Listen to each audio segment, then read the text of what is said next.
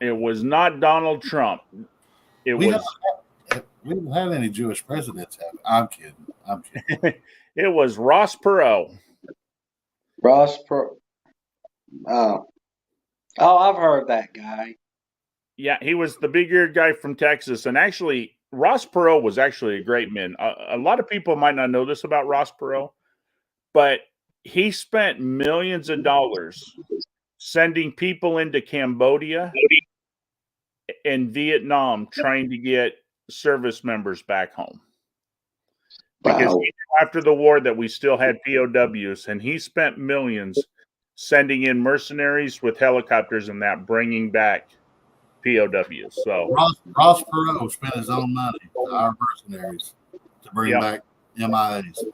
yeah, he was a hell of a guy. Wow, man, that's incredible. All right. We definitely elected the wrong guy then, that time. Okay. Sorgi can no longer hear us. I'm gonna tell him to try going out and coming back.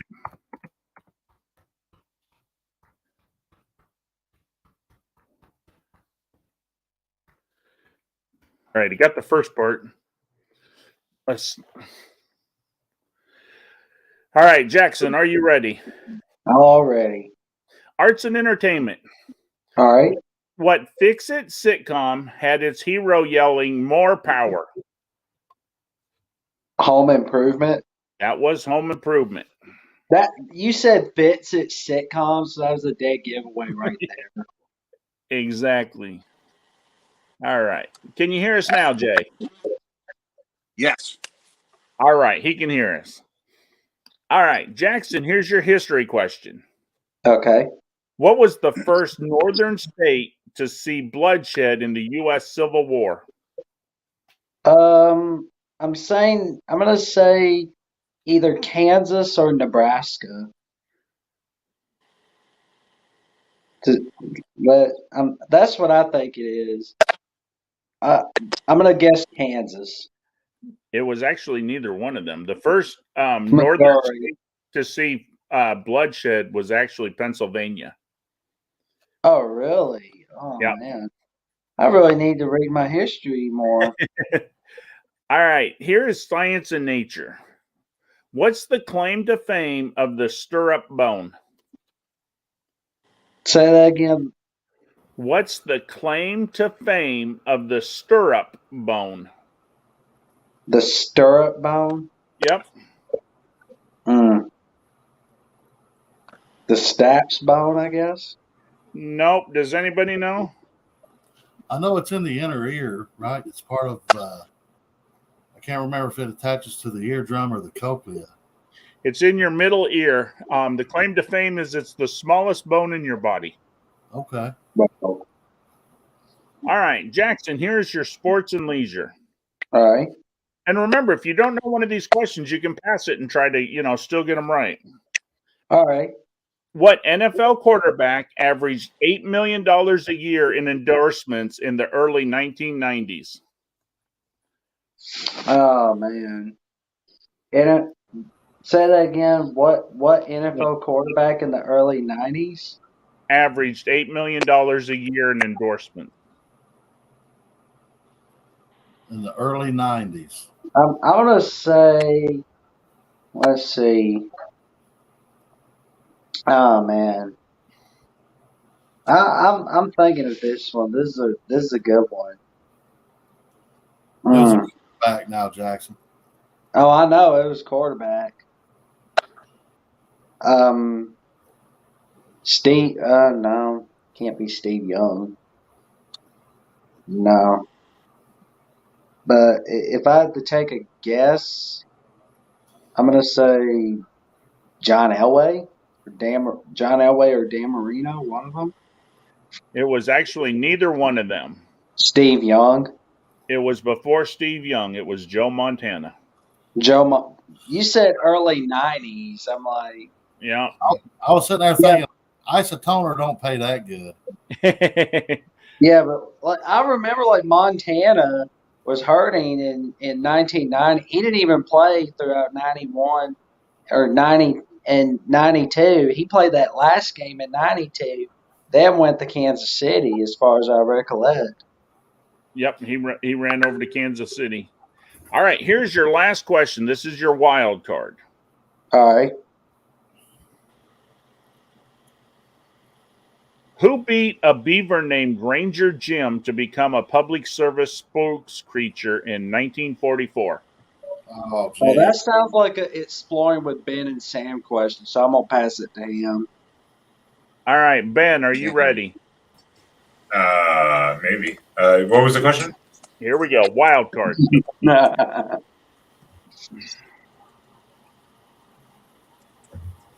Who beat a beaver named Ranger Jim to become a public service spokes creature in 1944?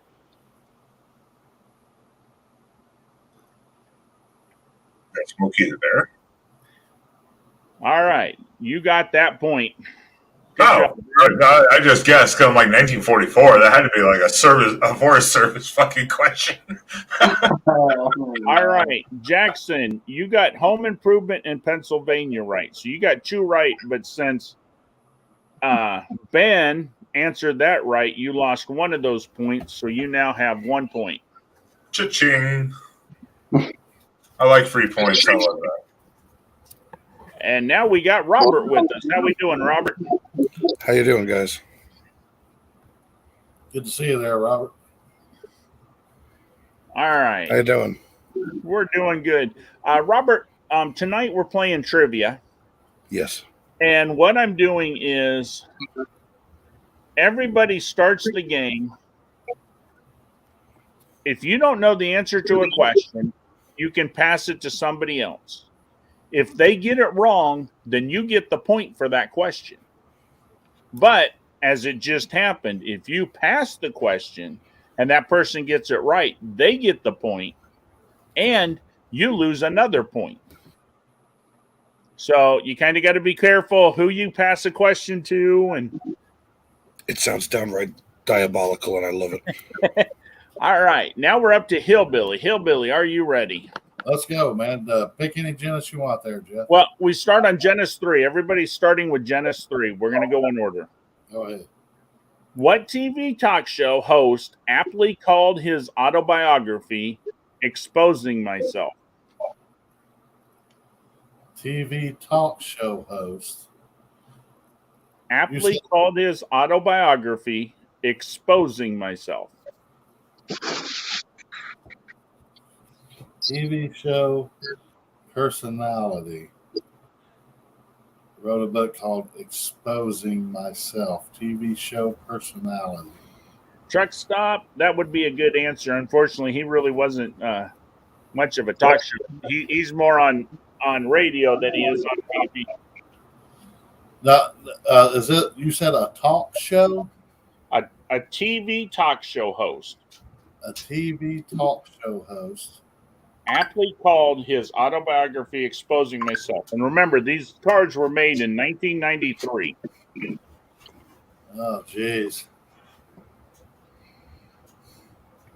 You're going to hate yourself when I give you the answer. Is it Phil Donahue? It is not Phil Donahue. Does anybody know? Geraldo Rivera. It was Geraldo Rivera. Jerry Rivers. Yep. All right, Hillbilly, here is your arts and entertainment. Who had a gun according to the 1989 Aerosmith hit? Janie's got a gun. Wow, I was really hoping you'd pass that to me. I was like, finally, I'll get one. And Janie's got a gun.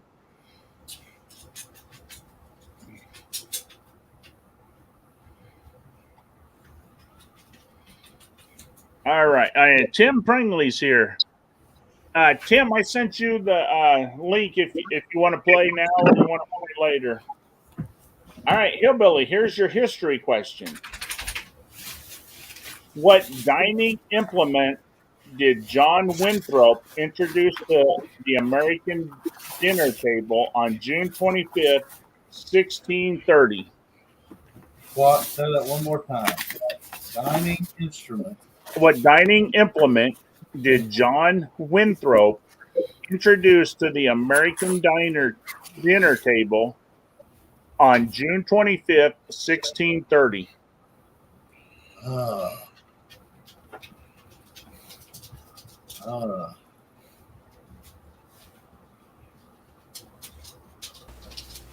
a fork. It was the fork. Okay. Oh, hey, Mike, how are you? Hey, what's up? Hey, All right, here's your science and nature. What's the term for an adult male pig? adult what? An adult male pig. A boar. That is a boar. Here is your science and nature.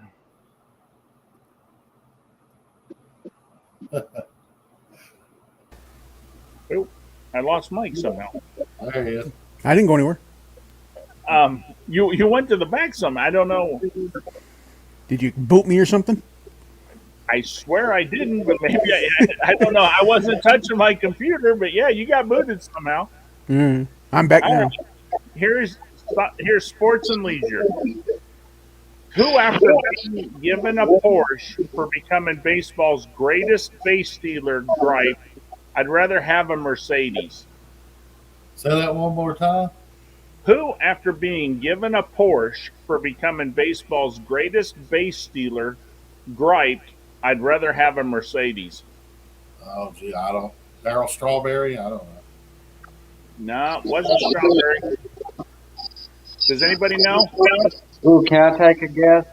Who do you think it was? Dave No. Henderson. No, I'd guess Ricky. Ricky was the one. Yep, Ricky was the base stealer. All right, Hillbilly, here's your wild card. What museum has to handle the crowds flocking to see the Mona Lisa? Is that the Louvre? That is the Louvre. Come on, give it to the guy that's been there. Give it to me. Damn it. So, Hillbilly, you got 4 out of 6 on that one. Let's get two Paul Francais, man. All right. That's Here we international. But before I give Ben his question, I'm going to tell Mike. Mike, what we're doing tonight is we're playing trivia. Everybody starts the game. You have 2 passes that you can use. Everybody's going to get 4 cards, and during the 4 cards you get 2 passes. If you pass the question that you don't know to somebody else and they don't get it right, you get the point for it. But if you pass it and they get it right, they not only get that point, but you lose a point. Ooh, okay. So be careful which questions you pass, and be careful who you pass it to. Yeah, be careful, Mike. I already stole one from Jackson. Yeah. Oh, damn. I don't know how that happened, but I did. Damn. The duck guys were the ones I was going to abuse on that one. All right, here we go, Ben. People and places. What's defined as a rational hatred towards Jews? Anti-Semitism. That is correct. Arts and entertainment. Whose #1 books include Daddy, Fine Things, Jewels, and Wanderlust? Oh, not familiar with the. I don't think I'm not familiar with the first 2. Wanderlust, though.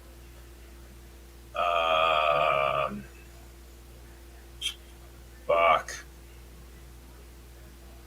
The good news is if you get this right, you get a point. The bad news is you lose 3 points on your man card. Well, that's why I'm like, that's the only one that even rings really a bell with me. So I'm like,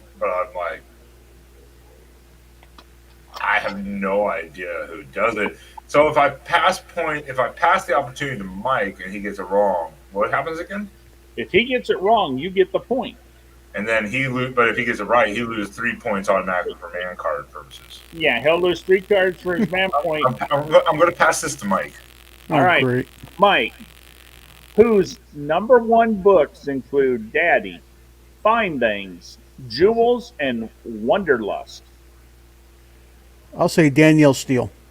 And that will cost Ben a point because Danielle Steele is correct. Huh. So Ben, Oh, that point you got earlier, we're crossing off the board. Yeah, I've never read Danielle Steele, but I'm surprised. I've never read Danielle Steele either, but Yeah, I'm sound- surprised I couldn't come up with that name just off the top of my head for some reason. those sound like titles that she would write. Probably does. Find, Yeah. find a mic somewhere, Mike, and drop it. Well, Mike is down technically down. Mike is down technically 2 points because of man card. Okay, here we go. History. You better get this one right. What was the largest German concentration camp in World War II? I'm assuming that would be Auschwitz. That would be Auschwitz. Science and nature. What 10-pound creature did Ben Franklin electrocute with 6 Leyden jars? 10-pound creature. Yep.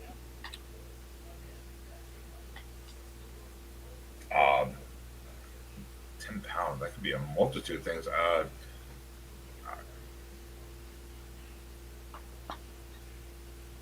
I'm not remembering this experiment. I'm just going to guess a turkey. It Yeah, was but- the turkey. I can say I know he had a thing about turkeys for some reason. I'm like Yeah. 10 pounds. If you remember right, he He tried to make the national bird of turkey. Yeah, he wanted the national bird to be a turkey. All right. Well, I'll take that. All right, Jay is back. Welcome back, Jay. Testing 1 2. Test 1 2. Sibilance. Unfortunately, we can hear you. All right, Ben, we're up to sports and leisure. Oh, God. What monarch got to keep a souvenir the puck rocket Richard netted for his record 325th goal in 1952?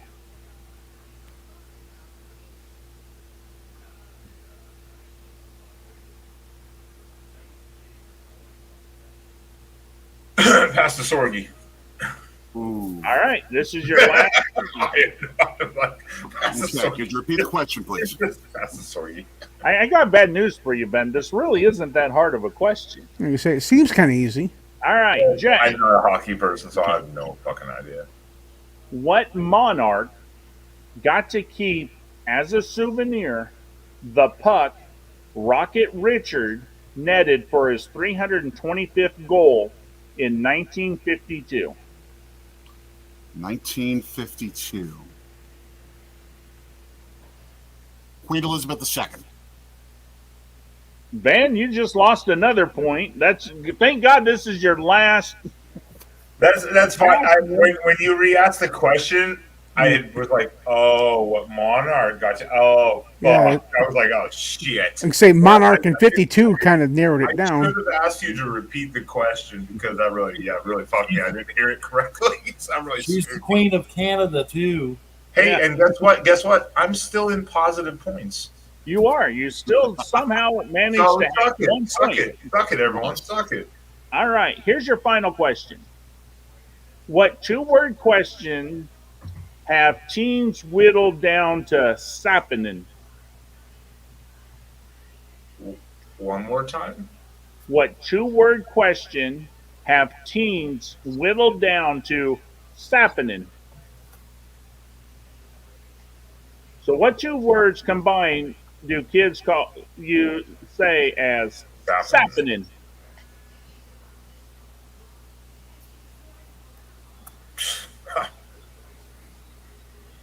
Hey, you remember Cheech and Chong, or you remember how about that Cheech movie where he got That's oh god, it's been a long time. and he had to teach those Chinese guys how to sound like like they were Mexican. That was a great movie, man. Oh god, that's almost making me more confused now. Now I'm trying to remember that movie over the question. This guy, It's almost making me more confused. this gringo in Mexico paid to teach these Chinese guys to act like Chicanos so they can sneak them across the border. It's hilarious. Good. Oh god, why am I? This is why I hate trivia. So Well, here's the good news, Ben. You can't pass this, so nobody's going to steal the next point. So that's oh god. As soon as people say it, I'm gonna be like, motherfucker. That's why I'm trying to think of both things. I'm like, fuck. Sapnin.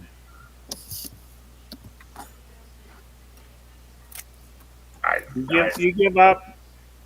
Que donde? It was what's happening?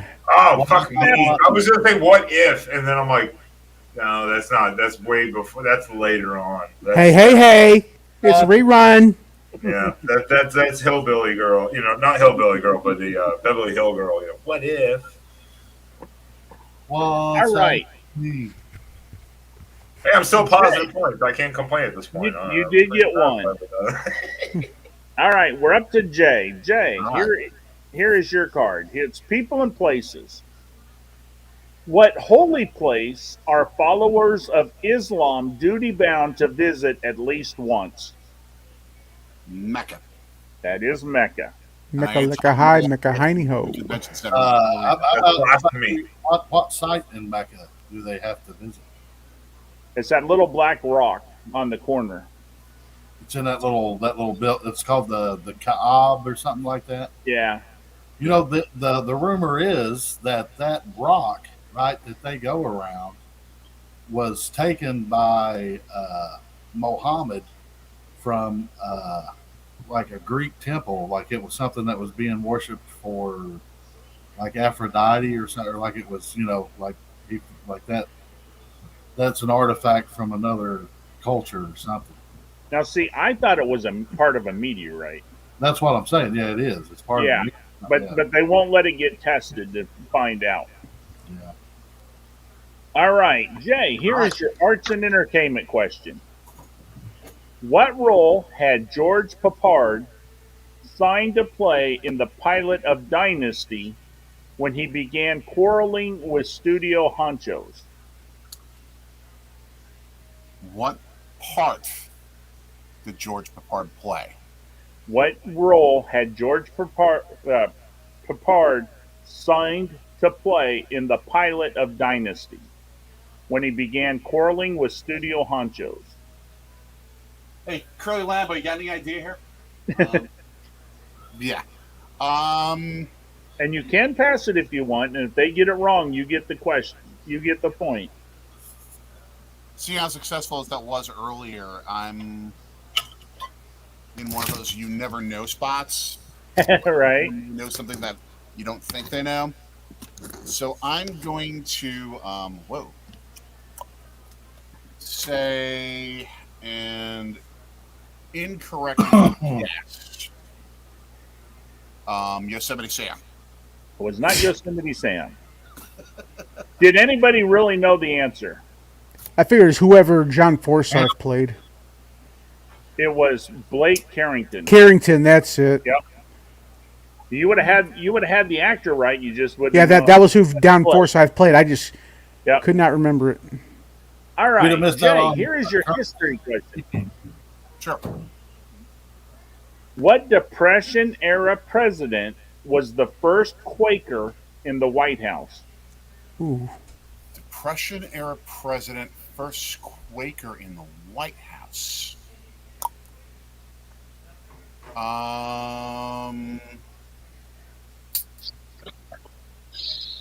Hoover. It was the Iowa boy. Herbert Hoover is correct. Man. That's what I thought it was. It's a vacuum. All right, here is your science and nature. What structures come in arch, beam, cantilever, and suspension varieties? Bridge. Those are all bridges. All right. Here is your sports and leisure. Okay. What 40-year-old slugger batted .358 in 1958?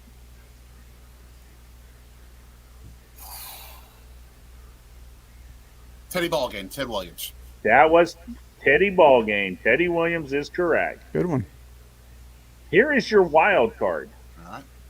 What New England city passed an ordinance that prohibits the use of tomatoes in clam chowder? Ooh.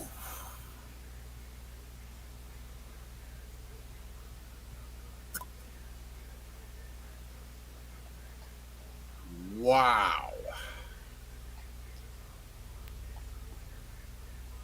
Everybody thought they knew chowder until this question come out.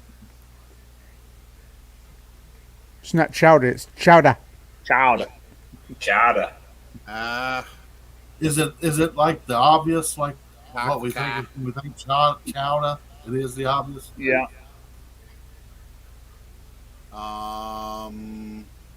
What New England city passed an ordinance that prohibited the use of tomatoes in clam chowder? I'm gonna guess the most obvious and probably get it wrong, but Boston. That was the most obvious, and that was correct. Woo! It's chowder. Chowder. Now, the arts and entertainment got you, Jay. You got 5 out of 6. Man. Well, Rare we know occasion. not. We know not who Yeah. not to pass questions to anymore. All right, Robert, we're up to you. Are you ready?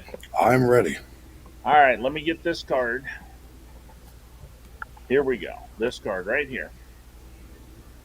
People and places.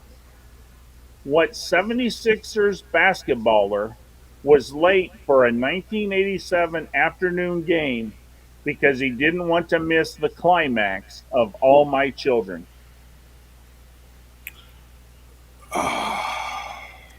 I think I know this one. Oh wait, I mean no, I don't. Pass it to me. I have no idea. Jason Tatum. It was not Jason Tatum. Mike, who did you Oh, think it was. it was? I'm pretty sure it's the round mound of rebound from Auburn It was himself, the round mound of rebound himself, Charles Barkley. from your favorite school. Yep. All right, Robert, here is your arts and entertainment. Okay.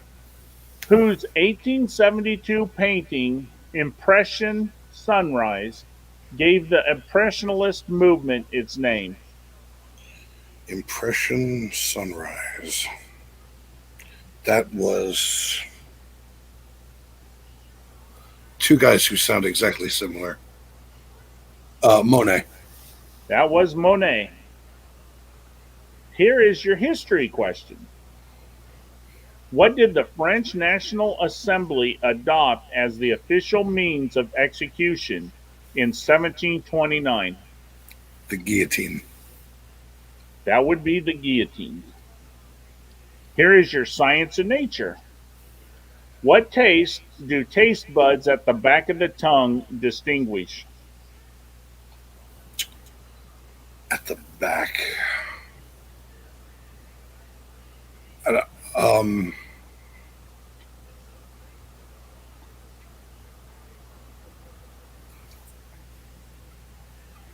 I think the sides are salt and the front is sweet, so the back has to be sour. Well, I mean, technically, sour is bitter. I was gonna say I thought it was bitter. It is bitter, but sour technically is bitter, right, guys? Yeah. Go ahead. I'm going to give it to them because, I mean, Close sour, enough. bitter, to me, it's the same. Yeah. Close Thank you. enough. Close enough. All right, here is your sports and leisure. What Olympic competition sees the use of a pommel horse, rings, and parallel bars? Gymnastics. That is gymnastics. All right. I got a feeling the first question just screwed you out of getting 6 for 6, Robert. Yeah, you know, sports. Me and sports. Here is your wild card. What city do members of the U.S. Navy refer to as Crabtown?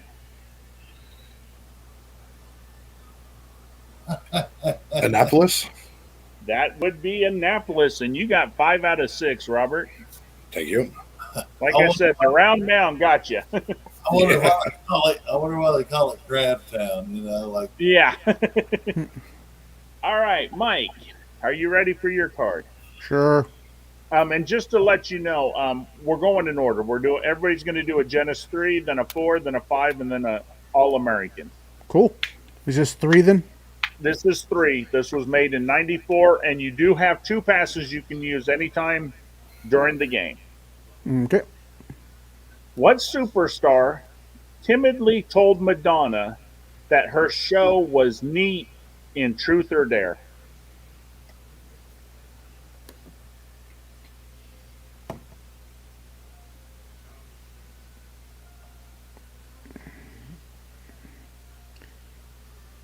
Pass the duck.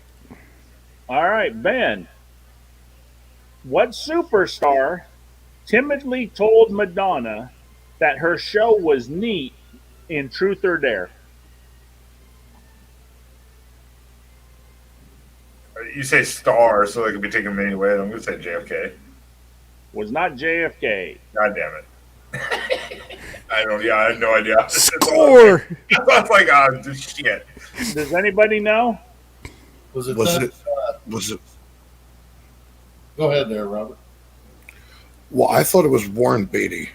That's what I was. It was not Warren Beatty. Oh, I'd have been Right on. safe passing this to whoever then. So, Mike, you could have passed either one of those two. The correct answer was Kevin Costner. I didn't know she was ever in a movie with him. Yep. All right. They Here's dated your- Warren Beatty and Madonna. Didn't they date like when they were in that Dick Tracy movie? Yeah, for a little bit, I think. Yep. Madonna dated everybody though, so Well, Yeah. yeah. True. All right. Arts and entertainment. What did Peter Gabriel shock according to a 1982 hit?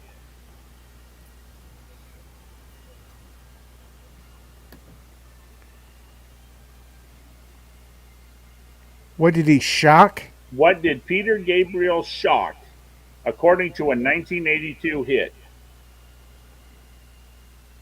I don't want to use a pass again, so Yeah, because you only got one for all the rest of the game. the only song from him I know is Sledgehammer. But I don't know if you shock a sledgehammer. So I'll say Sledgehammer and just end up getting it wrong. Sledgehammer is incorrect. Does anybody know what he shocked? Or, yeah, what he shocked? Shocked the monkey. He shocked the monkey. So Never good thing heard. you didn't pass it to Robert, Mike. I figure somebody probably would get it because it's music. All right, here's your history question. What South African dissident was arrested, kept naked for 19 days, and shackled for 50 straight hours before dying in 1977? well, Mandela didn't die, so No, Mandela didn't die. the only other South African I can think of is Tutu. It was not Tutu. Man, I don't know a lot of people from South Africa. Steve Biko. Okay. I didn't think you were going to know Steve Biko, but I told you the two South Africans I know. okay, here's your science and nature. What country is home to the most cattle? Oh, dear God.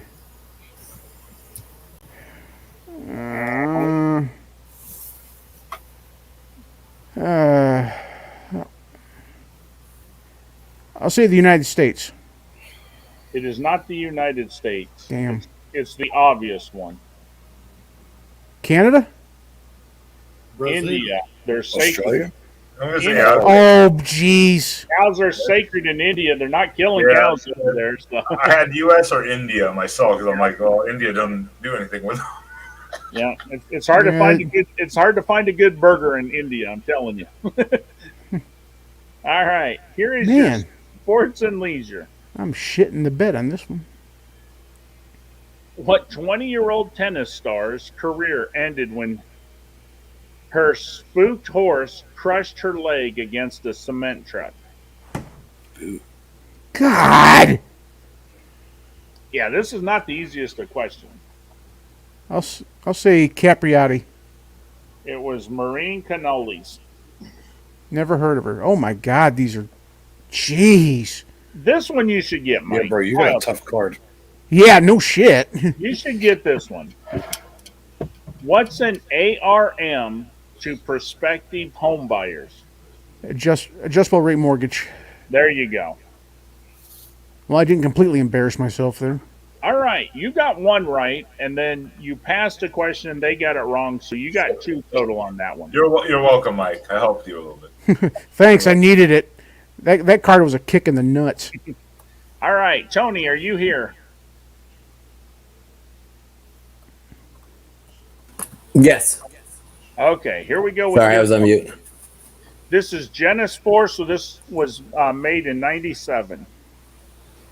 People and places. What single structure could be bombed to down most of Egypt's population? What Wait, can you? single structure could be bombed to drown most of Egypt's population? The Aswan Dam. The Aswan Dam is correct. Here is your arts and entertainment. What Muppets accent was born when Carol Spiney was asked by a cantankerous New York cabbie, "Where to, Mac?" I have no idea. If you want to pass to somebody, Kermit. it was not Kermit. It was actually from Sesame Street. It was Oscar the Grouch. Oh, okay. Here is your history question. I don't know those well. All right, go ahead. What organization did Jordan cede its West Bank claim to in 1988? The PLO. The PLO is correct, Palestinian Liberation Organization. Here is your science and nature. What type of egg will yield 11 and 1/2 average size omelets? Extra large. Wait, say it again. What type of egg will yield 11 and 1/2 average size omelets? Ostrich. That is the ostrich. Here we go with sports and leisure. What do you call the stick you use to push a shuffleboard disc? I have no idea. Actually, pass. Do you want to pass it to somebody? Sure. Who would you like? If they get it right, you lose a point, but if they get it wrong, you get the point. Give it to Ben. Ben. I'm turning on my camera. This is cheating at this point. I'm turning on my camera. What do you call the stick you use to push a shuffleboard disc? He probably knows it. Yeah, because it sounds like he knows it. I should, because I actually enjoy playing shuffleboard.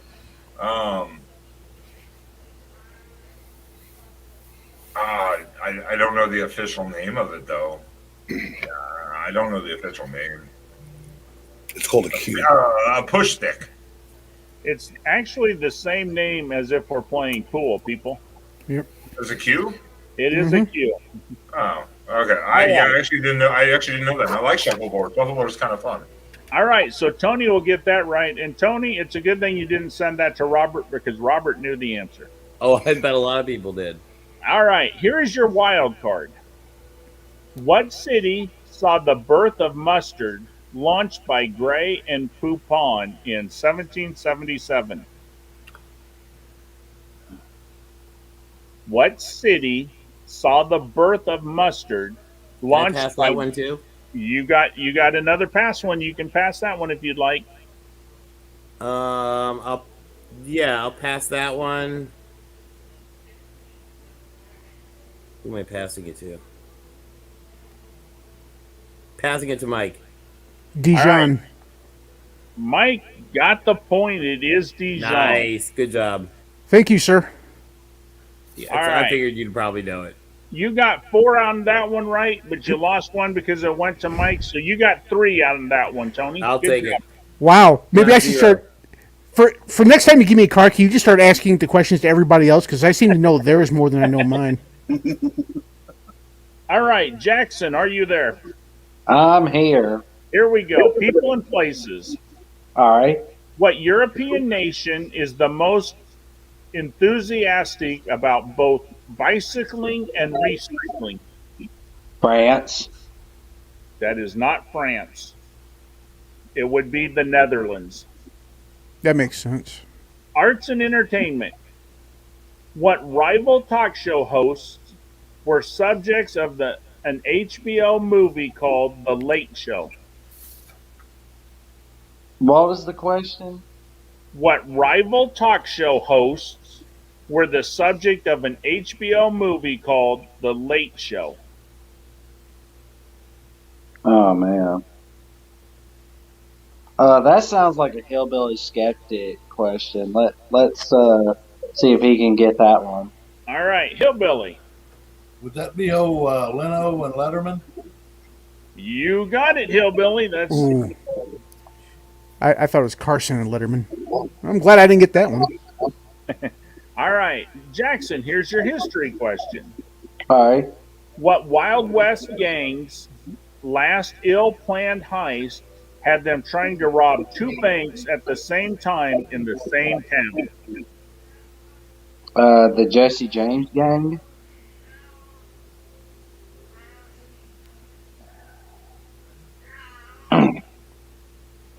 I said it was the Jesse James gang.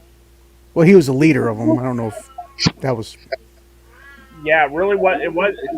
What do you? I mean, it really wasn't the Jesse James did have a gang, but it was not part of the. It was actually the Dalton gang. That's why I took it trying to see if I could give it, because technically it wasn't the it was the Dalton who led that. Okay, here's your science and nature. All right. What was the first U.S. tuna brand to refuse to buy any tuna caught with dolphins? First U.S. tuna brand, huh? Yep, they refused to buy any tuna caught with dolphins. Seems like a 50-50. Starkist. That was Starkist. Like I say, I figure it's Well, I either got Starkist one, or right? Chicken at the Sea. All right, here you go, Jackson. Here's sports and leisure. Who threw a record 6 touchdown passes in one Super Bowl in 1995? Steve Young. That was left-handed Steve Young. Here is your wild card. What actor was paralyzed when thrown from his horse in a show jumping trial in 1995? Jumping trial. In a show jumping trial in 1995, what actor was paralyzed? Oh man. I remember the actor's name. I worked with his cousin. His cousin was a gay flight attendant, and he looked just like. I mean, almost identical. So you know who not to pass it to. Yeah. Yeah, I'm not passing it to hillbilly skeptic. Sorry, man. He was a gay flight attendant. I was an aircraft, maintenance technician. Isn't gay flight attendant kind of redundant? Let's see if I pass it to Hot Tub Hercules. Christopher Reeve. That was my guess. Christopher Reeve, Robert. Superman himself. Superman. All right, Jackson, you got Starkist and Steve Young, but unfortunately you passed one of the questions and they got it right, so you got 1 point. Ooh. Welcome to my world, Jackson. Welcome to my world. Hillbilly, are you ready? Let's go. People and places. What's the largest alluvial floodplain in the U.S.? The largest alluvial. Floodplain in the U.S. Alluvial. I don't even know what that means. The largest alluvial floodplain in the U.S. The Mississippi River Basin. I don't know. That I'll give it to you. The Mississippi Delta. That's the Mississippi. Okay. All right. Here is your arts and entertainment. What country music songstress claims she was so poor growing up in Ontario that she ate mustard sandwiches for lunch? Say that one more time. What country music songstress claims she was so poor growing up in Ontario that she ate mustard sandwiches for lunch? So a Canadian country music songstress. Yep. Oh man, I want to say Shania Twain. I don't know. That's the only one I could think of. That's the one. Yeah, Canadian. That's the only one I can think of. All right, here you go, Hillbilly. Who was the first pope? The first pope was Emperor Constantine at the Nicene Council. He put on a purple robe and declared himself, the Pontiff Maximus by the bishops. The first pope was actually St. Peter. Ooh. Here is science and nature, Hillbilly. Well, can I give Hillbilly credit for going on that rant there for a second? Yeah, I mean, That was impressive. That was impressive. Just to get shut down by Jeff and his trivia card there, that was pretty impressive. That was impressive. I think like the church later declared that Peter was the first pope because, when he was talking to the Messiah and, he asked Peter, who do you think I am? And he said, you are the Son of the Father, right? And he said, you are Peter, and upon this rock, the rock of his faith, I will build my church. And so the Catholic Church says that made him the first pope. But the actual first person to ever claim himself to be was Emperor Constantine at the Nicene Council. That's, he was a polytheist. He also said that he was the reincarnation of the Greek god Apollo. And he changed the Sabbath from Saturday to Sunday because he also worshiped the sun god Mithra. So Yeah, any history or philosophy questions, do not pass it to Hillbilly. he was a little egotistical. Yeah. All right, Hillbilly, here's your science and nature. And this one you're going to get a 1 in 3 chance. What type of light bulb has the longest life? A fluorescent, an incandescent, or a halogen? Wow. A fluorescent, an incandescent, or a halogen. I'll say a halogen. Say one of the other two.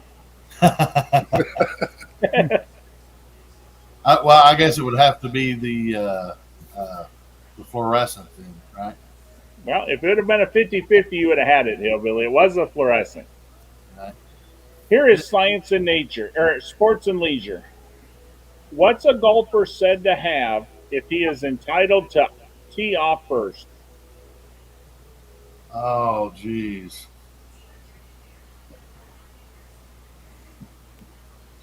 So what do they say when the golfer is said to have if he is entitled to tee off first? You always tell him you have. The honors? I don't know. It is the honor. You have the honor. All right. What car rental outfit was named after the founder of Chicago's Yellow Cab Company? Hertz? That is Hertz. So you got Mississippi, you got Shania, you got Honor, and you got Hertz. You got 4. All right. All right, Jay, are you ready? All right, here we go. Oh, well, fuck me, I guess. No, you went after Jay. Because I changed you guys around back because you said to wait. It doesn't really matter. Either way is okay. As long as he doesn't get an easy card. If he gets an easy card, I'm calling bullshit on this game. Well, if he gets the first 5 right, I'll tell you it's an easy one. Man. All right, people and places. All right. But keep in mind, Ben, he got 5 out of 6 on his last card, so I mean he knows his stuff. On rare occasion, only because of the caffeine. There you go. The first one's fairly easy. What country is bordered by Austria, France, Slovenia, and Switzerland?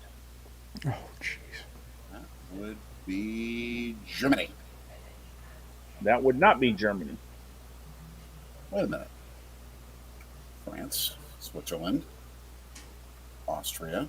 Oh, Slovenia. My homeland, Italy. That would There be you go. homeland Italy. He heard Austria, and I think he got stuck with Germany.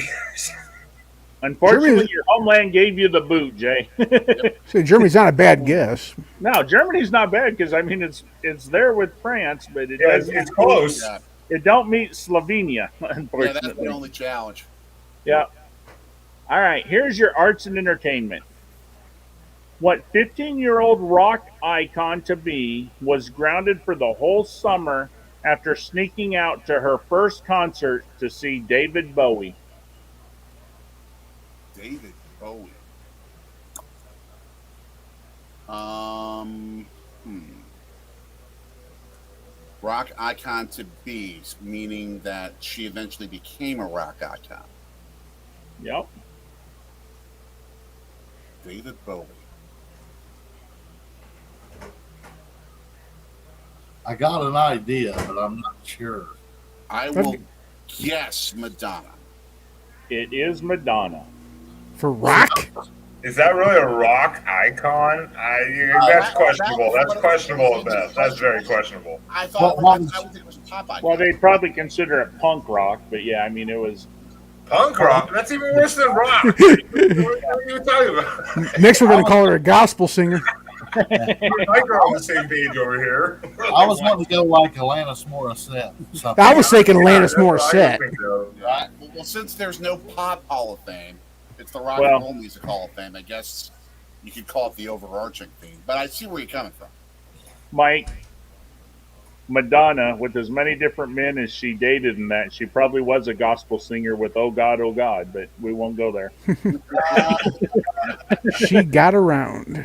All right, Jay, here is your history question. All right. What military man had a much less famous cousin nicknamed Mudwall? The last word was again mud. Mudwall. Mudwall. What military man would have a much less famous cousin named Mudwall? Don't overthink it. Only two names to come out, so I'm gonna guess one of them. Patton. No, come on. One, Confederate general. Okay, Who would have a Confederate cousin named Mudwall? Stonewall Jackson. Samuel Jackson. Okay. Yeah, Stonewall. Yeah, Stonewall had a cousin named Mudwall. It was kind of a joke. Oh boy. All right, here is science and nature. Caffeine's ticking off. All right, let's go.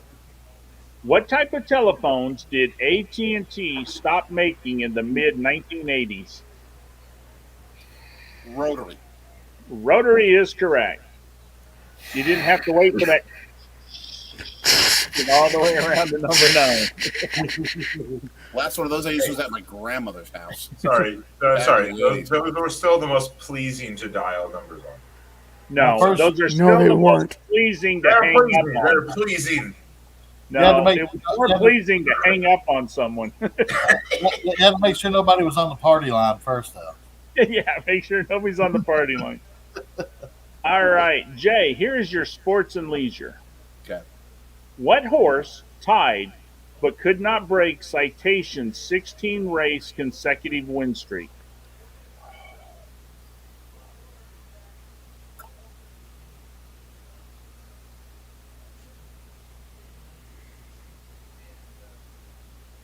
Is it who I think it is?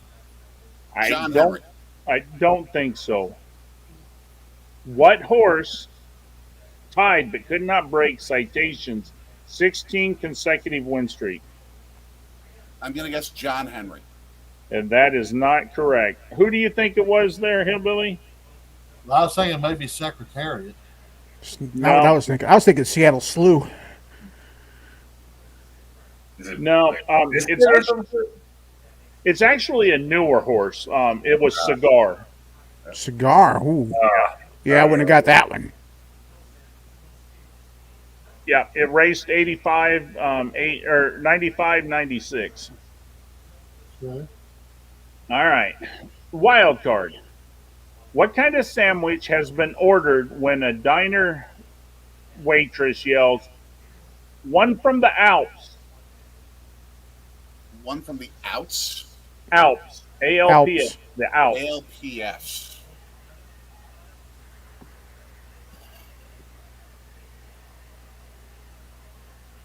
Don't overthink this one either, man.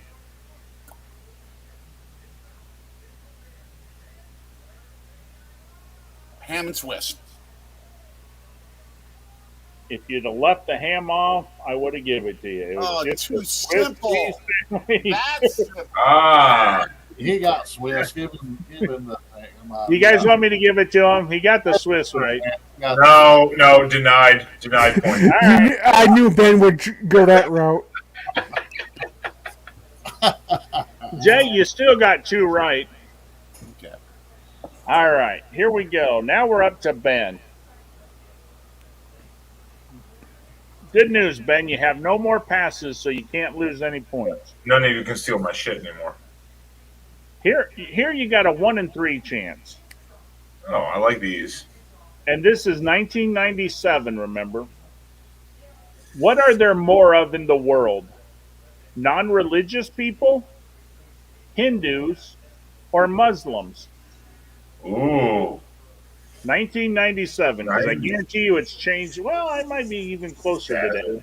yeah, that's always like 97. I would say at that point probably Hindus. It was not Hindus. God damn, non-religious, huh? It No. was not religious. Really? Damn it! Damn it!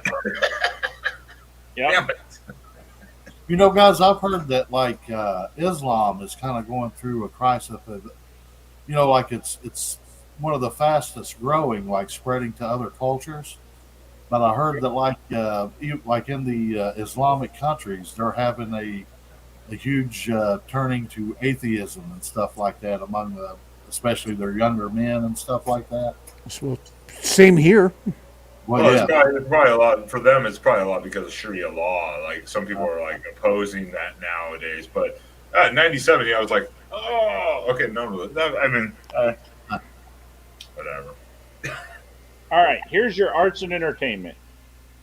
Who scored his first platinum album since 1978 with The Icon Is Love in 1994?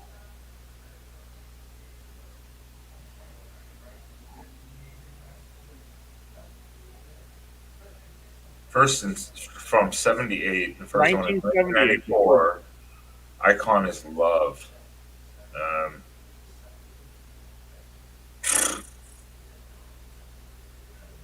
Nothing I've listened to, I'm sure. Oh, I'm sure you have. Well, I've probably heard stuff of it, but nothing I listened to. I don't actively try to listen to. Let's put it that way. Let's clarify that statement. Because, that would be the same as me thinking Madonna is rock. There's the one he's going to dwell on for a while. Yeah, we're going to hear this for. I guess we got over the obsession of bamboo or something. I mean, I don't even know if he was around then, and it probably had more than that. I don't know. I'll just say David Bowie. It was not David Bowie. Does anybody know? I'd guess Manilow. Oh, okay. Hello. Barry White. There you go. Let's get it on. Well, I got their first name right. Okay. That makes more sense. That makes sense. That makes sense. Was it Let's Get It On Marvin Gaye?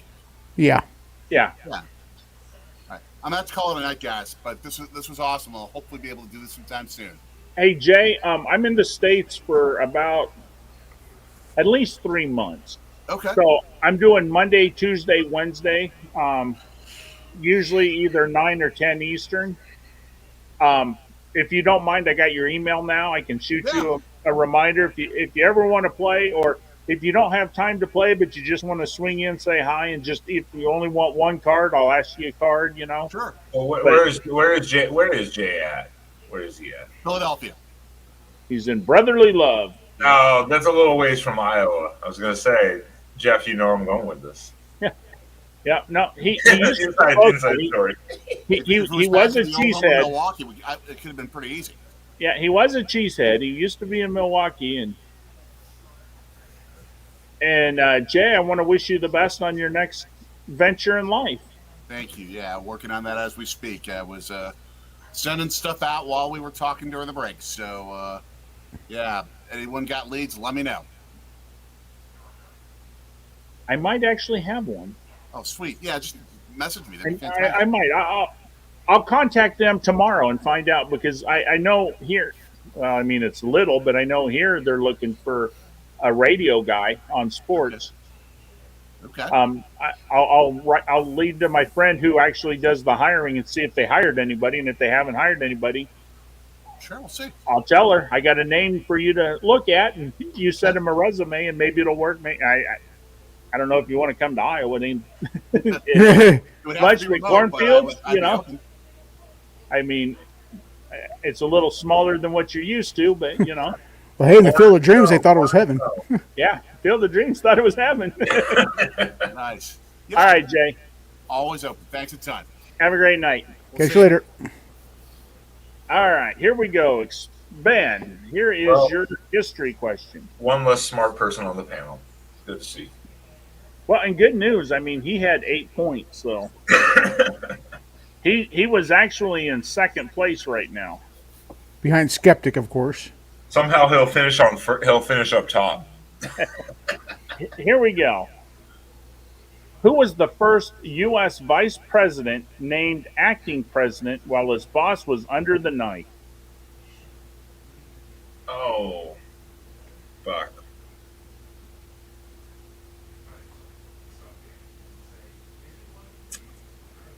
Oh God, why can't I think about this?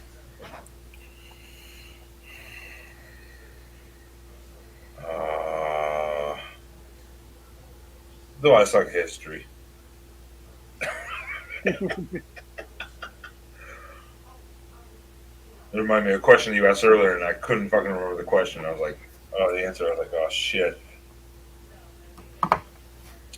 The first vice president to act as Who was named Put the other acting one on the president name, while the boss was under the knife? yeah. And I was going like, oh Jesus.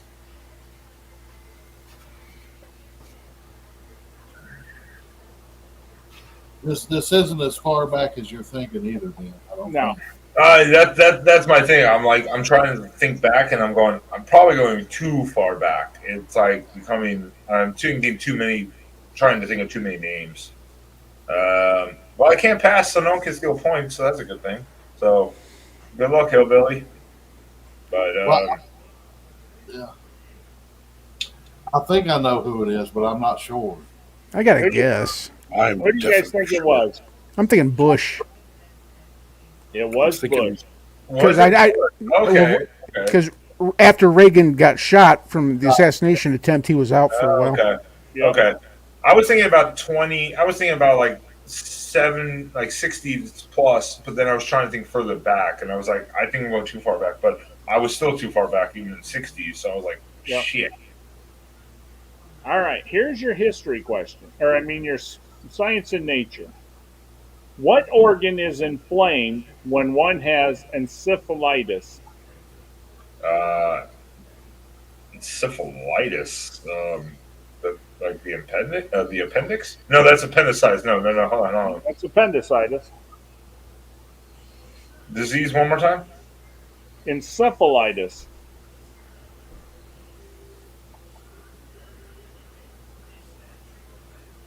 Oh, Jesus Christ.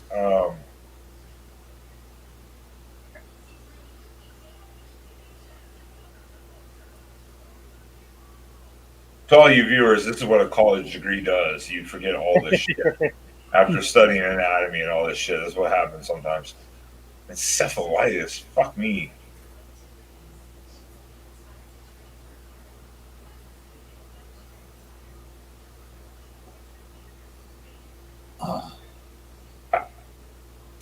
I think you're Fuck me. I don't know. I'm just gonna waste time here. I don't know. The kidneys? I don't fucking know, dude. If yours was inflamed, it might help you get this question right. It is your brain. Oh, I mean, of course. God damn it. Fuck. I'm throwing my college degree out the door, out the window. I'm throwing it out.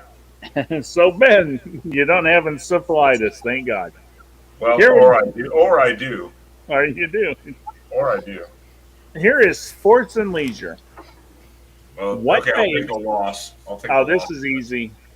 You, what say phase- this about all the questions. This is simple. What base did Babe Ruth touch for luck while running from the outfield between innings? First base.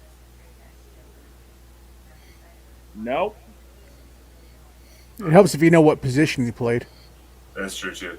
That's what I was Well, going no, to say. Second base. At first, I was going to say second base, but He was an outfielder, and in between innings, he would run from the outfield, and he'd always touch this base. I was going to say second base at first, and then I was like, Well, that's what you should have said. Because Said, yeah.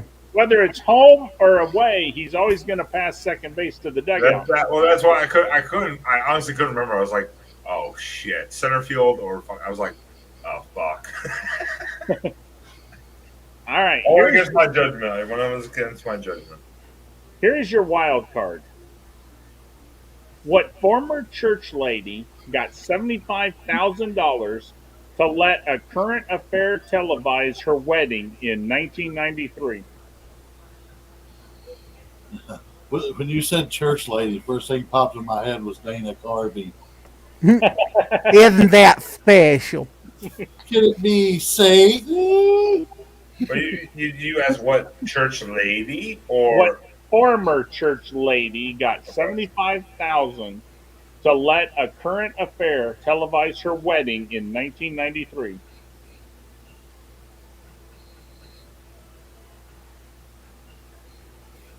I got a guess, but I'm not sure. I've got a guess. I'm kind of sure. nothing comes off the top of my head. If someone gets it right, I may go, oh, but nothing's coming to mind. All right, guys, tell them who it was. Tammy Faye. Yeah, Tammy Faye Baker. Okay. Yeah, that would never come to my mind. I've heard the name. I know the name, but I'm like, that would never come to mind at all. All right, Ben, that was a tough card for you. Every card is tough for me. Let's not sugarcoat this. Madonna and rock music, and We'll call that card your ostrich egg because it was a big zero. I would have gone the ostrich one. I would have gone the ostrich egg question. All right, here we go. Robert, are you ready? Yes. People and places. What European country's most common last name is De Vries? DeBrise. De Vries. Two separate words. D-E and then Vries. V-R-I-E-S. De Vries. Is that the Netherlands? That would be the Netherlands. Good one. All right. Arts and entertainment. That's What the you- university Ben graduated from. Yeah, De Vries. Arts and entertainment. What two cartoon mice attempts every night to take over the world from the cages and Oh, that's easy. I'll call it Pinky and the bullshit. Brain. Pinky and the Brain? What are we doing tomorrow night? Trying to take over the world. They're Pinky and the brain.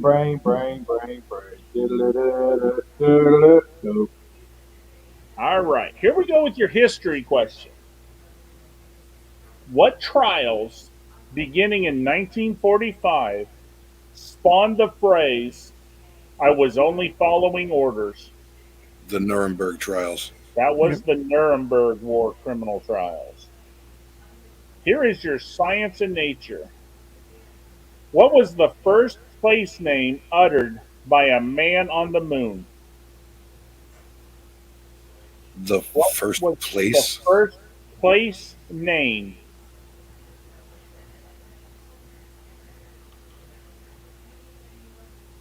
It should be, what was the first Houston? place named uttered on the moon? It is Houston. We have a problem. Houston, we have touchdown. Sports and leisure. Who was the first defenseman to win the NHL point scoring title? Ooh. And these cards were from 1994. These were 1997, but it was before 94. I'll give you that much. Now, do you know the rules of hockey? I know It's most either of them. one person or There's someone only else. 3 people in hockey you need to know.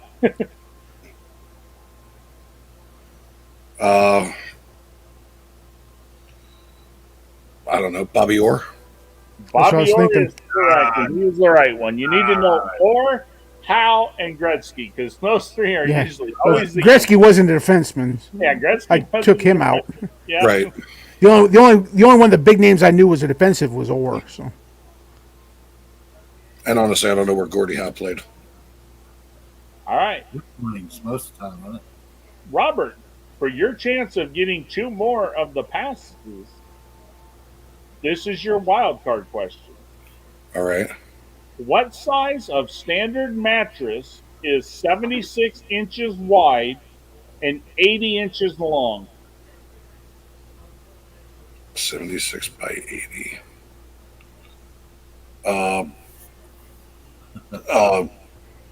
King size. You just got 6 out of 6, Robert. no, there you Oh, go. Robert, Thank you. man. He gets an extra. Does he Ben, get- does he get Ben, an ben extra? doesn't like my card. Ben, you said earlier, who the hell gets 6 out of 6 right? Look over. Look. I Yeah. had 3 of his questions correct too. So I mean, you gave him an easy card. Get the hell out of here. But Ben, Out of here. I didn't want to waste a 3 out of 6 on you when Robert could get 6 out of 6. Well, bias. That's bias.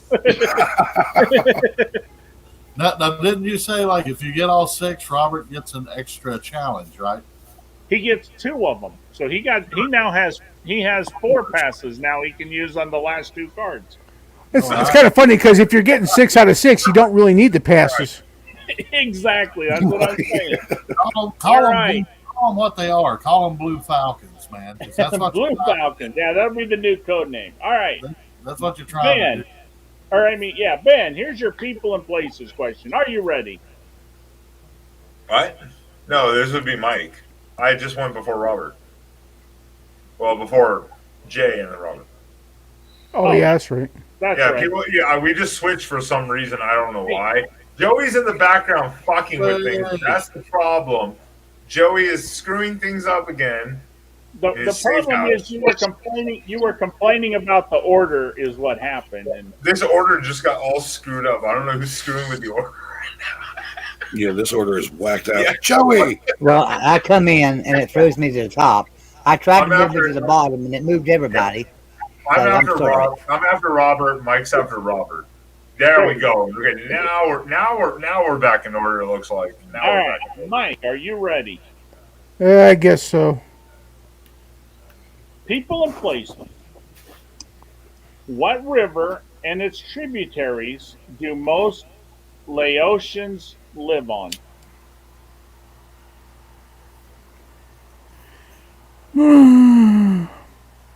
What river and its There are 2 tributaries good do most Laotians live on? And Mike, you still have 1 pass to use if you. No. I'm not going to use a pass because I've narrowed it down to a couple. It's the most Well, as long as you- popular as long as you keep- country in all of Asia, Laos. You know. As long as you keep it to 1 out of 3, don't go to 50-50. That usually hurts you. Oh well, actually, it probably is 1 out of 3. I'll say the Yellow River. What was the other 2? The other one I would have guessed would have been the Indus River, What was the 3rd one? Ganges. What was the 4th one? Oh God, no. Is it? It's The either Yangtze- the Kwai or the Mekong. It would be the Mekong. Oh, Mekong. Mekong. Okay, that makes Mekong sense. That makes sense. Yep. Yeah. All right. Here is your arts and entertainment. Where do you end up if you fly towards the second star to the right and then proceed straight on until morning? Wait, what? What? Where do you Albuquerque. end up if you Oh, fly fuck. towards the second? No, you got to take a left at Albuquerque. Where do you end up if you fly towards the second star to the right and then proceed straight on until morning?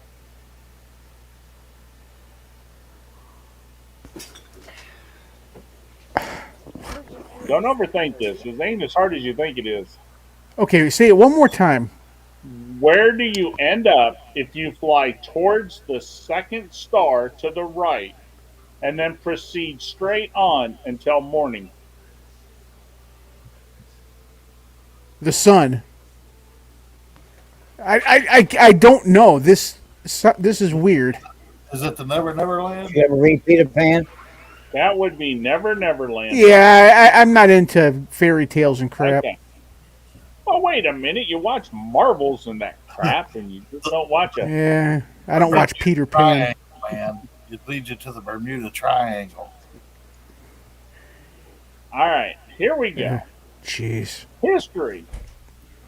What was the Medellin cartel's chief rival in the cocaine trade? Oh God. Oh, the Medellin. Medellin. Yeah, Medellin. it's Medellin. I've never heard it called. I've had it called Medellin. And this guy lives in Mexico. It's the Medellin. He's in Iowa. Don't use that as some sort of reference. Yeah, Medellin. I call it Medellin. Medellin. I don't do. I'm redneck Mexican. I'm not.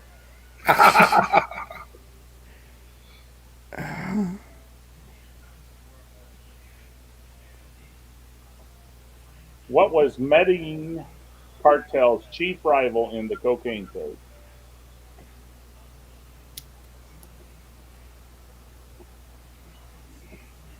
Chavo. It wasn't that hard. Give it one more try. Come on, Mike. You know this. You know this, Mike. Come on, man. I think that's who I think it is. There's only like 3 known big The names. Medellin is the only one I've heard of. He was the big Mexican guy, right? Is that who we're Nope. talking about? No. Yeah, I it wasn't the Chapo, El Chapo. El Chapo? No, it wasn't Chapo. I It can't was- think of it. It was the Cali cartel. I've never heard of it. Yeah. Yeah, I never. Yeah. I would not have gotten that either. Yeah, Okay. actually, no. All right. Here's your science and nature. And remember, you still got to pass. I need a lot of passes. What was the first major pesticide banned in the industrialized world? Probably DDT. There you go. Here we go with sports and leisure. What NFL footballer is one of Birmingham Young's many great-great-great-grandsons? Steve Young. That would have been Steve Young. And here is your wild card. Where was an Indian named Parthasarathi hoping to get a mention when he ate 2 rose bushes in 90 minutes? Wait, say that again. Where was an Indian named Parthasarathi hoping to get a mention when he ate 2 rose bushes in 90 minutes? Guinness Book of World Records. Guinness Book of World Records. Well, I started like crap, but I finished up Great. okay. Yeah, you didn't like the first 3, Mike, but you finished strong. All right. Now, Hillbilly, we're going to. Hey, Joey, I will give you some cards here in a few. We're almost through this game. Oh, you're fine. I don't care. I'm listening with my dogs anyway. All right, Hillbilly. We're up to Genesis 5. Let's go. People and places. What California city took its name from the Santa Ana River and a German word for home? Ah.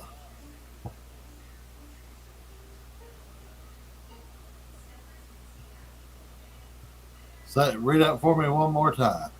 What California city took its name from the Santa Ana River and a German word for home?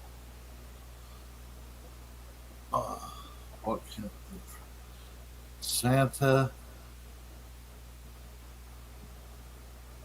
I don't know. Santa Barbara. I don't know. Wasn't Santa Barbara. Anybody know? San Bernardino. It was Anaheim. It was Where Disney World Is. Good job. Anaheim. Okay. All right, Hillbilly. Oh, that makes Arts sense. Entertainment. Who composed the music for 150 songs featuring Hal David lyrics? Say it again. Who composed the music for 150 songs featuring Hal David lyrics? And remember, Hillbilly, you actually have books to pass that you can pass. Y'all have a good night. Yeah. No, See you we'll later, see. Joey. Hey, Joey. Good to see you, buddy. See you, Joey. Well, I'm gonna stick Ben with one. All right, Ben. Who composed the music for 150 songs featuring Hal David lyrics? I can't remember if that's a writer, but I'm gonna have to guess Elton John. It was not Elton John. God damn it, because I know he sucked at composing lyrics. It was Burt Bacharach. Baccarat. Oh, okay. That's why I was like, I can't remember that guy, the writer for Elton John's name. I could not remember who it was, so I was like, ah, shit. All right, Hillbilly, that was a good move using that one. Now we're It up seems to like an appropriate number of songs, though. yeah. Which two nations signed a pact to improve sports relations in 2000 in the first such agreement since 1959?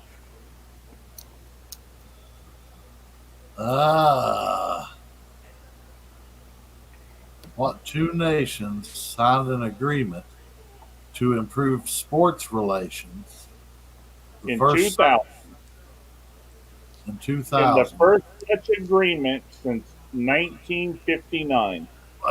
Let's say something like, Russia and well, hold on. Oh man. Hold on. Everybody, hold on. He's got to Google it. Yeah. I'm trying to think, man. It's like, like I want to say Russia and the U.S., but it's like, that was the Soviet Union back in 59. So it's like, is this something related to the breakup of the Soviet Union? Is this something, like this card was in 97, you said? 2000. These cards, oh, geez, yeah. So that could definitely be like a post, Iron Curtain thing. I'm drawing what you know what I'll go really I'm gonna say Germany and Israel. It is not Yeah. Germany and Israel. Somebody move this. 59 is the key there. That's Cuba. That's a reference to Cuba. Yep. Cuba Okay. and the U.S. United States, yep. Yep. Okay, great, nice, yeah. 'Cause that's when Castro took over for Batista. Yep. Here we go with your science and nature. What disease is the leading cause of adult onset blindness in the U.S.? What disease? Is the leading cause of adult onset blindness in the U.S.? Diabetes. That would be your Good one. diabetes. Here we go with sports and leisure. What athlete performing community service did Nathan Lane describe in 2000 as a knee whacker wielding a weed whacker? A knee whacker. What sports? Say that one more time. What athlete performing community service did Nathan Lane describe in 2000 as a knee whacker wielding a weed whacker? Don't overthink this. What athlete? A knee whacker. Wielding a weed whacker. I bet Jackson don't know it. All right, Jackson, he's going to pass this to you. Oh, What athlete performing community service did Nathan Lane describe in 2000 as a knee whacker wielding a weed whacker? a knee whacker wielding A weed whacker. a weed whacker. Yep. And this is Nathan Lane. Yeah, Nathan Lane described in 2000.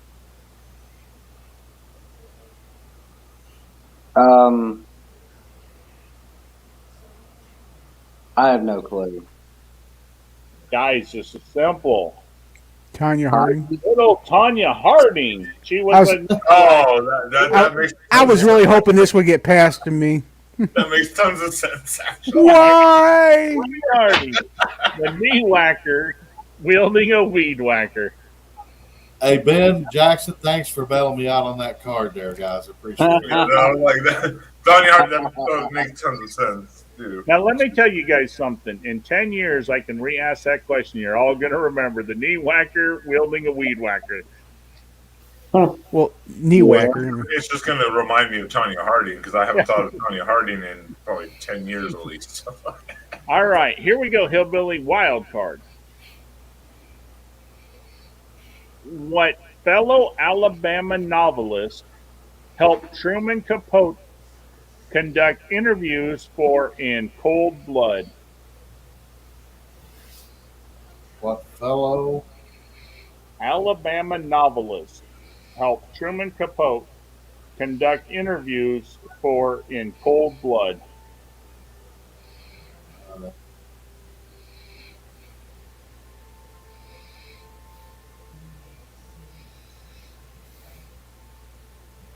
Was it Jack like London? Is that his name? No, who was it, Robert? It was Harper Lee. Yes, it was. Harper Lee. Kill a Mockingbird. All right, Hillbilly, you got two correct, and you passed one, and they got it incorrect. So I passed two, and they got them incorrect. Yeah, because I think he passed two, didn't yeah, he? no, that's what I meant. You got one. No, Jeff can't count. Jeff can't count. He already stated the facts. You got three right that time, Hillbilly. All right. Thanks for the bailout again, guys, because I would have I've almost had a goose head there. But now you're out of it. You don't have no more passes. Here we go, Jackson. Are you ready? I'm all set. What Great Lakes City is home to the world's largest museum for African American culture? Pass that again. What Great Lakes City is home to the world's largest museum for African American culture? And you do pass if you'd like to use it. Let's see. I think I know this one. At the world's largest African American museum, and it's in a Great Lakes somewhere. What Great Lakes City? Mm. I'm gonna pass it to Mike. Oh, you're giving it to Mike. That's the That's one. like the worst person you should have given it to, probably. Mike, what Great Lakes City is home to the world's largest museum for African American culture? Motown. That would be Detroit. Good job, Mike. I can't believe you passed that to the Michigan guy, but I appreciate that. Yeah, I was like Chicago or Detroit. It was one Chicago. It was like one of the two. All right, Jackson, here's your arts and entertainment. What teen queen is often called the reincarnation of Patsy Cline? Thank you for not passing this one to me. I know this one. I'll pass. I'll try again. Pass it to Mike. Oh, screw you. Jackson, you already He had another pass? I thought he was out of you passes. already used all your passes, Jackson. So what teen queen is often called the reincarnation of Patsy Cline? Oh man, Patsy Cline, and she's the reincarnation.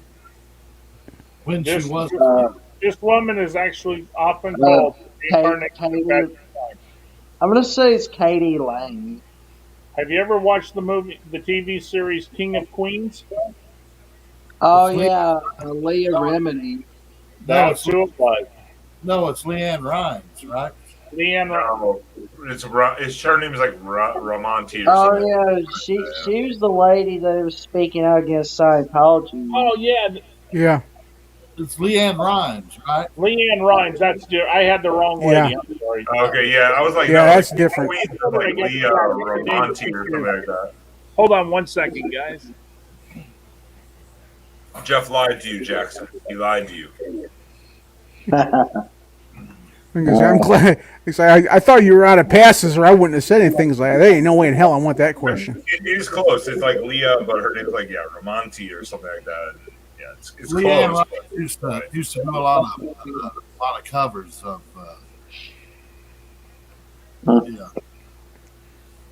Well, Yeah, well, she you did that. win some, you lose some. So She did that. How I remember that big song, "How Do I Live," that she got off of Trisha Yearwood. Yeah.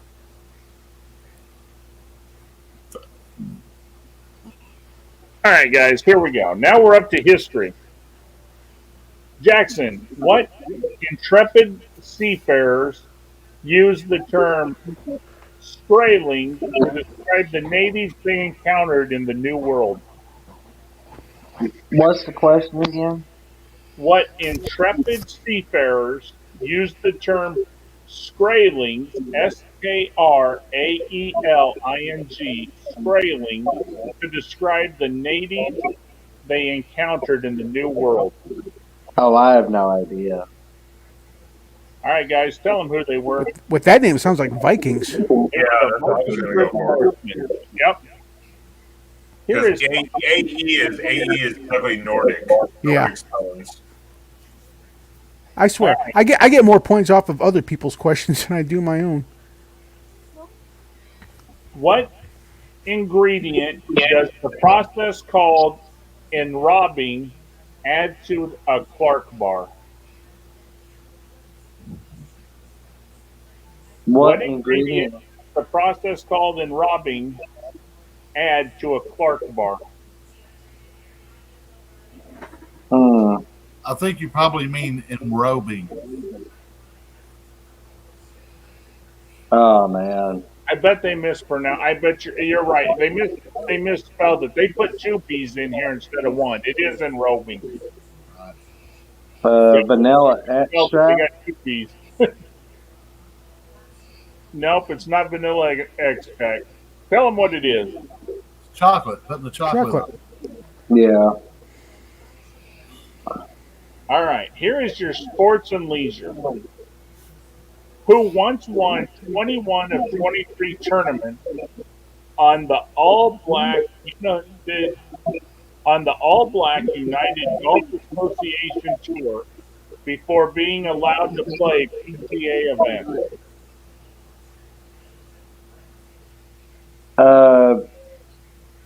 Say it one more time. PGA event. Who once won 21 of 23 tournaments on the All Black United Golf Association Tour before he was allowed to play PGA events?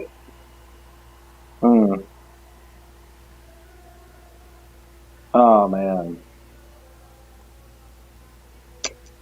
Jimmy Taylor.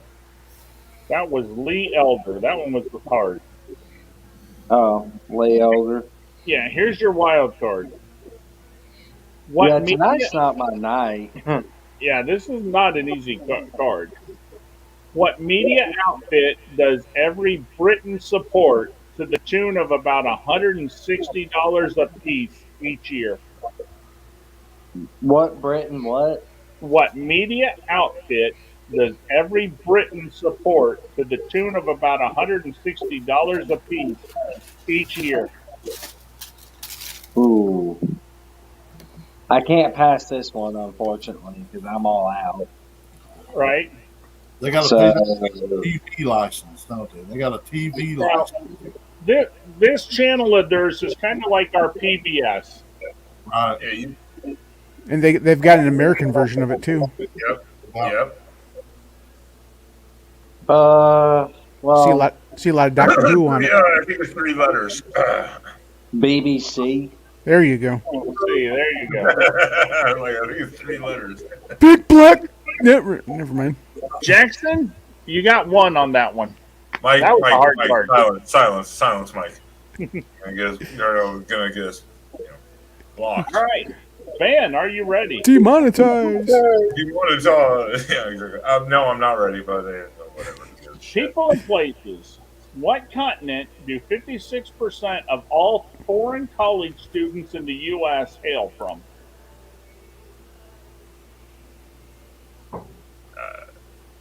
Asia, I guess. That Oh, yeah. would be Asia. Like I say, you go around American campuses. That's an easy one. I had to stop for a second because as soon as he said that, I was like, wait, did he say continent or country? I had to like stop. I'm like, well, I guess Asia. Country. All right, here's your arts and entertainment.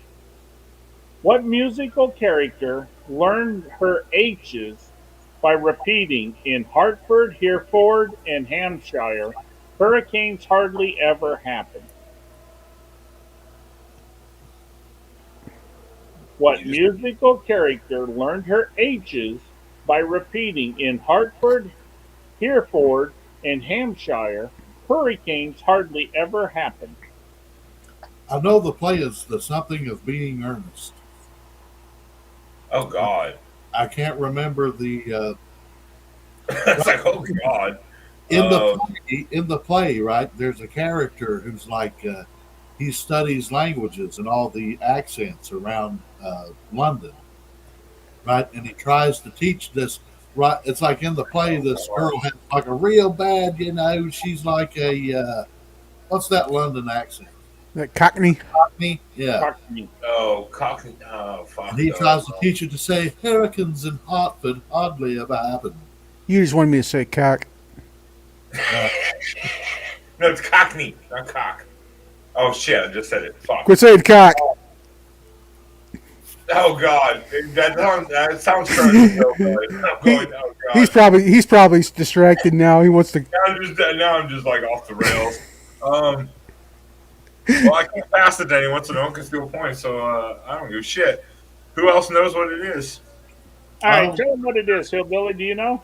I don't know the character's name. Yeah, that's where I'm going. I'm like, It was Eliza Doolittle. Doolittle, My Fair Lady. Yep. Oh, okay. Yeah, I wouldn't have come up with that at all. Honestly. I wish you had a pass. I wouldn't give it to you anymore. The Rhine and Spine falls mainly on the plain. Fuck me. God damn Yeah, it. All right, here we go. Sorry, apologize. Here is your history question. What Mexican began donning a silver-trimmed sombrero after selling film rights to his revolution? Oh, fuck. I'm just trying to think of some of the famous Mexican, especially characters, because I'm sure his name. When you took the bus tour, I told you when you get downtown, get off, go through the block and a half of Chinatown, take a left, go down 3 blocks, and there's a sunburns there, and his picture's on the wall.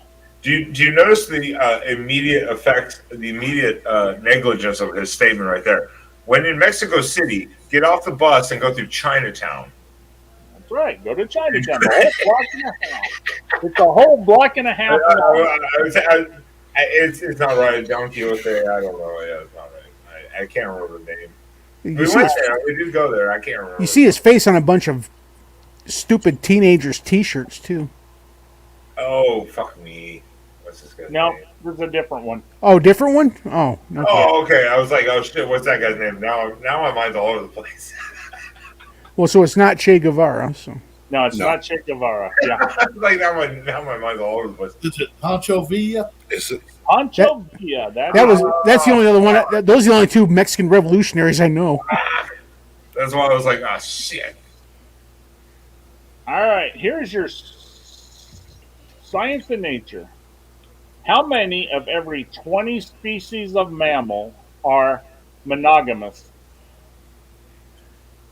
How many of every 20 of mammals are monogamous? This is the incorrect answer, but it'd be like 13 out of 20. You know, what number out of 20? Yeah. So that's a wide number of mammals. Well, you got a 1 in 19 chance. 21 chance. No, technically, It's not 0 and it's not 20. So. Yeah, well, I was like, technically not 0. It's not 20 and it's not 13. So now you're down to an 18. 1 in 18.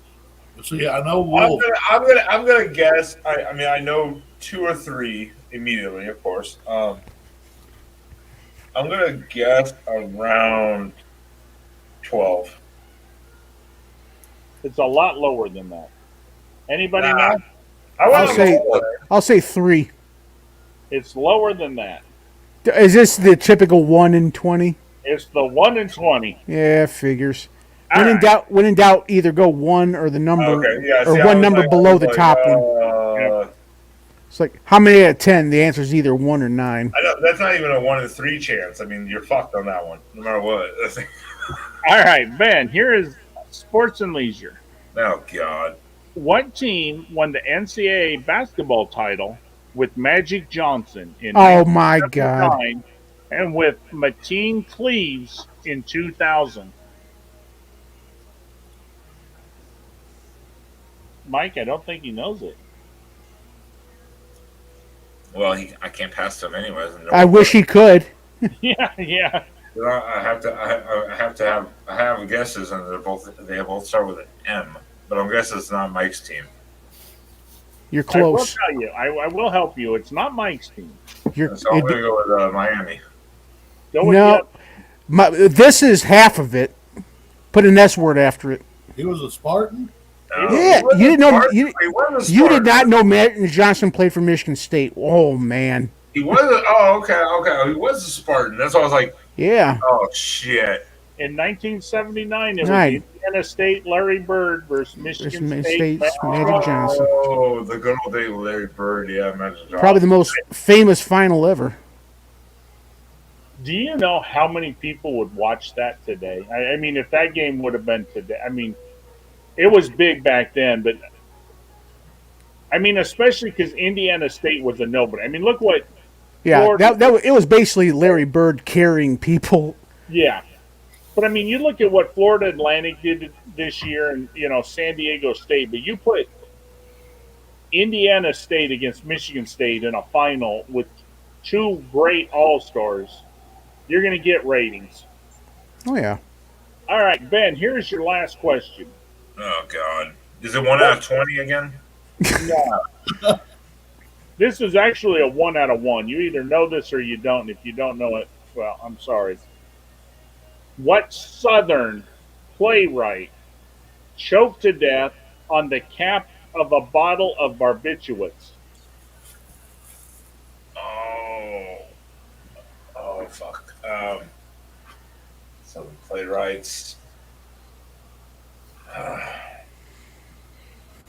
I like ghost hunting. I like paranormal stuff. It doesn't mean I study how people die.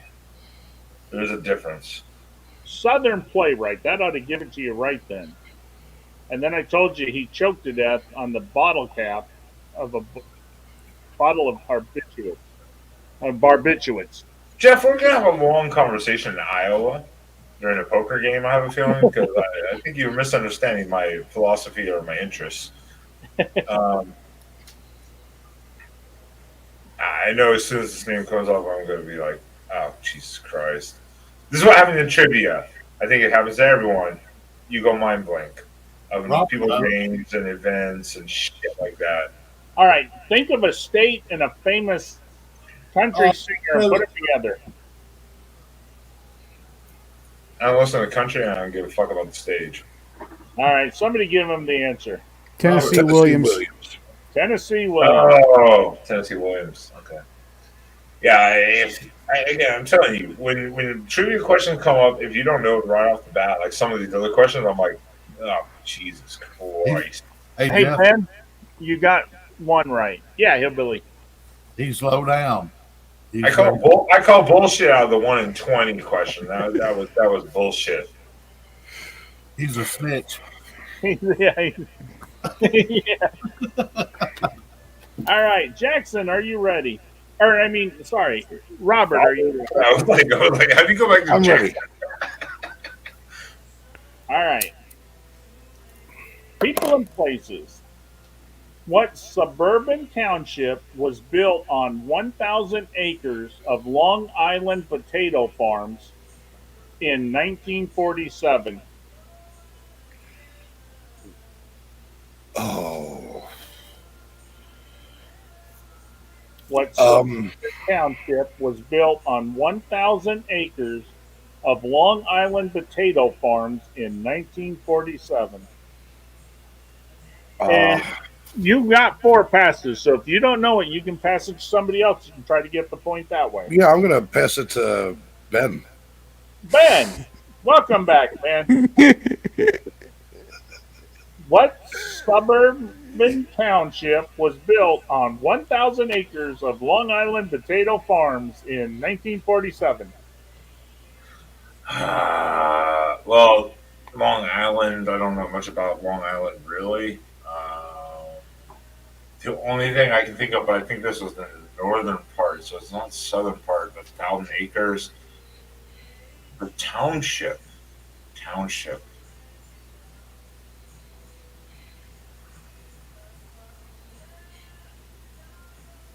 The only thing I know about Long Island really is that they have a old facility there. It's debunked now, so I don't know if that counts as a township though. It would be Kings Park. It is not Kings Park. Does anybody know? Hamptons? It was not the Hamptons. Does anybody know? Is it one of the forks? I mean, I know I'm dumb thinking about it after passing it to Ben, but is it one of the forks, like North Fork or South Fork? No. This was the big thing with this. It's known because it has a large amount of housing at a time when there was high demand for affordable homes. So back then there was a high demand for affordable homes, and they made this. It's called Levittown. Love it. Shit, I think I just saw a 6-minute video on YouTube about Levittown. Yeah.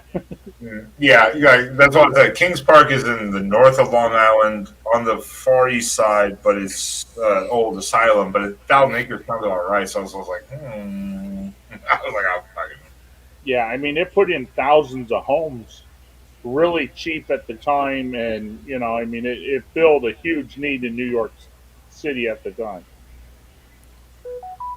All right, So I get that point, right? you get that point. Bullshit. Here is your arts and entertainment. What singer-songwriter spent summers in Corn, Oklahoma before harvesting big bucks in a Dutch boy haircut and granny glasses?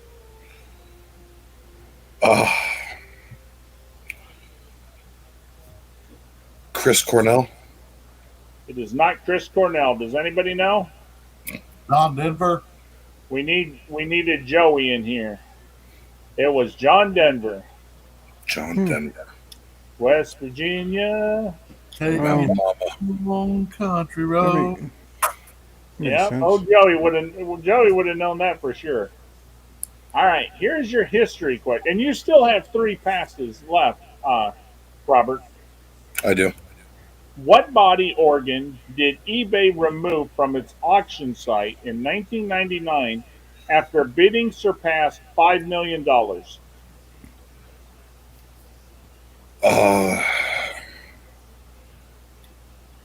I remember hearing about this.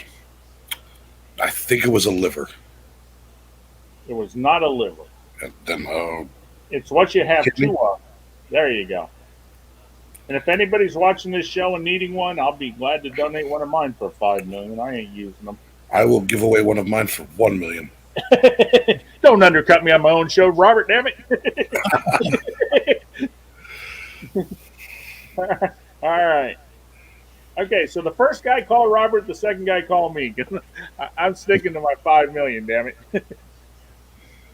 Well, think about this though, Robert. That was 1999. With inflation and that, we ought to be getting 10 or 15 million today. I'm not greedy. I am. Hell with it. I might need one later.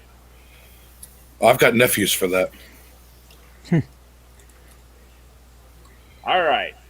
Science and nature. Which part of a tree gives Angostura bitters its bite?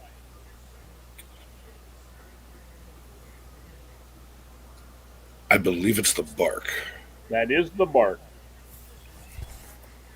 All right. Sports and leisure. What TV chef gurgled, "Ooh," I can't wait till we have. Wait a minute. Let me start this over again. What TV chef gurgled? Ooh, I can't wait till we get smell-o-vision so you can smell this at home.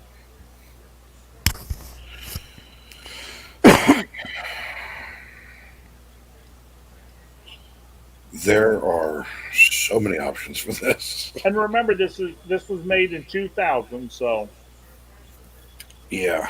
it wasn't Ramsey. He came later. Yeah. I feel like. And you got to pass if you think somebody else. No. I have a very strong feeling about that. This is why I went to culinary school in the first place. I think it was Emerald. That is who it was. It was Emerald. All I remember him saying is "Bam." All right, here's your wild card. What media mogul was the largest private U.S. landowner at the end of the 1900s? Largest private.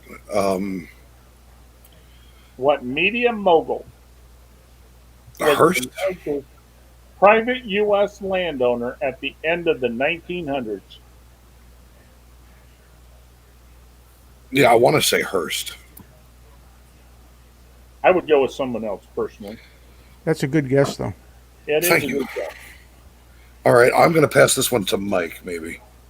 All right, Mike, do you know what media mogul was the largest private U.S. landowner at the end of the 1900s? Wait, can he pass it after he guesses?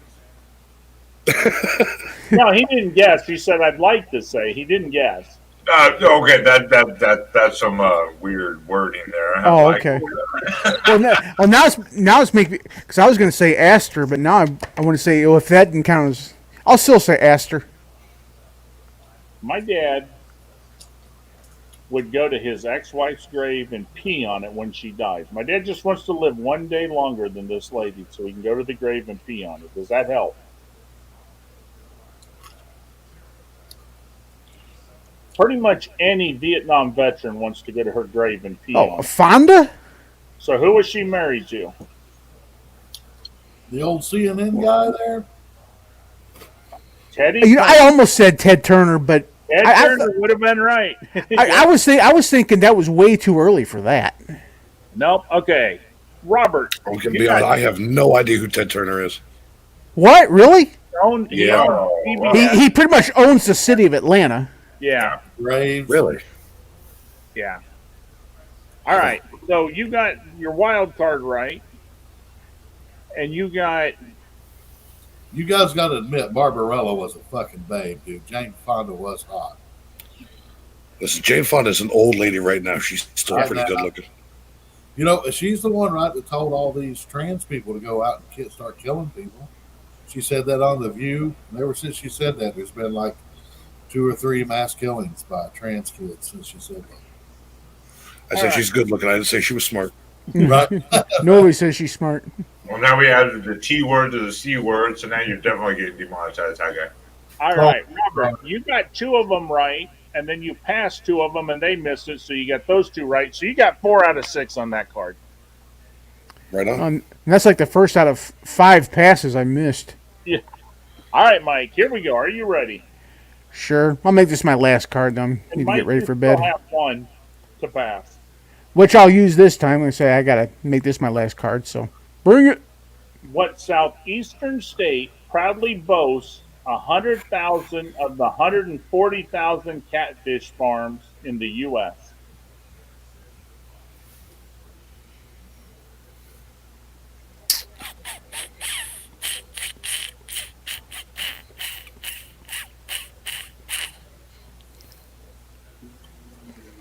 I'll say Georgia. It is not Georgia. Does Damn. anybody know? Is it Louisiana? Mississippi? It's Robert was right. It was Mississippi. Okay. Nice.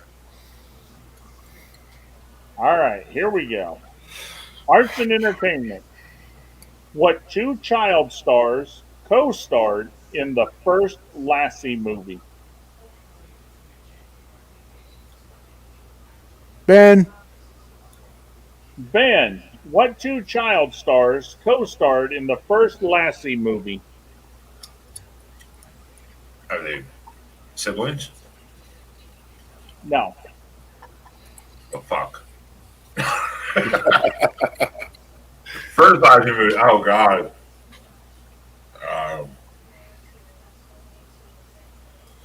oh Jesus, that's been quite a long time. Why is everyone going on me? You know what? I don't like this. This boy, Why is everybody boy always picking not on me? appreciate this type of hatred. This is I have no- anti-Oregon prejudice. I should probably remember this, but I have no idea. That's been a long goddamn time. I'd say like Macaulay Culkin or someone else, but that's before him even. So Oh, long before him. yeah, That's why I picked you, because you got to be too young to know this one, because I'm too young to know this one. The boy, I've seen the first one, but I have no fucking idea anymore. the boy actually grew up and he played in the movie Fright Night. Have you seen Fright Night, right? I've heard of it. Maybe once, maybe. Jeff, stop dicking around, you cock. He also played Cornelius and Caesar in the Planet of the Apes film series. His name was Roddy McDowell, and the woman everybody knows as Elizabeth Taylor. Well, All Well, right. how about that? Here is your history question, Mike. What October 16, 1995 demonstration was attended by 400,000 according to National Park Service estimates?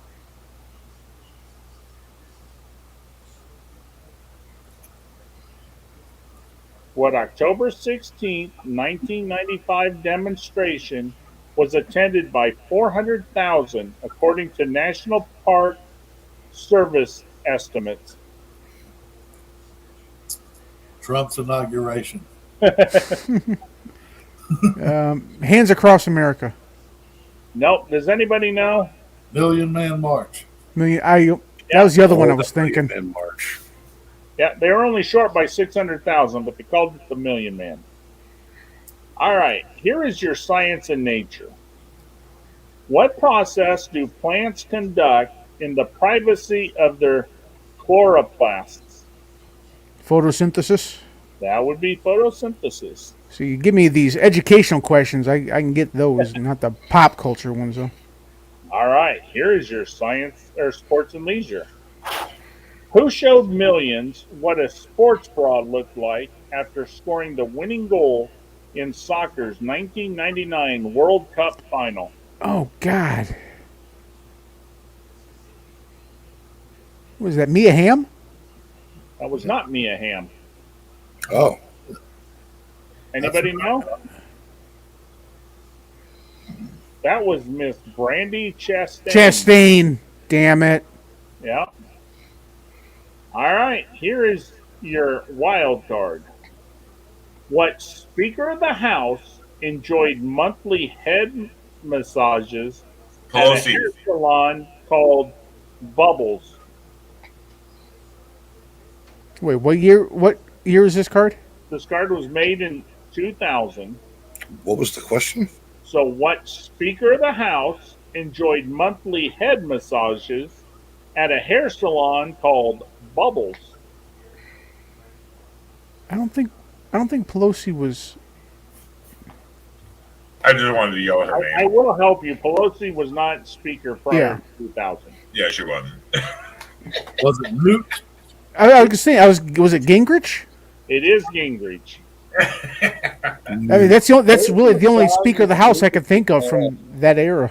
Yeah, Pelosi wasn't that. Yeah. Okay, Mike, you got photosynthesis and Newt right, and then you passed the arts and entertainment, so you got 3 right. Yeah, I can live with that. Okay, Mike, you got 6, 7, 8, 9. You got 10 out of what would be 18, but 2 people passed. Robert, you're just astounding. You got 16. Hillbilly, you got 12. Jackson, you got 3. And Well, Ben, anything's better than nothing. Ben, you got 2. Hey, I'll take it. You know, it started out so strong at the beginning there, and then it just fell apart. It just kind of Yeah, oh well. took the nosedive. So what did you guys think of doing trivia like this? Was it more fun? Yeah, it's interesting.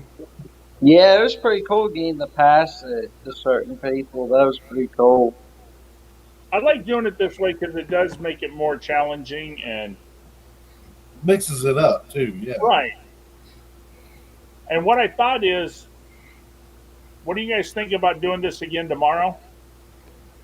I should be able. But I will put you guys all in a row some way, and then I'll have somebody pick a number, and we'll pick teams by those numbers. So, like, if there's 6 of you, and you go 3, I'll go, okay, 1, 2, 3, he's team 1. 1, 2, 3, he's team 2. 1, 2, 3, that's team 3, and then we'll go back and we'll do teams randomly, and I'll give you guys a question, you answer, and if you can't answer it, I'll still let you guys try to give it to a different team. And that'll be a little harder because you'll have 2 people on that team, but you get to name which player on that team. So let's say Robert and Mike are together, and you can say, I'm going to pass to Robert and Mike, but I want Mike to get it. Or so they don't get to decide. You get to decide on their team who you want to pick. There's no way I'll remember that by tomorrow. You didn't write this down, Hillbilly? I said get a pen and paper out. But does that sound fun for you guys? Do something crazy like we'll do something fun. Yeah. Sure. Okay, yeah, I should be able to make it tomorrow. All right, Mike. Thanks a lot for coming tonight, man. Okay. I'll catch y'all later. Have a good night. See you, Mike. See ya. I think I want to bow out gracefully too, gentlemen. Y'all have a good day. All right, Hillbilly, you have a great night. Have a great tomorrow. And like I said, does 9 o'clock work for you guys again tomorrow, like tonight, or do you guys like the later 10 o'clock better? Oh, 9 o'clock is way better. 9 p.m. is pretty good. Yeah. I like 9 p.m. because we can go longer if we want to go longer and we're still not super late, or we can finish, about like now and it's still early, Right. Yeah. All right, guys. We'll do tomorrow. Wait, where are you from? Oh, shit. Hillbilly is in Kentucky. All right. So no one gives a shit about what he thinks. He's in Kentucky. He sounds exactly like someone at work. Hey, Ben, you would have been happy last night. Some friends of mine do a monthly poker tournament, and they keep track. You get points. If you make it to the last table, you get points. So if you're 10th place, you get 1 point, 9, 2 points, all the way up to 10 points. And now they keep track for the year, and it goes from January to December. And whoever the top, and what they do is it's a $20 buy-in. And then for the first hour and a half, you can rebuy for $20. If you get knocked out, you can keep rebuying. And then after 8:30, once you get knocked out, you're out, and we just play down. And so we take half of the money, and that's paid out that night. And then the other half goes into the pot, and whoever finishes in the top 10 gets to go the following January, and then they get to play in a game for the rest of the money. And it pays out all 10 spots. So you're going to get more money if you finish in the top 10. So the buy-in for like the one night we'll be there to do it, $20 the buy-in? Yeah, it'll be $20. So okay. I mean, you put $20-$40 in for like a few rounds, whatever. That's not bad. That's not bad. Right. Last night we played. There was 22 people. There were 9 rebuys. 9 people rebought. I finished third. And then all that adds into the overall pot, though. Yeah, and so after 3 months of doing this, I only played one time, and I'm in 8th place right now in points somehow. Hey, there you go. I mean, hey, again, if you play putting 20, even $40, so you can, go a couple hours or whatever with some drinks and just enjoy yourself. That's not too bad. That's not too bad. Well, because the one guy goes, well, what happens if you go back in 3 months? You got to play 4 months to make the final table. I said, all it tells me is that I just wait until December and I find out if I got enough money, if I got enough points to make the final table. I'll just send $20 to one of my friends. I'll do a buy-in and just have you chip me out.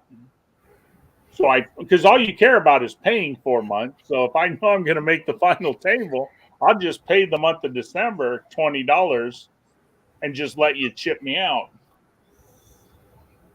Well, that's why. Yeah, we'll deal with this in Iowa. Same with the paranormal investigation, plus the the security guard that will leave a door unlocked or let us in or point us in the right direction. Where is Robert at? I'm in Maryland. Oh, well, see, Robert needs to have a pot going to see who can last along in Hot Tub Hercules hot tub before he beats them all. Before they all run away or get like their asses kicked out of the hot tub. That would be quite an adventure. I could imagine you, me, and Jeff, the three of us in a hot tub together, being like, "No, bitch,"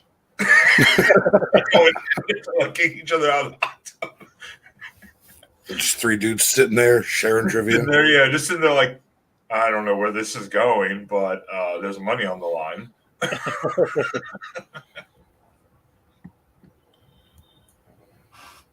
But no, like I said, I kind of like doing trivia like this. And then I think Wednesday we'll do a Jeopardy. I'll get a Jeopardy going for Wednesday. And that's what I'm looking forward to. Is a Jeopardy. Yeah, Jeopardy goes over a little bit better. Well, and I apologize tonight. I would have got a Jeopardy going, but Joey wrote me this morning and said I got Jeopardy ready for. Well, let me see what. Because Jeopardy seems to go over better, I think, for everyone. Because at least you can pick your category. The trivia one, sometimes you're like, oh shit. Yeah, Joey wrote me this morning and says I have a regular Jeopardy game ready to go for tonight. So I'm like, all right, he's got a Jeopardy. I ain't going to make up a Jeopardy because I'm slow. And for me to make up a good Jeopardy, it usually your takes wife has to come take over. It usually takes me an hour and a half to come up with all the questions, for 2 boards. And I hate doing Jeopardy because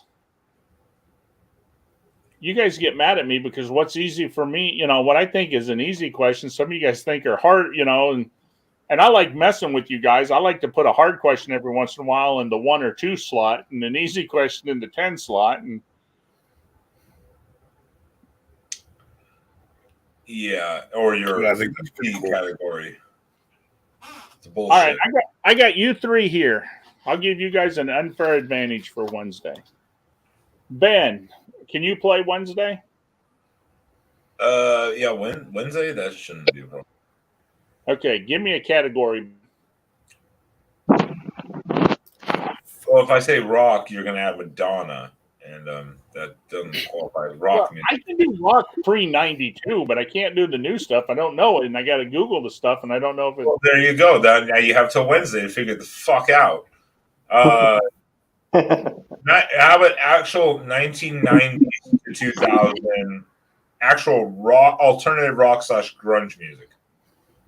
So you can pick grunge or alternative rock, but it has to be one of those two. But 1990s, 2000s.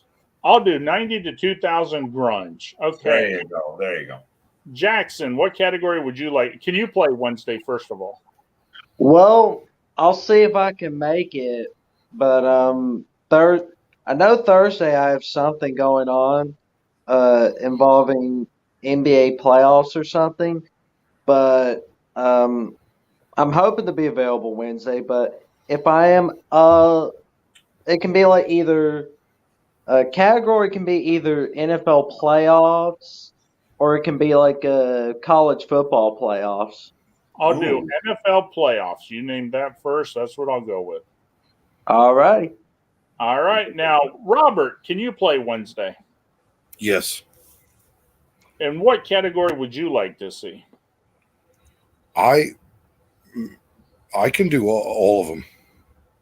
That's not an answer. I mean, what do you want? You want me to crush it? I can put Star Wars. I don't know. Oh, TV, movies.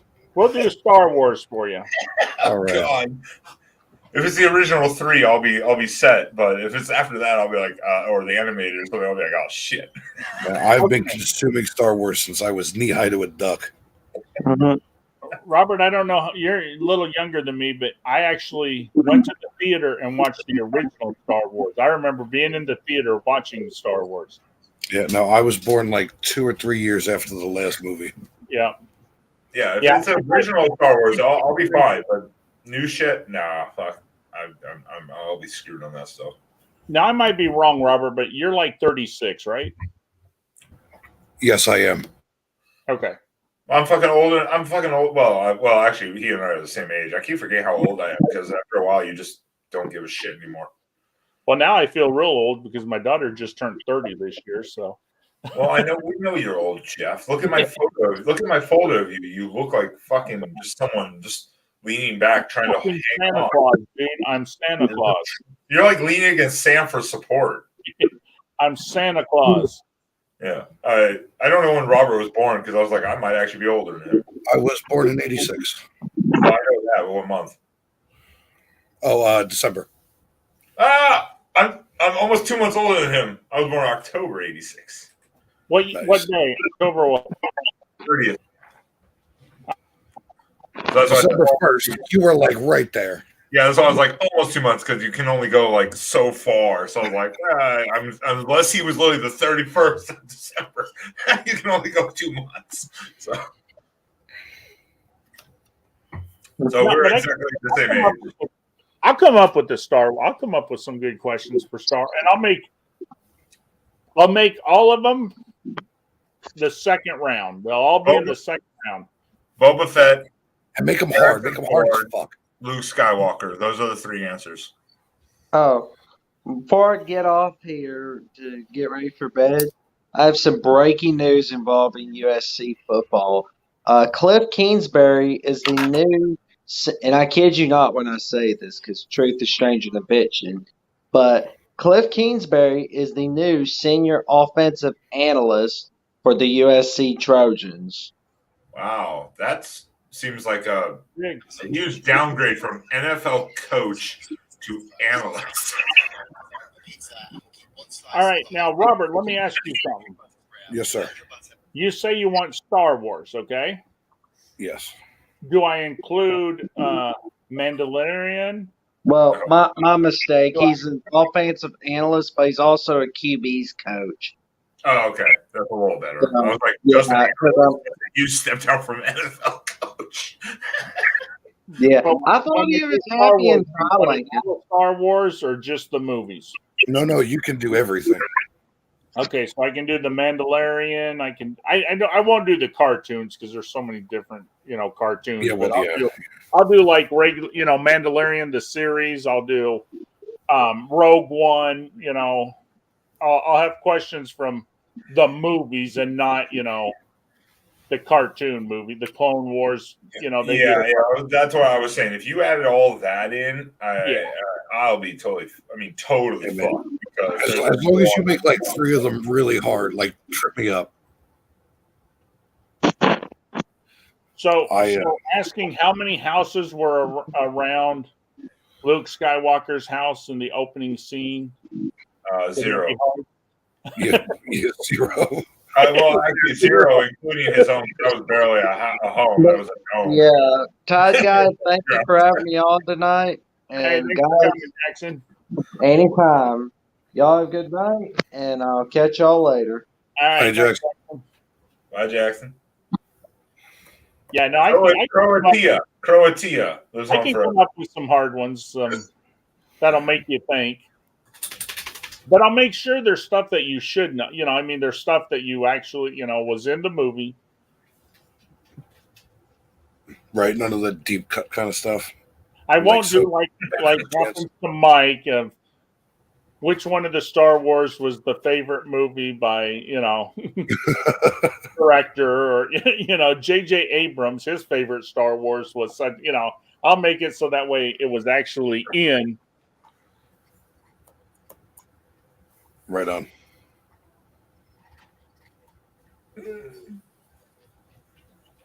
I'm But no, actually going to a Star Wars themed trivia on Sunday. oh, really? Yeah. Well, this will be a warm up for you then. Yeah. That's why it popped in my head. I've been obsessing over it for like 3 days. Well, and I like asking people because I mean, I like to know what other people like for categories because I mean, I pick categories in that, and it's like, Yeah. one When I night, watch, one night I made the mistake because I had 7 guys on the panel, and I put oh car god, questions, and none of them knew cars, and I'm sitting here going, "Wow!" I found 7 guys, and I didn't think they were hard. I mean, the first question, one of the easy question was, "What was the first year of the Mustang?" And they all said, "Well, you can't have a half a year." And I'm like, "Well, it was 60." No. I agreed. I was like this. I was like, oh shit. Was it 64, 65 and a half? In my mind, and someone was like, oh, 66. I'm like, no, there's a half in there.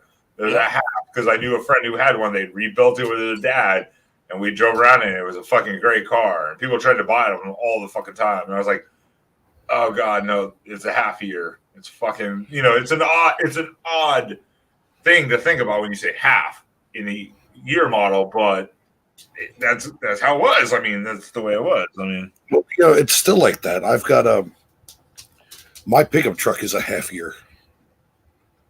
It's a 2001, but it's also a 2002. And finding the right parts when I need to fix it's a major pain in the balls. Oh yeah, a lot of vehicles like that's I why had a 1990 Bronco. Every time the fucking front passenger tire broke, it was the spindle and the bearing. But guess what? On the Broncos, everything was called a spindle. Yep. Spindle shaft alignment or bearing. And you go to all the rec yards, everything was stripped out, and you're like, Jesus Christ. And trying to search online to go spindle and go through like 1,000 products of like, nope. Yeah, because if you go to the old C10s, the spindle was just the screw. Yeah, it was literally to like screw. They would call spindle. But then as you go older, it was the holder was this. The whole front end was almost like part of a spindle component, even though it was the whole front end. And I was like, this is a nightmare. So the third time it happened to me, I was like, you know what? I'm done. I'm done with it. I'm not going to find these parts anymore. I'm probably taking the last few parts out of the whole Dallas area at that point. I was like, I'm done. Hey, Will, how are you tonight? What's up, guys? Who is Will Forbes? He seems like a millionaire. Might be. He might be. Might be. Depends on who's asking. You need to donate. You need to donate to charities. The 3 of us. Is that your new name, Charity? So how did the trivia night go? It went fun. Here's what we're doing, Will, and are you going to be? We're going to do this tomorrow night too. Tomorrow night we're going to change it up a little, Will. What we're going to do is I'm going to put people in a line, and I don't know, randomly, and then I'm going to have somebody pick a number, and I'm going to go through and count and make teams. And tomorrow night we're going to play team trivia. And that's cool. We also got, each team will have 2 passes. And how a pass works is, let's say you don't know the question and you want to pass the question to somebody else. If they miss the question, then you get the point. But if they get the question right, they get the point for that question, plus you lose a point. So if you had 3 on the card and the last question you passed and they got it right, you only get 2 of the 3 points. And then they get the point of the card of the question that you pass. So it's a way to get points if nobody knows it, or you can lose points by doing it. Okay. That sounds pretty cool. What time are you thinking tomorrow night?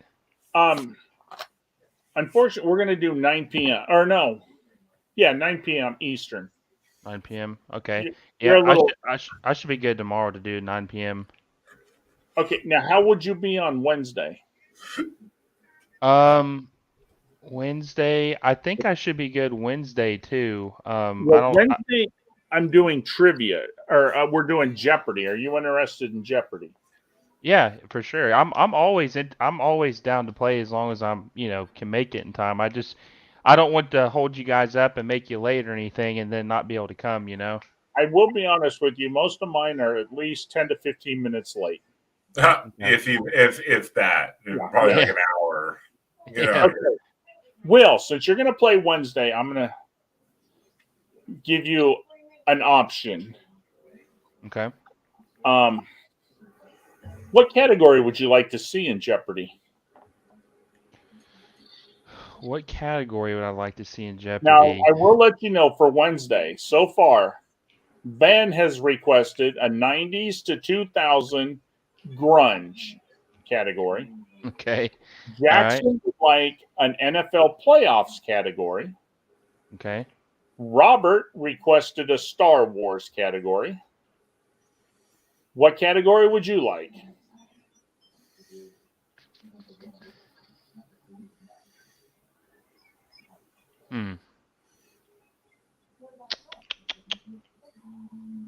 It'd be interesting. I don't know how, you would think most people our generation would get it. What if you did like a console, like a gaming console category? Just like it could be dates, games, whatever.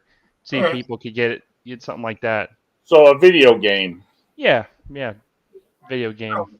Okay. Video game / console technology type category on the gaming side. Yeah. We can do that. Now, I had to specify to Jeff of 90s to 2000s grunge / alternative rock because they named Madonna as a rock star earlier. And I'm sorry, Madonna is not a rock star. But I apologize to you, though, Ben, because I won't know if they're hard or easy because I turned my radio off in like 92 or 94. I have barely turned my radio on in 12 years myself. So, I mean, but there's a difference between 90s alternative / harder and then grunge and Madonna. So that's why I still I've argued that question you had earlier about her. Now, I will tell you, if AC/DC, Iron Maiden, Ozzy Osbourne, if they come out with a new album, I'm listening. But if it isn't, one of my old bands, I'm not listening to new music today. And it just ain't happening. I don't. Okay. Jeff, back in the 90s, you were at least 60. So, I mean, you should be fine. I was just as old as dirt in the 60s, and now I'm 2 inches under dirt. I mean, Robert should be good for this. We're the same age, so 90s shouldn't be that much of a. Oh yeah, no, I think we would.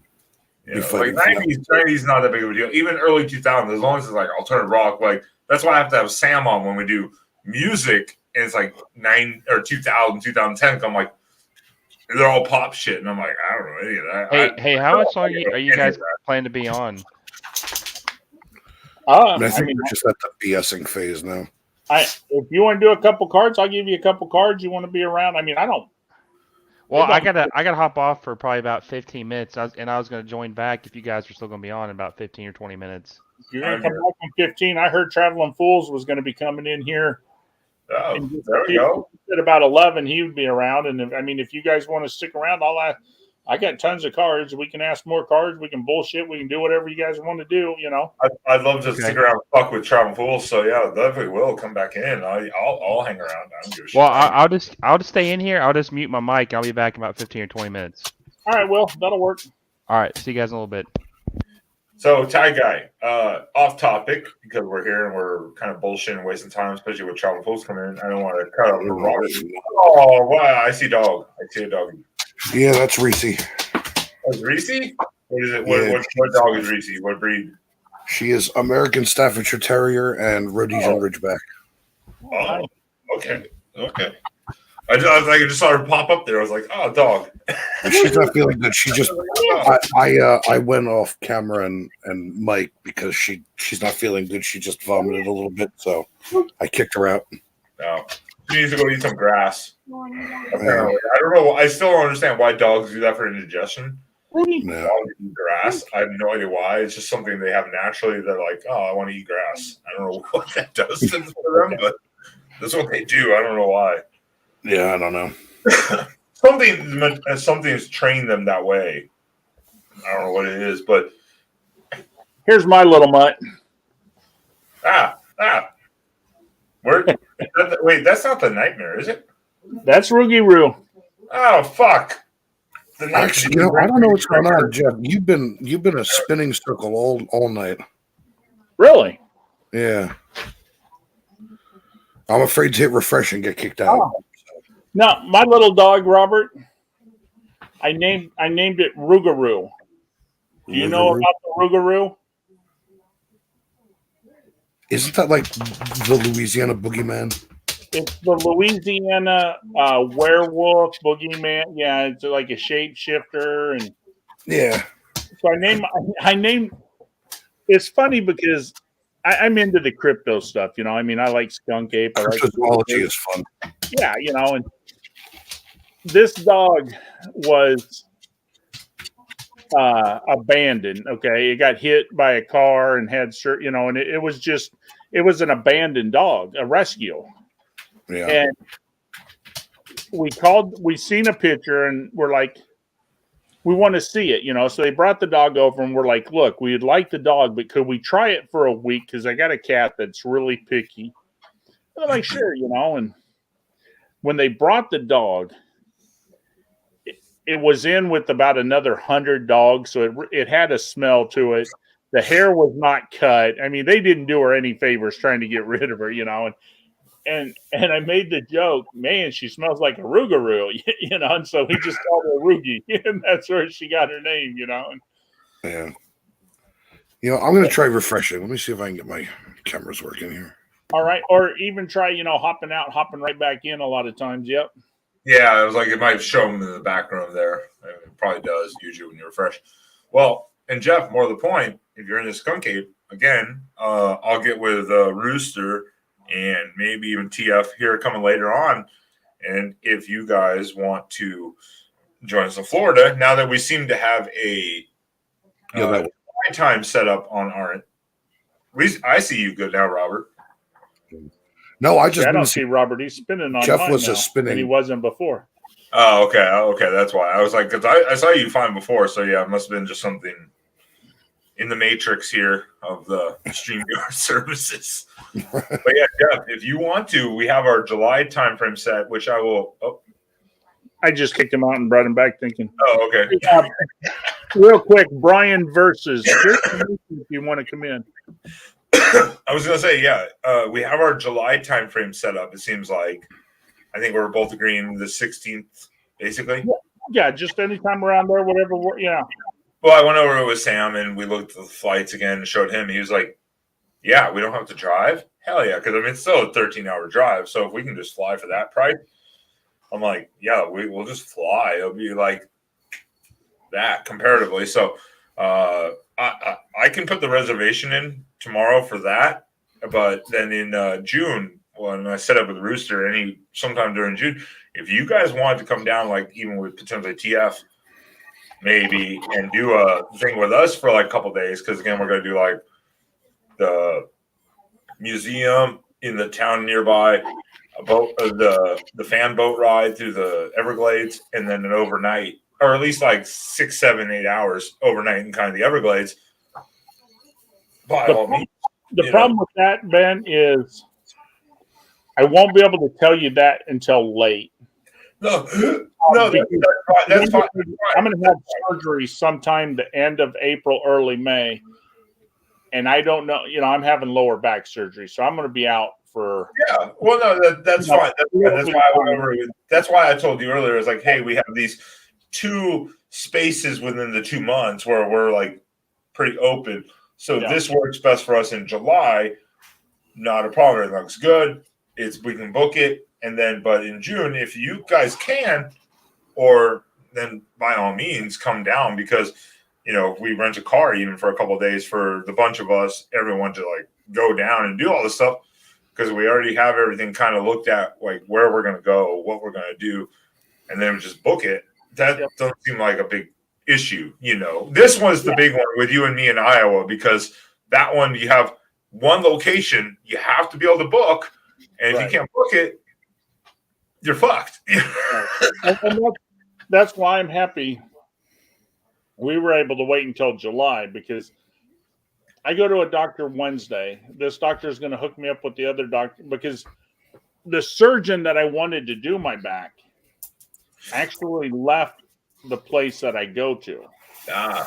And so I've got to see a new surgeon, because he's out of my network now, and I got to see a different, and well, they have to each get their own perspective of what you need. They have to do their own evaluations, because it's their ass. Yeah. On the line. I mean, yeah. So I don't know if I'm going to have surgery at the end of April. I don't know if I can still get it this month, or if it's going to be the beginning of next month.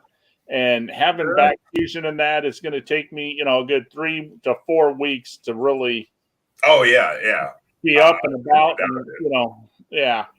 I don't doubt it. If I tweak my back again here in like 2 weeks, it'll take me at least 3 weeks to even get back to normal, just tweaking a muscle because of my back issues. That's not even surgery. That's just recovering from a muscle strain, for fuck's sake. I mean, so that's why, if you guys are available, great. I'm going to invite TF and stuff, and I was going to get with Rooster today, but I wanted to focus on this because this is a one-night reservation. There's only so many opportunities. Well, and this is a reservation where there you can go anytime Exactly. I'm not worried about there going hotel, Airbnbs, or whatever. This is, you can only reserve this place one night at a time. It's like, so. All right, let me see something. Hey, Robert, do you hear us? Yes, I do. Because he's spinning, unfortunately for me. There you go. It looked like he froze for a second on my end, but he's not spinning. But I'm not sure. No, I mean, I'm just sitting here listening to you guys. That's why I asked him. Maybe it's just your end there, Jeff, too. Let me go out. On my end, he seemed fine the entire time. I haven't had any problems seeing or hearing him that I'm aware of. I'll leave and come right back. I was like, maybe, it might just be his end, because I haven't noticed anything on my end anyway, so I don't know. No, seriously, for all 2.5 hours that we played, Jeff was just the spinning circle of death. Well, that too, I heard some breakups, and then during his questions, sometimes there'd be an echoing, and that was from I think it was from Jackson. Yeah, I thought it was from Jackson too. Yeah, and that's why he had to ask a couple times, like, what? And even I had to be like, what was the question? Because I heard this weird echoing effect. So that's something Jeff will keep need to work with him on is he can go in and mute and echo cancel people. There we go. I see him now. Oh, I see you. Yeah, it might have been just your end, because I was like, I've had no issues that I'm aware of anyway. But it's funny, because I could see him the whole time and everything was fine, and then he left and he come back and he was just spinning and everybody else was good and that. And I don't know what the hell happened, but we're all good now. Well, I will tell Robert, one thing I hate the most is driving through Maryland. I hate Maryland. I hate Delaware. I hate New York. Hold on now. I mean, I'm from New Jersey and I call myself a New Yorker. So don't be too mean to them. But Maryland and Delaware, they're fucking idiots. Well, I hate Delaware and Maryland, mostly because I was going through my first road trip up there. I was by myself doing filming, and I got through Maryland. I hit the Delaware border, and you go through the toll, one of the tolls. And this is in like 2020, so like the bridge going through Maryland, they were like, "Don't worry about the toll; it's free right now." Got to the Delaware border, hit the toll, paid them like $3 or whatever it was. Put my car back in drive, pull forward like 30 feet, and then my car's like, oh, guess what? Your traction control and driver assist, everything went out. And I'm like, are you kidding me right now? I drove like 4 miles down the road, pulled over. Luckily, there was a dealership like 4 miles away, so $90 for a tow. I had to fly back to Texas. Everything was covered in a warranty, but they're like, hey, one of your bearings is out. And I'm like, how much is that? And they're like, $700. I'm like, fuck? And then New Jersey and New York decided to rate me on toll fees. The next time we went back up there, like they mailed me back like 3 weeks later, going, "Oh, by the way, you owe us like $130." I'm like, "What?" And then Massachusetts mailed me like 2 weeks later, and I was like, "I don't even remember going through a toll in Massachusetts." I opened it; it was like $9. I'm like, "You can have your fucking $9." I was like, "God damn it, New York! Like, kidding me?" Oh my God, New York is terrible.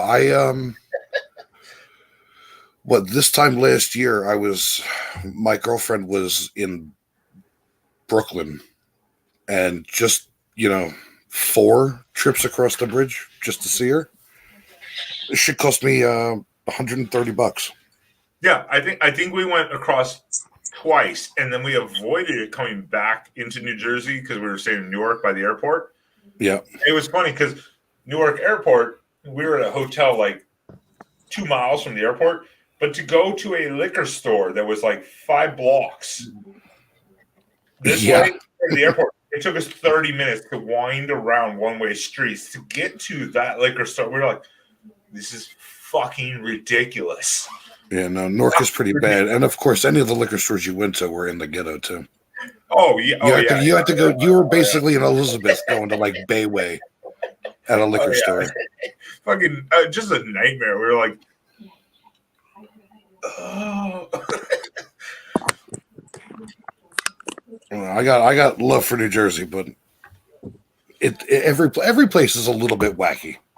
Oh yeah. No, everywhere has its own things you have to get used to. Like here, I mean, like I was used to Oregon. I haven't lived there a long time, but I know how the roads work. Texas, a lot of the same, but you have turnarounds, so it's a lot easier to get around areas and make U-turns. And then in North Dakota, where I'm at now, they started doing this. So say you're going up to a light on, like, say, a 50-mile-an-hour road. Mm-hmm. Well, the light might be, say, 100 yards in front of you. Well, that's when you have to take the merge into the turn lane. And if you don't know that, you'll miss it. You're like, what the fuck? And they just start doing this. And I'm like, why would you put it so far in advance? There's not that many people here. What people do? It's little oddities every state has, and you just get used to them. Yeah. Like Brian right now is driving somewhere like a maniac. Yeah, going through. He's going to get a snack. Where are we going tonight? Is it Burger King, Wendy's, or McDonald's? Well, I just left Wawa. I got a drink and I got my Diet Coke. All right. There you go. Now he's talking my language. What he needs to do is go get a Taco Bell party box. Ooh, douse a bottle of Taco Bell hot sauce on it, and then just dive in while driving. Now, Robert, sir, I tell everybody that Brian VS is my favorite person because he had the patience one night to stay and listen to my show the whole time. He was in Walmart drive-thru for over an hour. And I said, anybody who has enough patience to wait an hour for a McDonald's freaking sandwich and listen to my show, you're my favorite. I told him I would have killed somebody after about 20 minutes in a McDonald's line. I don't know. We have a place here it's the only place that's open late in Salisbury. It's called Cookout. And, you leave the bar at 2:00. You get online at Cookout, and I mean I think they've taken like 40 minutes. I've seen people. The food's okay. I don't know about that good. I don't have 40 minutes of my life. I'm going to wait in line. In fairness, at 1:30 or 2 a.m., if you're leaving a bar, if you've been there that long, that's worth waiting for. I will say that's probably worth waiting for. It is worth waiting for.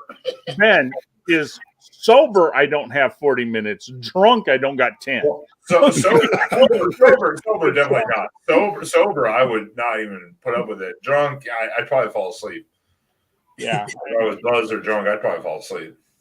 Yeah, but no, Robert. The first night we really met Brian, I asked him what he was doing. He said, "I've been listening to your show for a couple weeks, and tonight I was in line at McDonald's for over an hour." And I'm just like, "Wow, that's commitment right there."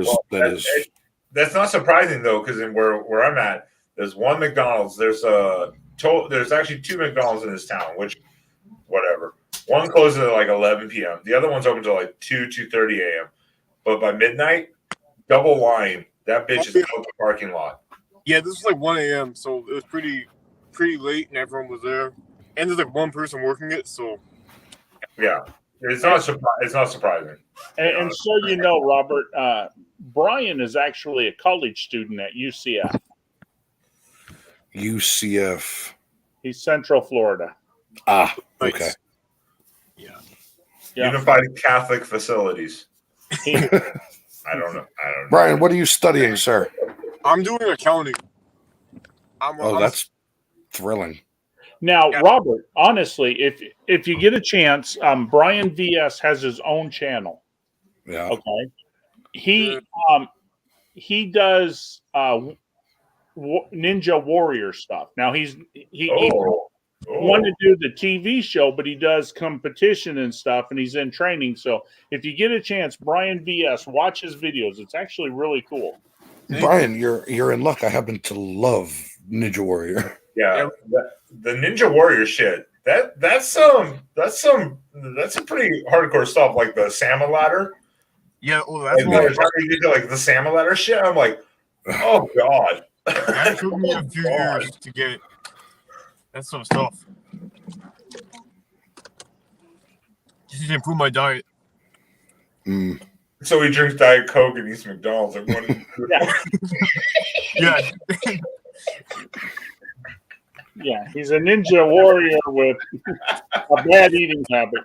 Ninja by day, junk food by night. Well, you should. But see, he has a great channel name too. Is Brian VS? So he could do Brian VS Late Night Taco Bell, Late Night Taco Bell channel. Brian VS the hour-long McDonald's line. Yeah. You could put that in so many different areas. Yeah, it's great. It's a great name. Just and it's my initials, but it works out. I didn't even think of it, but then people started calling me Brian Versus, so I was like, I should. I mean, that's pretty epic, man. Yeah, it kind of works. You can do whatever you want to do. Brian versus the desert. Can I survive 5 days alone in the desert? Then just put no. Paramedic get out or something. Hey, I'm here to tell you guys, if he can withstand a McDonald's line for over an hour, he can withstand the desert. Well, it's true. That is endurance. But yeah, Oh Robert, God. if you like that stuff, check out his channel though, man. It's really good.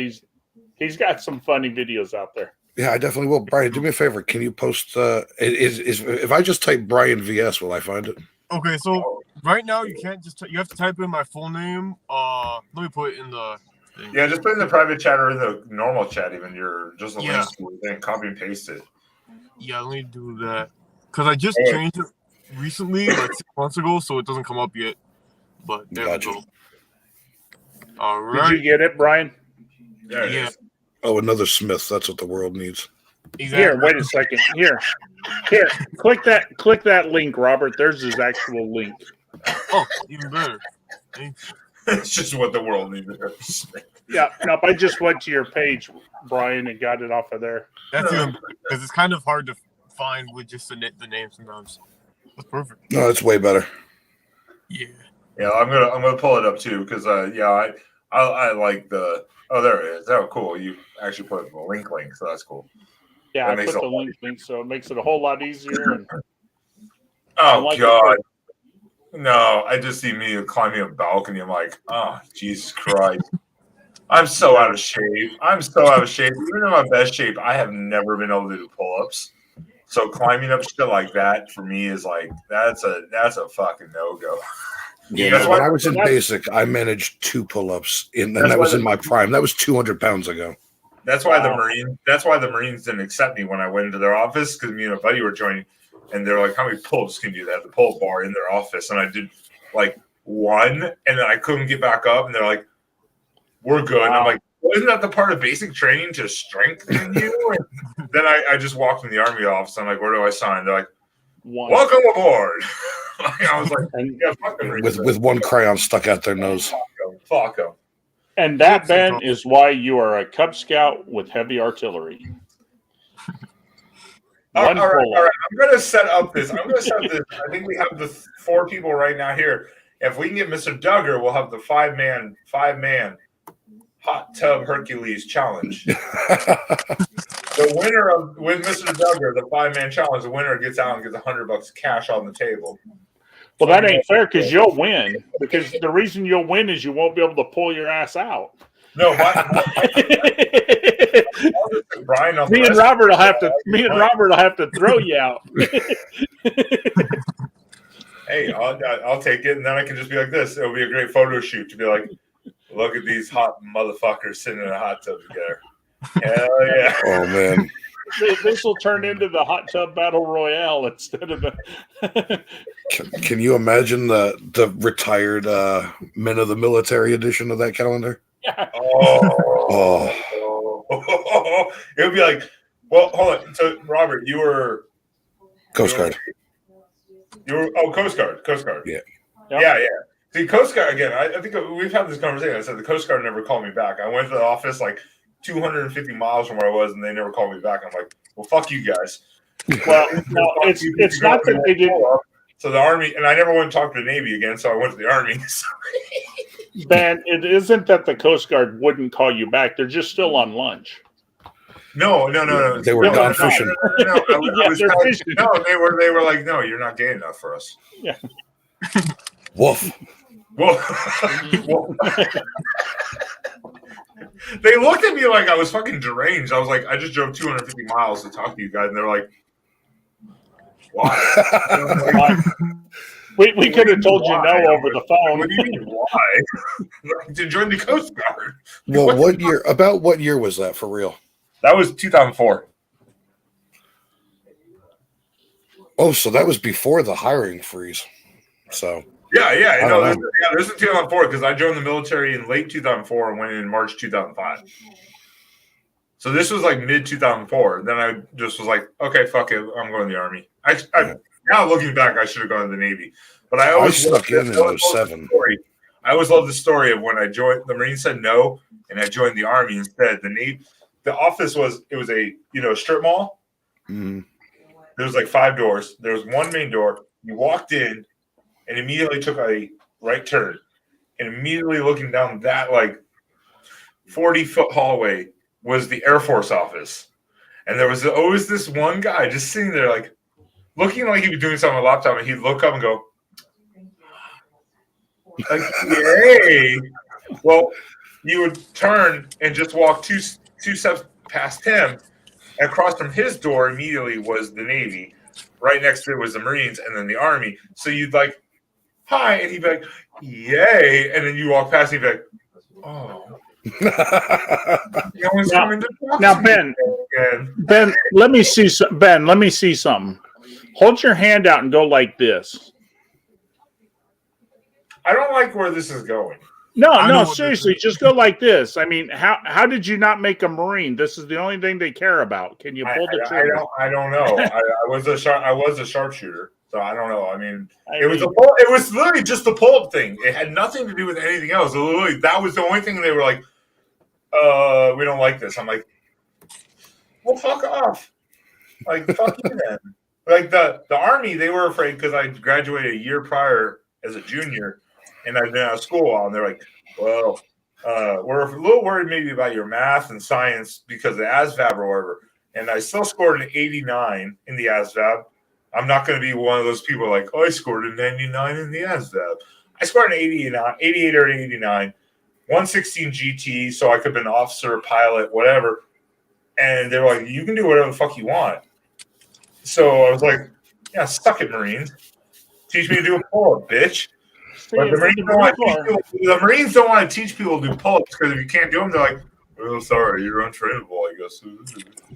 Well, we figure our girls. They need dumber people. If you can't be taught. Hey, You know, for our PFG, you only got to do 20 of them. I mean, come on. That's a fucking lie. That's a fucking lie. I To think get a they're down to perfect I think it's down to 5, 4 or 5. Oh yeah, but to get a perfect score, you got to get 20. Oh, well, perfect score. Yeah, of course. We only needed 2. And I would go above the perfect score.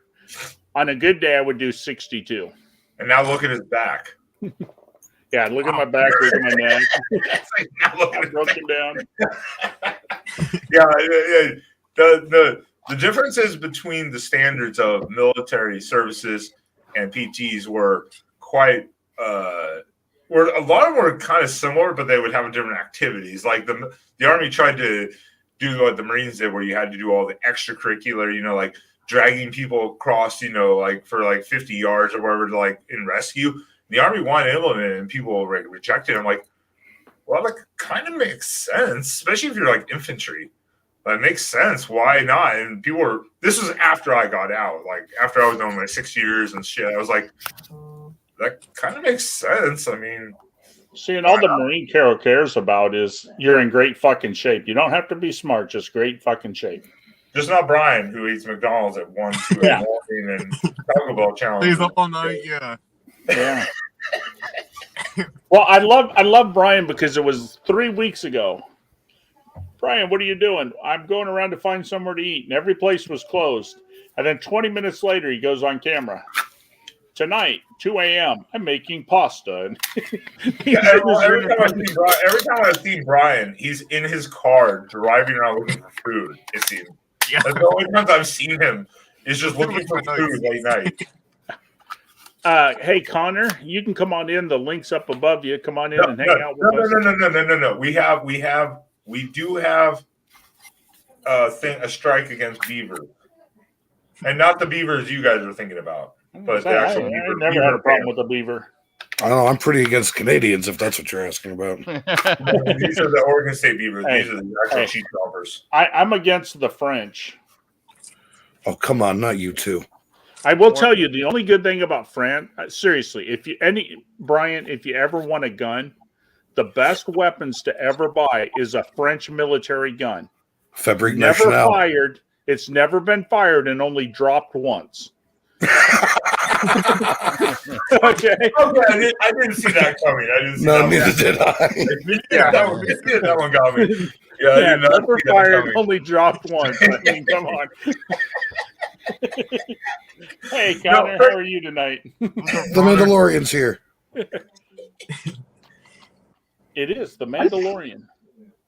I think I'm getting audio issues. You need to Probably my No, I think I'm good. check your settings. Check the cancellation and volume levels. Have you tried turning it off and on again? Yeah, it works differently on everyone. Okay, how's else. that, Connor? Does that sound better now? Oh, I'm hearing it myself twice. Yo, my man's just high as shit right now. Oh yeah, I was gonna say try. Okay, how's that? I kicked him out and I brought him back in. I thought maybe that might help. No, try. I think Ben. I had this last time. Yeah, make sure he has the echo cancellation on. I turned it on. Oh, okay. But then he jumped out. He jumped out. I didn't kick him out that time. Oh, okay. He might just be resetting. Sometimes it works when they leave and then relaunch the entire StreamYard. So have you guys addressed this BS tonight about the Colorado deal with the Pac-12 stuff? What happened tonight with the Pac-12 in Colorado? Well, just a couple people, a couple prominent people just reporting that they, said they think they're going to leave soon for the Big 12. I don't know if you've seen that. I look at this is all foreplay with everyone going, well, how can we make our money? That'd be like Oregon State's jumping to the Mountain West to save themselves. Like Oregon State's not jumping to the Mountain West. This is like fingering the pudding and shit. Like they're just getting clickbait. You think, you think Oregon State could make it in the Mountain West? I don't know, man. Here's the problem, though. The Big 12 is bailing as much water as anybody else. They just think they're in good shape.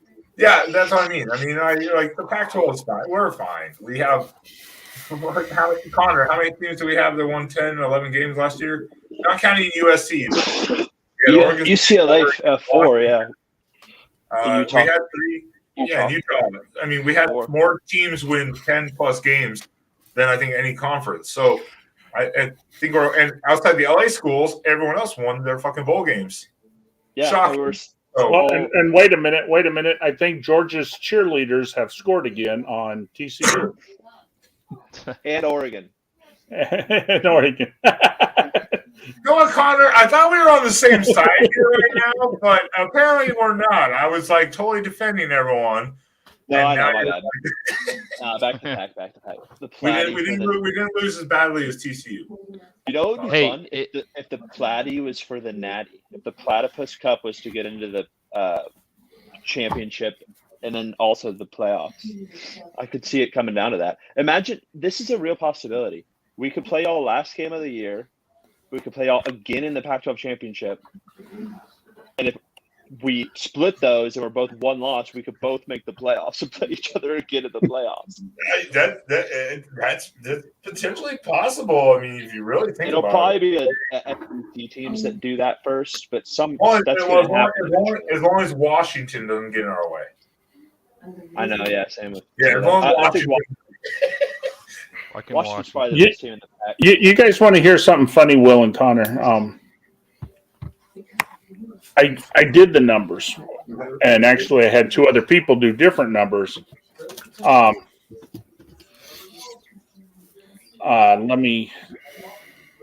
Right now, everybody says, well, you're from the SEC, and, everybody needs to be included, okay? And everybody has a chance at the playoffs, and everybody has a chance at a national championship. The fuck you do. Mm-mm.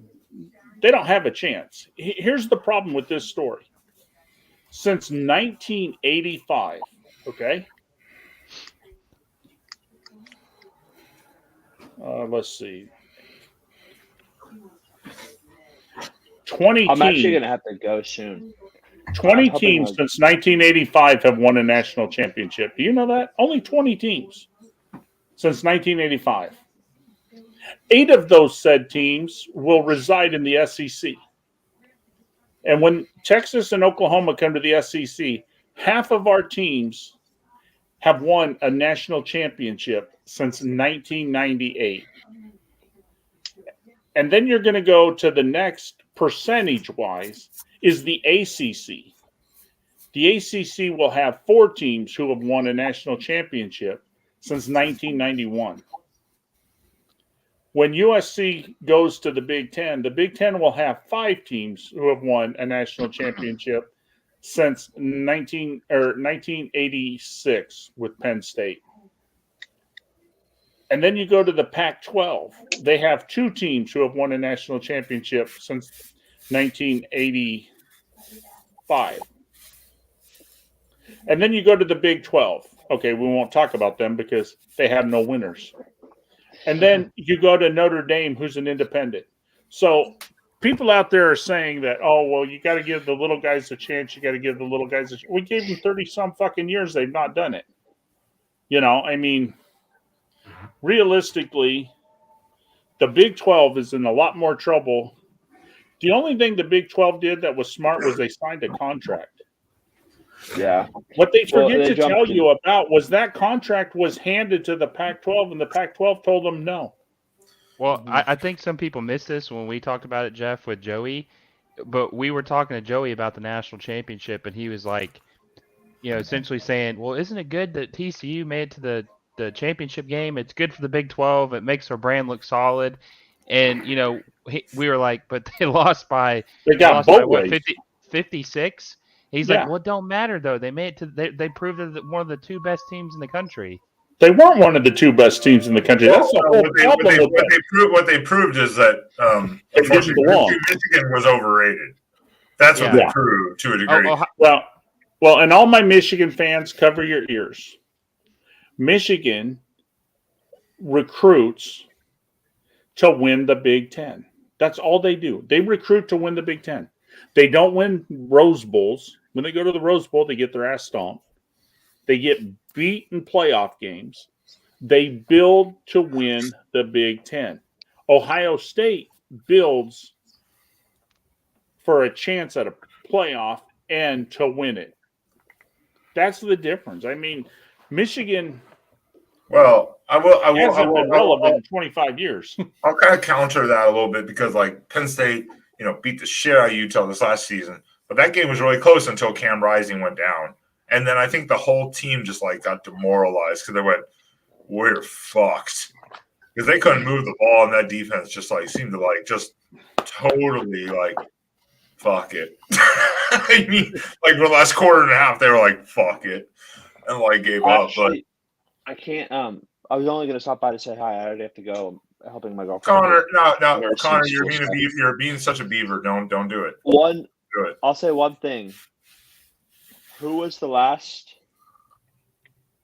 coach from the Pac-12 to coach in the playoffs besides Lincoln Riley? It was the Washington coach that had to leave. Peterson. No, Jonathan Smith. No. Well, you say the playoff or the champ? Did you say the playoff or the championship? The playoffs. You're right. It wasn't Peterson. It was Smith. Yeah. Jonathan Smith. Yeah. So, but they stuck close for like a half against Bama and then got pulled away. So I don't know. If there were a year, it sucks because the Pac-12 is so competitive. It's going to be hard to get one team to make it through. It is. Well, but that's we're finally relevant. We beat each other up, man. Yeah, and we're finally. But here's relevant. the funny thing with the Big 12 is, though, they tell you, well, we're the best conference because our bottom team can beat our best team. If your bottom team can beat your best team, then you don't have a best team.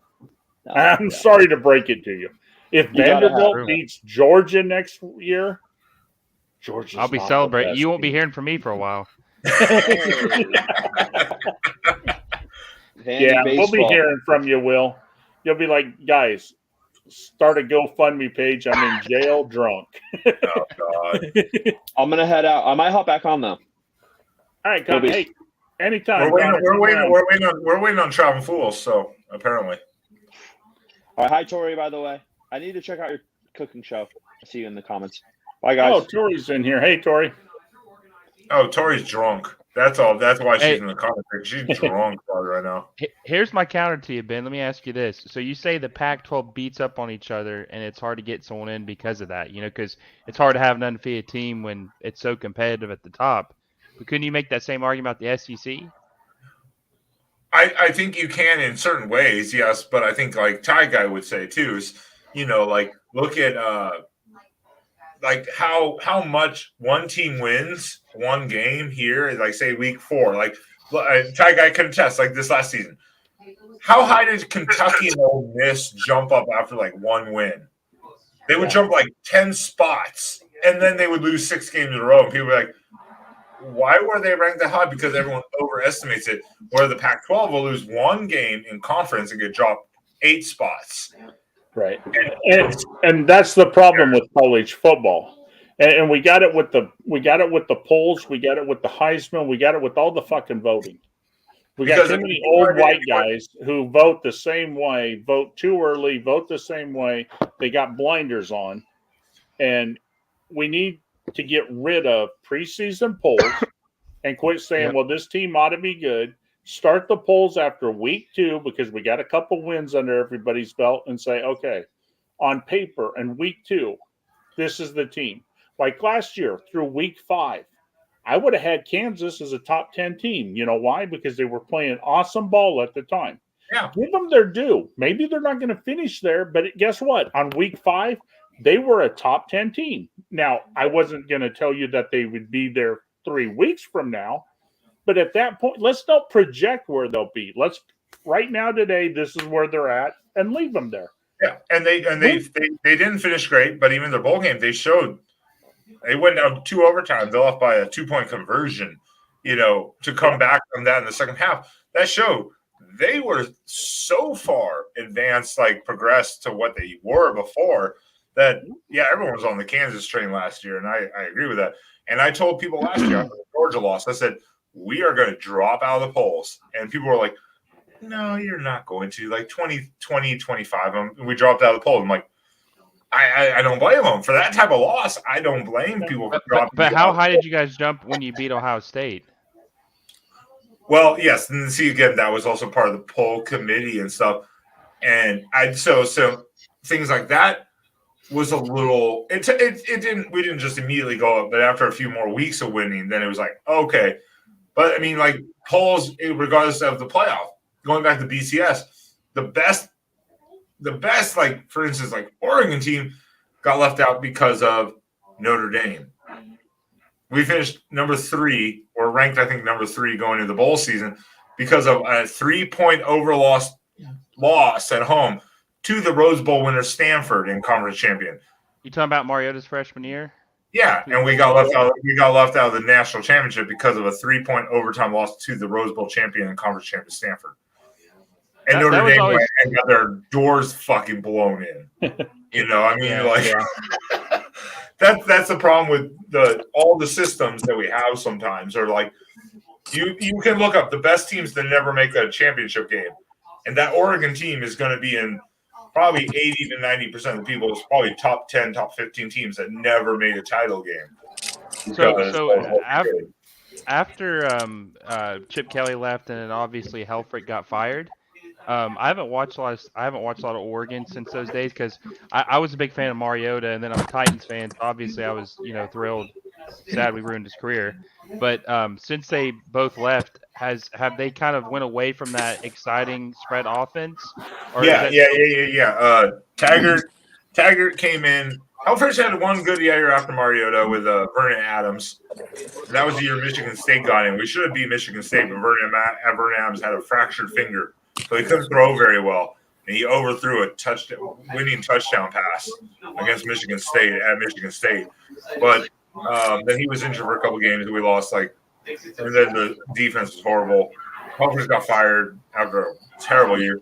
And then, of course, Taggart came in, restored a little bit, but that was with Mario Cristobal. And then Cristobal went more SEC run, but he was so predictable.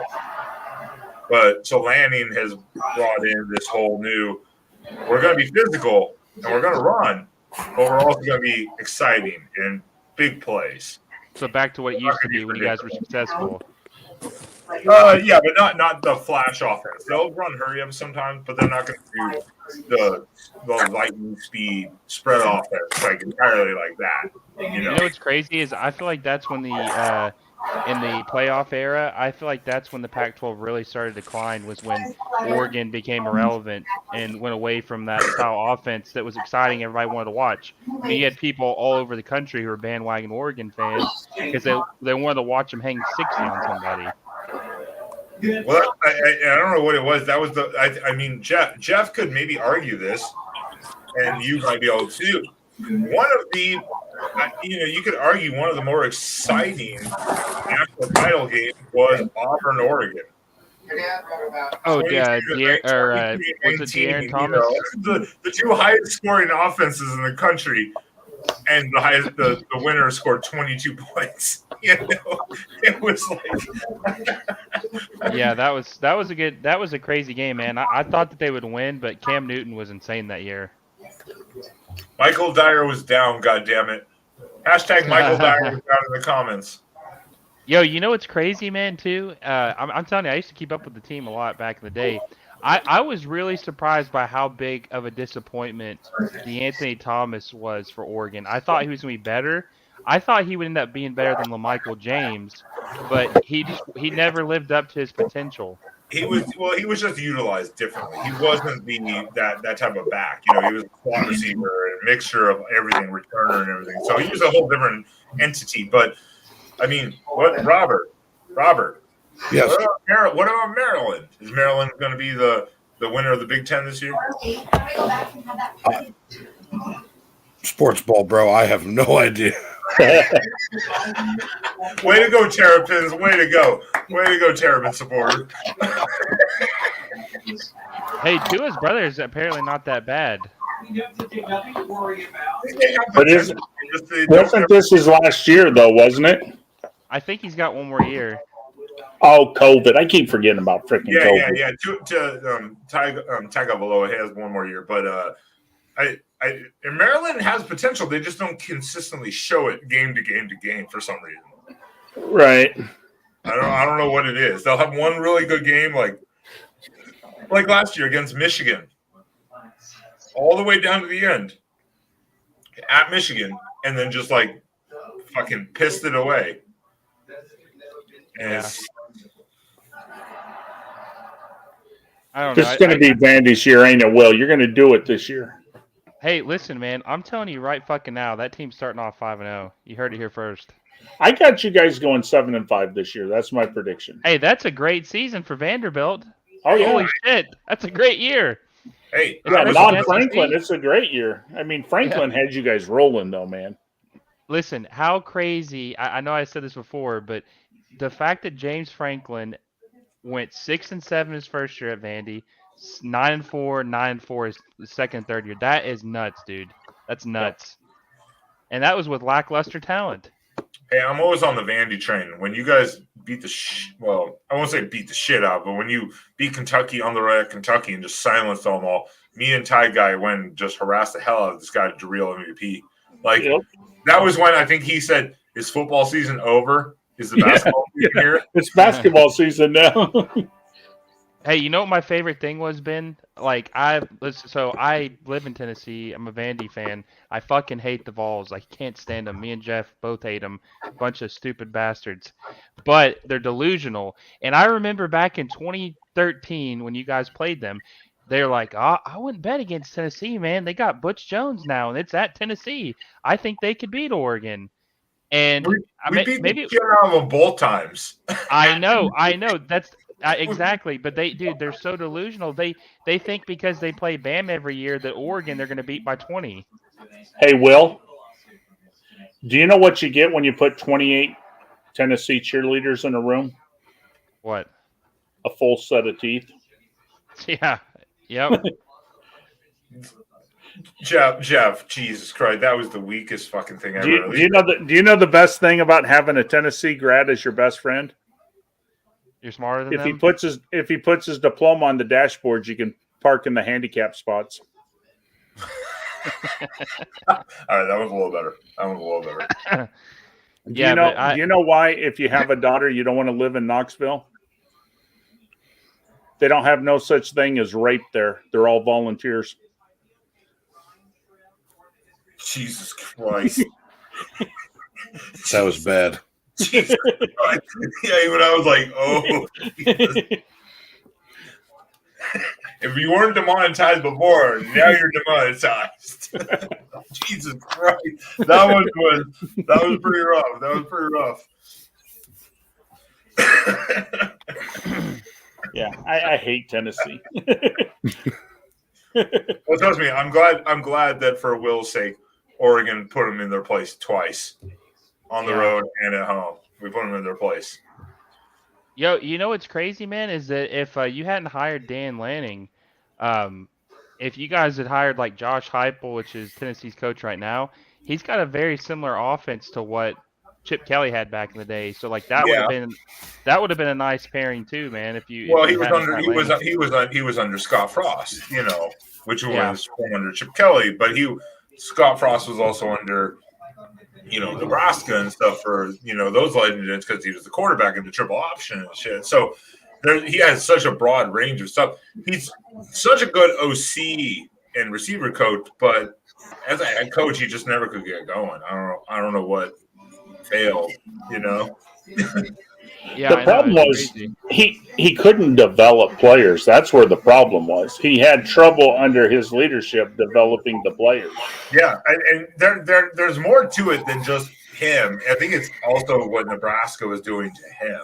In some ways, even though we have all the support, something went wrong because you don't go from taking UCF from 0-12 to like 12-1, 6-7, or 7-6 to 12-0. And then just fall off and not be able to coach a team. There had to be some other. And he took his whole staff. Hey, Ben. What did Mario Cristobal do at Oregon? Well, he won, but we told Miami fans, hey, No. I'm trying to make your case. I'm trying to help you make your case. What was Oregon's record before Mario Cristobal? 7-6. 7-6. And what was his record after Mario Cristobal? 10-3. Yeah. So a Well, he coach was does 10 make a difference. A coach makes a difference there. Mario's final season was 10-4. So I mean, not far off. But Mario destroyed quarterbacks. Justin Herbert. But think about this. Think about that, though, Ben. Cristobal is a lot like Jimbo Fisher. He can recruit the talent. He can make talent better, but he can't develop a quarterback. This is what we told Miami fans. Hey, you're going to get a good coach who has an idea of philosophy, and he can recruit. You're going to get that. That's not even questionable. But then you look at Oregon, and you look at Justin Herbert, and then even look at Anthony Brown, who went to the NFL draft, didn't get selected, but then went to the Ravens practice squad after he got cut and released. But in preseason, he was dropping 40-yard back shoulder dimes to receivers in preseason. And we were like, are you fucking kidding us? This again? Watching another quarterback go through Oregon and not be utilized. And then what do? He went to Miami and destroyed 2 quarterbacks. Yep. Van Dyke and Garcia. Destroyed them. I think Cristobal's a great coach. I wanted to come in because I heard I got a text message that said y'all said something about the way that I was saying that TCU made the playoffs was really good thing for Big 12 when y'all were. Joe, you heard Tag Guy's Tennessee rape joke. That's why. Oh God, tell me what it was.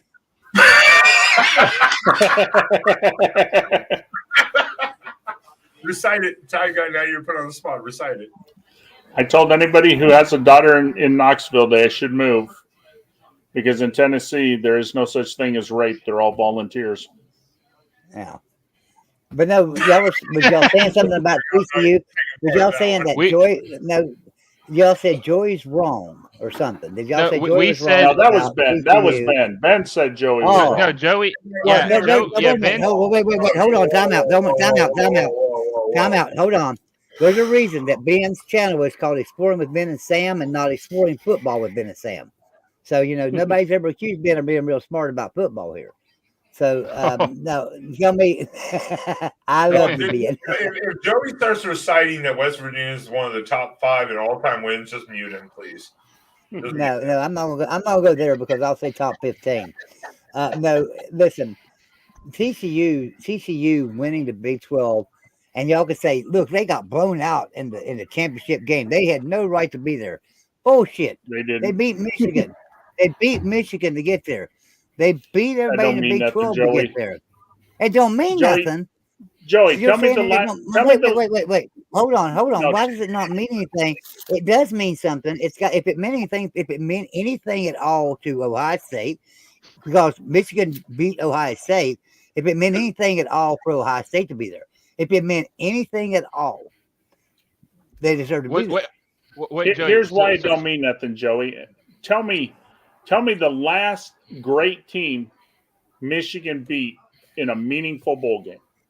And tell me the year. Go back and I don't give a shit. They were Big Ten champions, and according to you, SEC and Big Ten rule the fucking world, right? So I'm just trying to say. No. Let's go back. According to me, the Big Ten rules the world because of market sizes and academics. I never said product.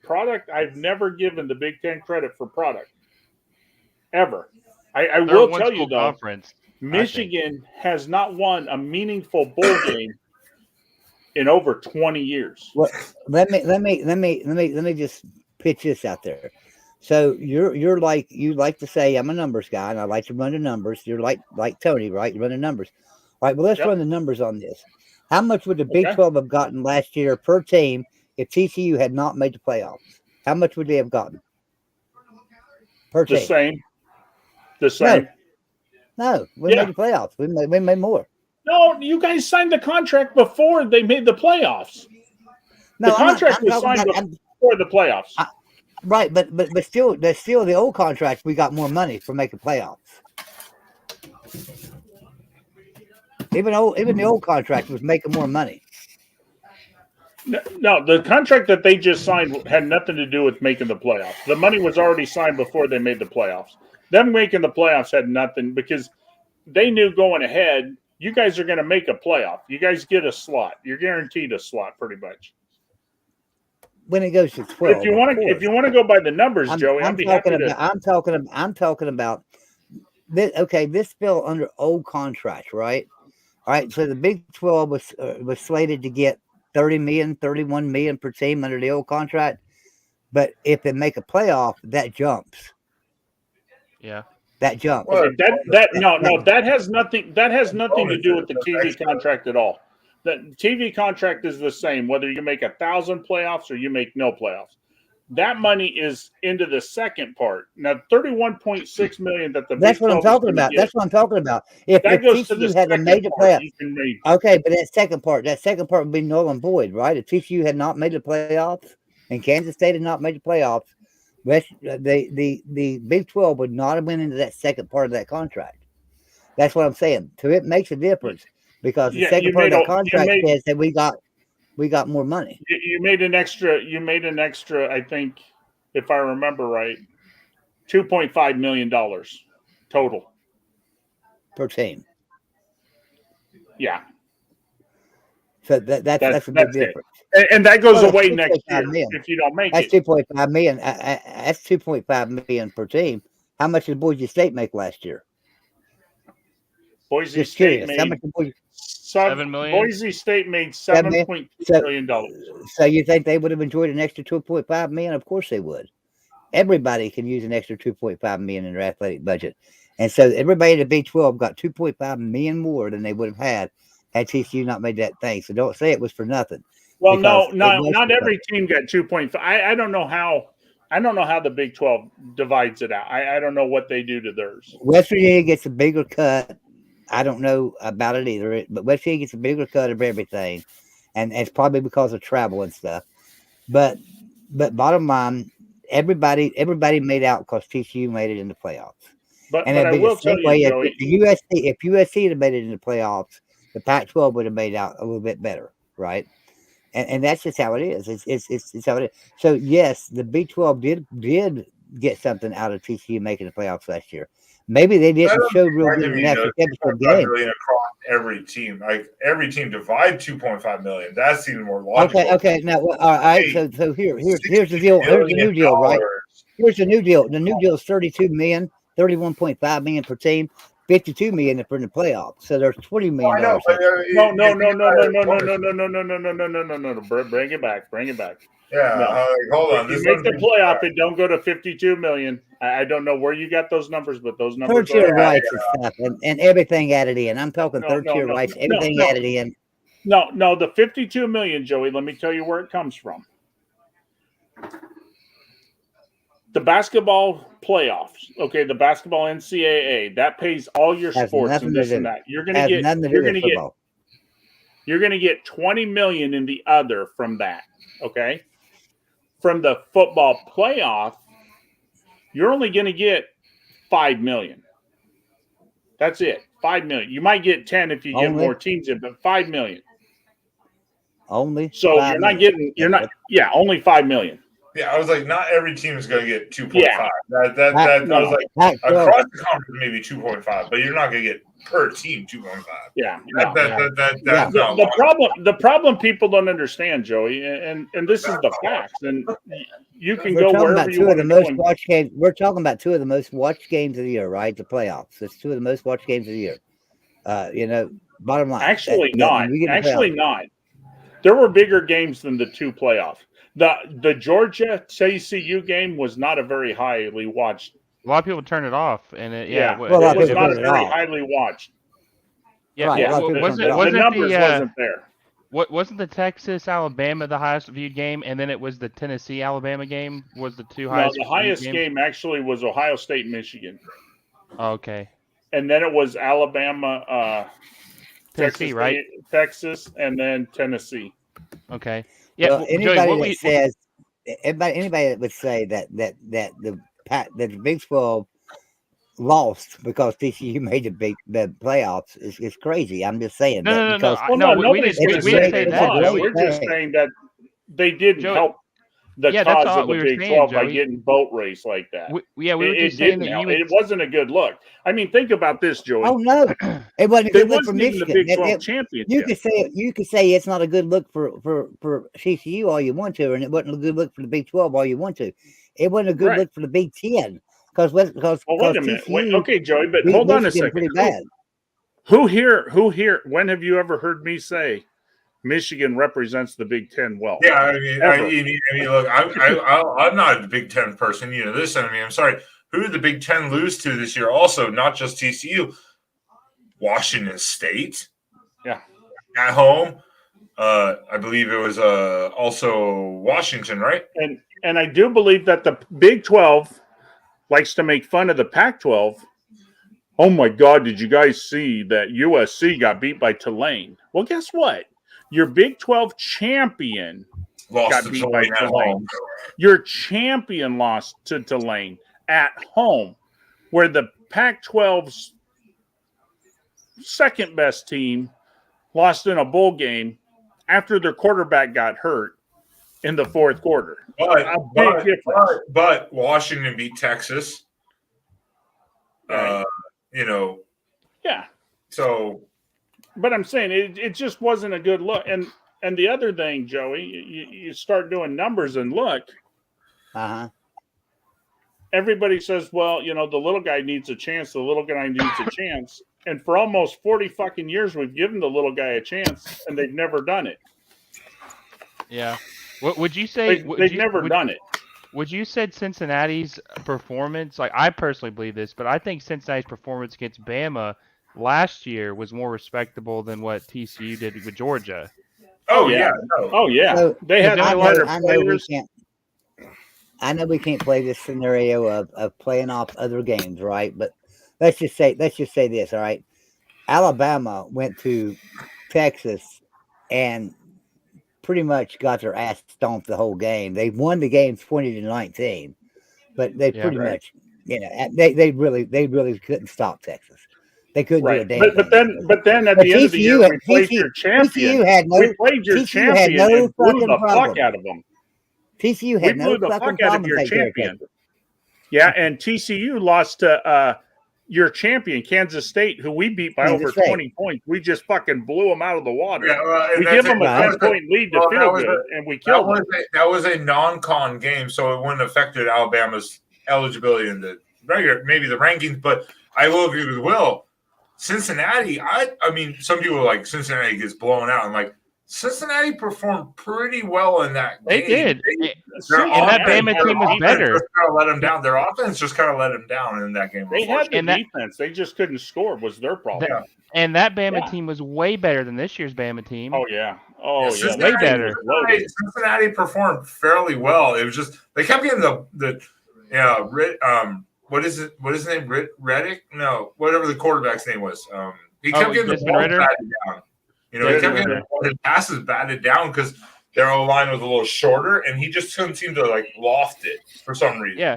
Well, so a team from the G5 in Cincinnati to only lose to Bama by 21 points in their first playoff appearance ever was very. I mean, you know, there's no moral wins or anything, but I think that was impressive because a lot of people thought they were going to lose by probably like 5 touchdowns. But, you know, I mean, fuck, you know, TCU lost by 56. Yeah. Yeah. Well, I will say, I think at some point in the, whenever it was, like mid-fourth quarter, especially at that point, Kirby Smart put in his backups, and he said, I don't care, score points. TCU at that point was like, can this game be over now? But let me tell you something. Let me tell you guys something real quick, though, to reiterate my point. Everybody's going to talk about little teams and this and that, but from 1985 on,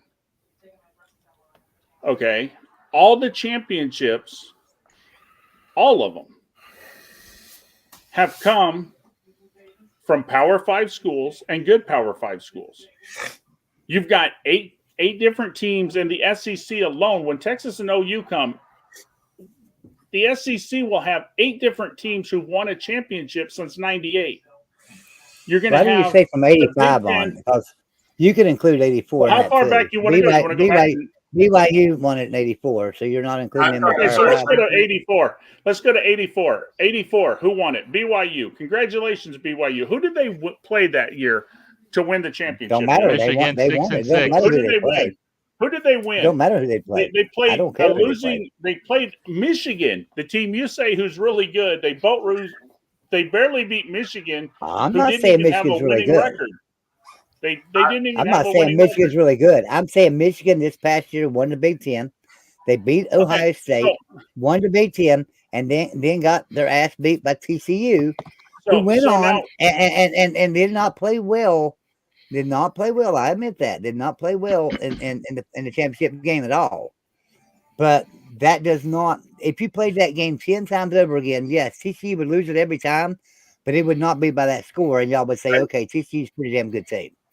Well, Twisted Rooster, let me explain this to you. Twisted Rooster, Miami is just as small as TCU, so I don't understand why y'all say small teams can't win.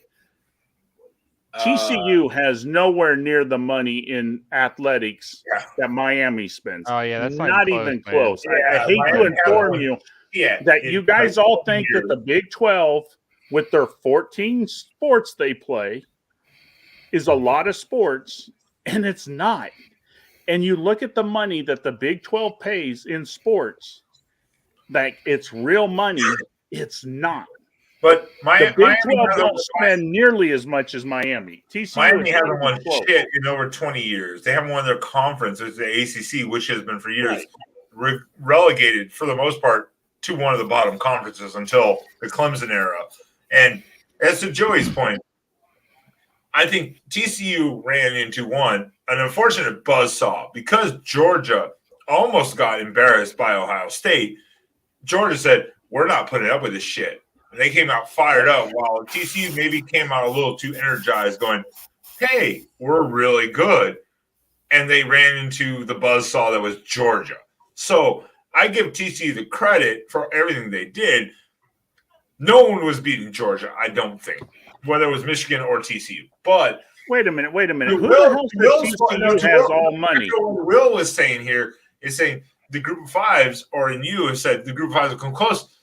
I can think of 3 group of 5 teams that probably could have come close potentially to maybe breaking the barrier of winning a national title in the last, say, 15 years. 07 Boise State potentially could have been one. A really good team. Obviously, it took down Oklahoma in, of course, the most memorable fashion. I believe it was 2010 TCU.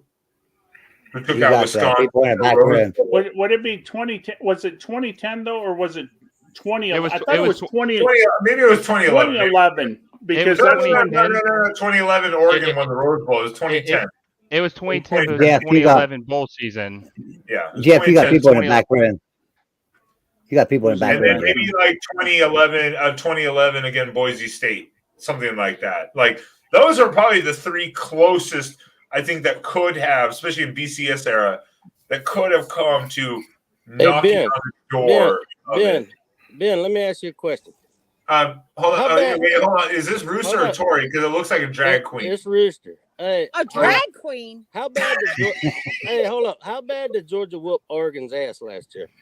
You gonna talk about TCU? No. You gonna sit here and talk about you're saying about TCU toting that ass whooping from Georgia. But how bad did Georgia spank Oregon? Not as bad as they beat. Not as bad as they beat. I don't know where. It was just as damn bad. 55 to what the hell did Oregon have? 6 it was 40. It was 49-3, I believe. But I don't know why you're bringing this up because I never said anything about Oregon. I just said no. But you're saying the smaller teams don't. Hold on a minute. Wait a minute. Rooster. This is why the score in the TCU game on our skunk ape hunt because he's. Hold on a minute, Ben. The score in the game was 65-7. I understand what you're saying, Ty Guy. That's 58 points. Okay, but how big? How much more money does Oregon have than TCU?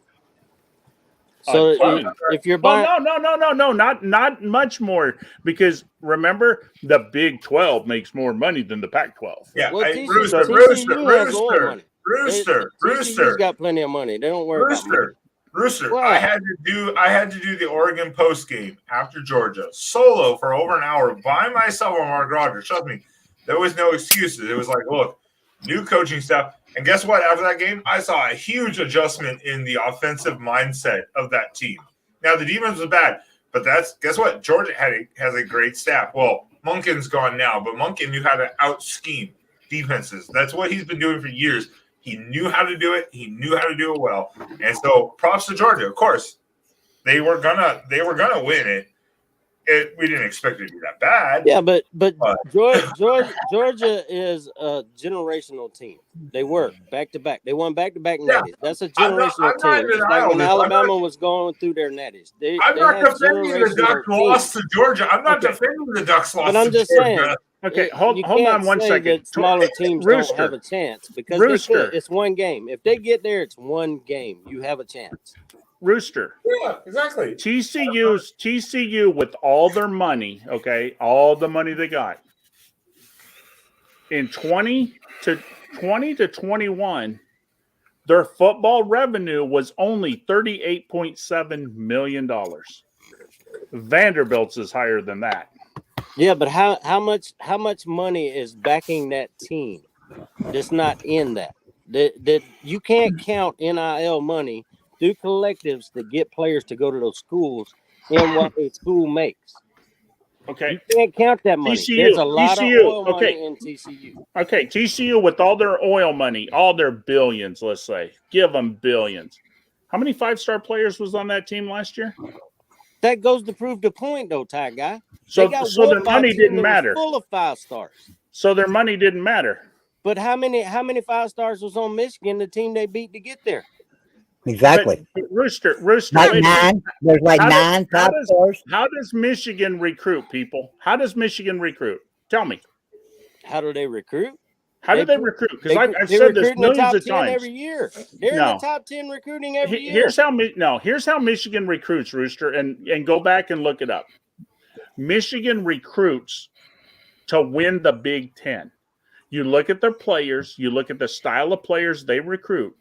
They recruit to win the Big Ten. That's why they've never been good in bowl games. Go back and look at their bowl games. Okay, so are you saying the same thing about Ohio State? They only recruit to win the Big Ten because they ain't won a natty? No. Here's the thing. No, there's a different. You look at Michigan. You look at Ohio State. They're totally different teams. Ohio State recruits 4- and 5-star players. They recruit to win a natty. Unlike Michigan recruits to win the Big Ten, and that's the difference. Michigan has yet to win a meaningful bowl game in the last 20 years. Ohio State has not only won meaningful bowl games, they've won playoff games, they've won national championship in the BCS, and they won a national championship in the playoff. They recruit how many football players, Ty Guy, how many football players do I need to bring on here to tell you that the stars don't fucking matter? I'm serious. They don't. They don't make a difference. A 3-star player is as good as a 5-star player. It's just good and how good they get developed. And your teams with the 3 stars have won how many national championships without 5 stars on the team? When's the last team that didn't have a 5-star player win a national championship? Let's go back to that because it don't mean nothing. So Notre Dame, 1988. Tell me a 5-star player they had. We're going back. Name one. Back. Well, I can't name one in 1988 because they didn't have stars. Exactly. But you want to go with the number rating they did? Do you want to do with the numbers that they did back then? Because they did do a rating system back to 100. Well, hold up, Ty Guy. Let me ask this question and to go with what you're just saying. How many national championships have been won with less than 5-star fucking players on the team? The last national championship team that had less than 5 stars. Yeah. Well, give me a second. That would have been. Wikipedia will help you. I'm not using Wikipedia. Sorry, you be quiet over there. You shut your face. Guys, this has been fun, but I'm going to bow out. Hey, Robert, you're still on for Wednesday, right? And tomorrow? Yes, sir. All right. Wednesday's Jeopardy, tomorrow's trivia. Yes. I'll see you tomorrow. Good night, Robert. Yes, sir. Good night, Robert.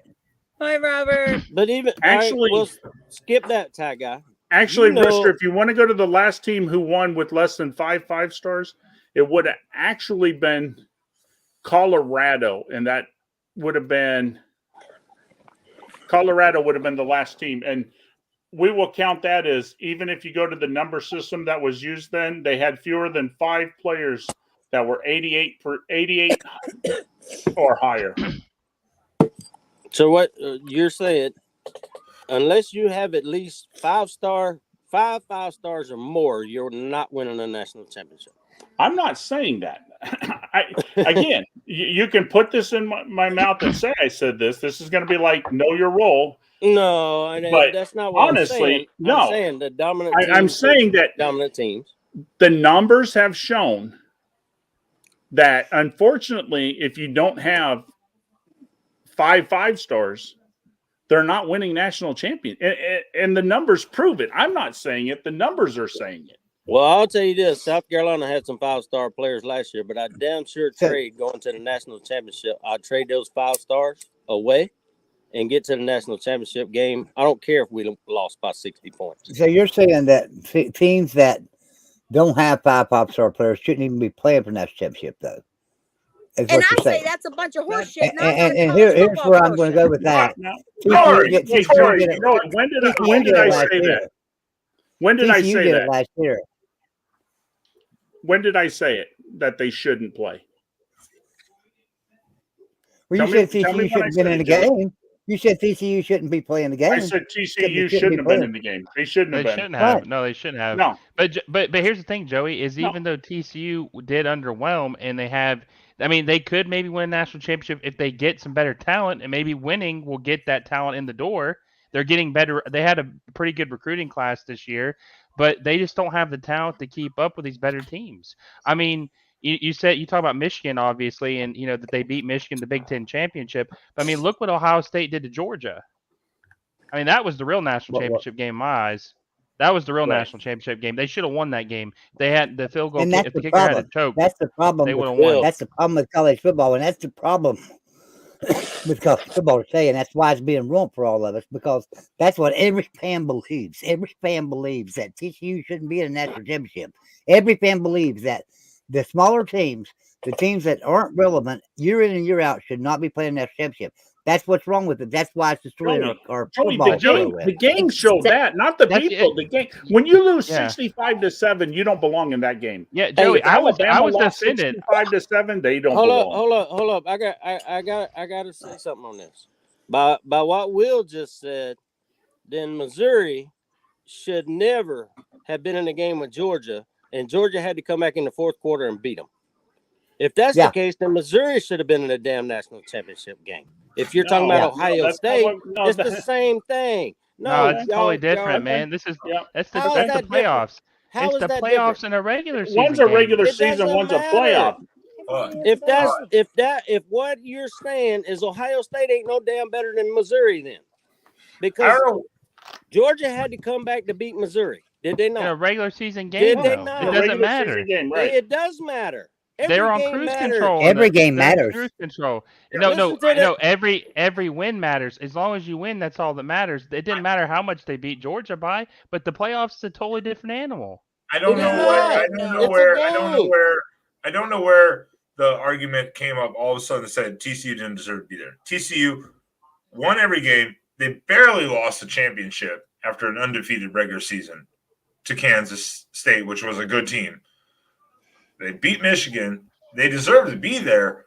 The outcome was just not what people expected. So exactly, you still can't discredit TCU for what they fucking did.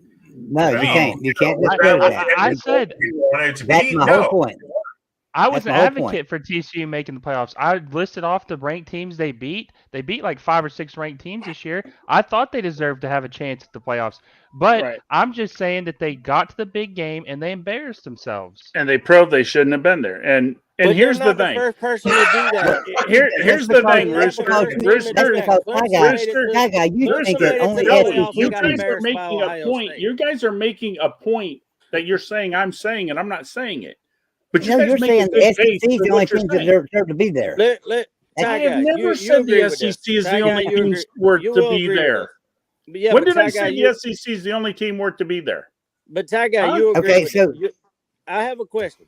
Did Clemson not make it to the playoffs and got freaking embarrassed by Ohio State? Yeah. The Clemson damn Tigers, who had won 2 national championships, did they get embarrassed by Ohio State? Yeah. Yes, they did. what happened to Clemson? What happened to You can't Clemson say in just because 2012? TCU, the lights were too bright for them, and they got ran over by a damn freight train of Georgia, who had 25-star athletes who ran over everybody if they wanted to. And Alabama got ran over by Clemson one year in the playoffs. I mean, it Exactly. happened. I mean, you Hey, just Ty don't. Guy, let me ask you a question, Ty Guy. You like these 5-star players.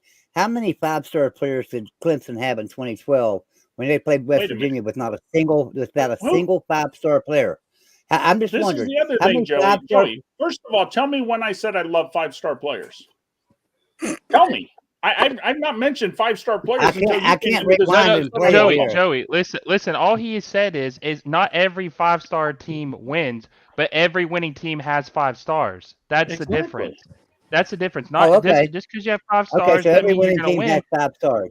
That's true. Okay, so That's true in and that's- football. how many That's true. 5-star? That's true. How many 5-star athletes did West Virginia have when they beat the mortal shit out of Clemson in 2012? Okay, when Clemson wait. was loaded Time with out. 5-star talent? Joey, National championship, Joey, though. wait a minute. You wasn't playing for a national championship, though. No, we were playing. No, we were playing. We were playing I'm Big teasing, East. Joey. We were Joey, I'm playing Big teasing. East I'm versus teasing. ACC. I know it was a Big East champion versus but yeah. ACC champion. It wasn't the national championship, but it was two very, very, very good teams, right? Two of the best teams in the country that year playing in the Orange Bowl, right? And we absolutely destroyed them. And they were full of 5-star and 4-star talent.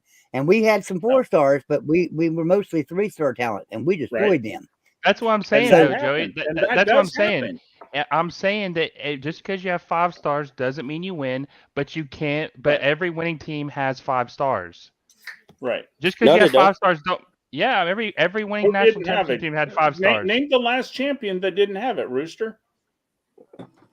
Every championship team in the modern recruiting era where you can keep up with it, every winning team has had a 5-star recruit on the had roster. 5 stars. Who Okay, was the so last- if a team won and they only have one 5-star player on the team, you're counting that. I don't think a winning team only had Well, one no, 5-star. no, Rooster. But even Rooster, still. you said this was you, not me. You said the last team with 5 stars, and I went back and telling you it's been a while on 5 stars. No, And again, I don't asked the care how question. many stars you are, and all 5 stars are not created equal. Exactly. Just because Yeah, you're there's a lot of 5-star, busts. If you're not Yeah. just because you're a 5-star, if you're not in built up, in the it don't theory matter. of the way y'all are talking, a small team should never beat a big team. No team that doesn't have a No, 5-star I never said that player either. should No, never I beat a like team that. with 5-star Nobody players. No, listen you're to me. saying I'm not saying I No. never said that couldn't happen. I think a small Yes. team could. I'm just saying it's really hard and it's not likely. But I'm not saying it can't happen. Yeah, and they Rooster, should have a Rooster, chance. Louisiana Monroe beat Alabama in 2007. Hey, Okay, I never App said State- that didn't App happen. State I've never beat, said it Texas can't A&M happen. last year. Middle Tennessee State beat Miami. Exactly. I mean, there's been I'm plenty telling you, little teams can win, but the problem Tulane is beat USC. in almost 40 years, no little team has won a national championship, and they've had a chance to play, and they just haven't done it. I'm not saying it's right. I'm not saying it's wrong or indifferent. I'm just stating to you a fact that is a fact. All right, here's your so-called 5-star athletes. Okay, here's your 5-star athletes right here. Look at this.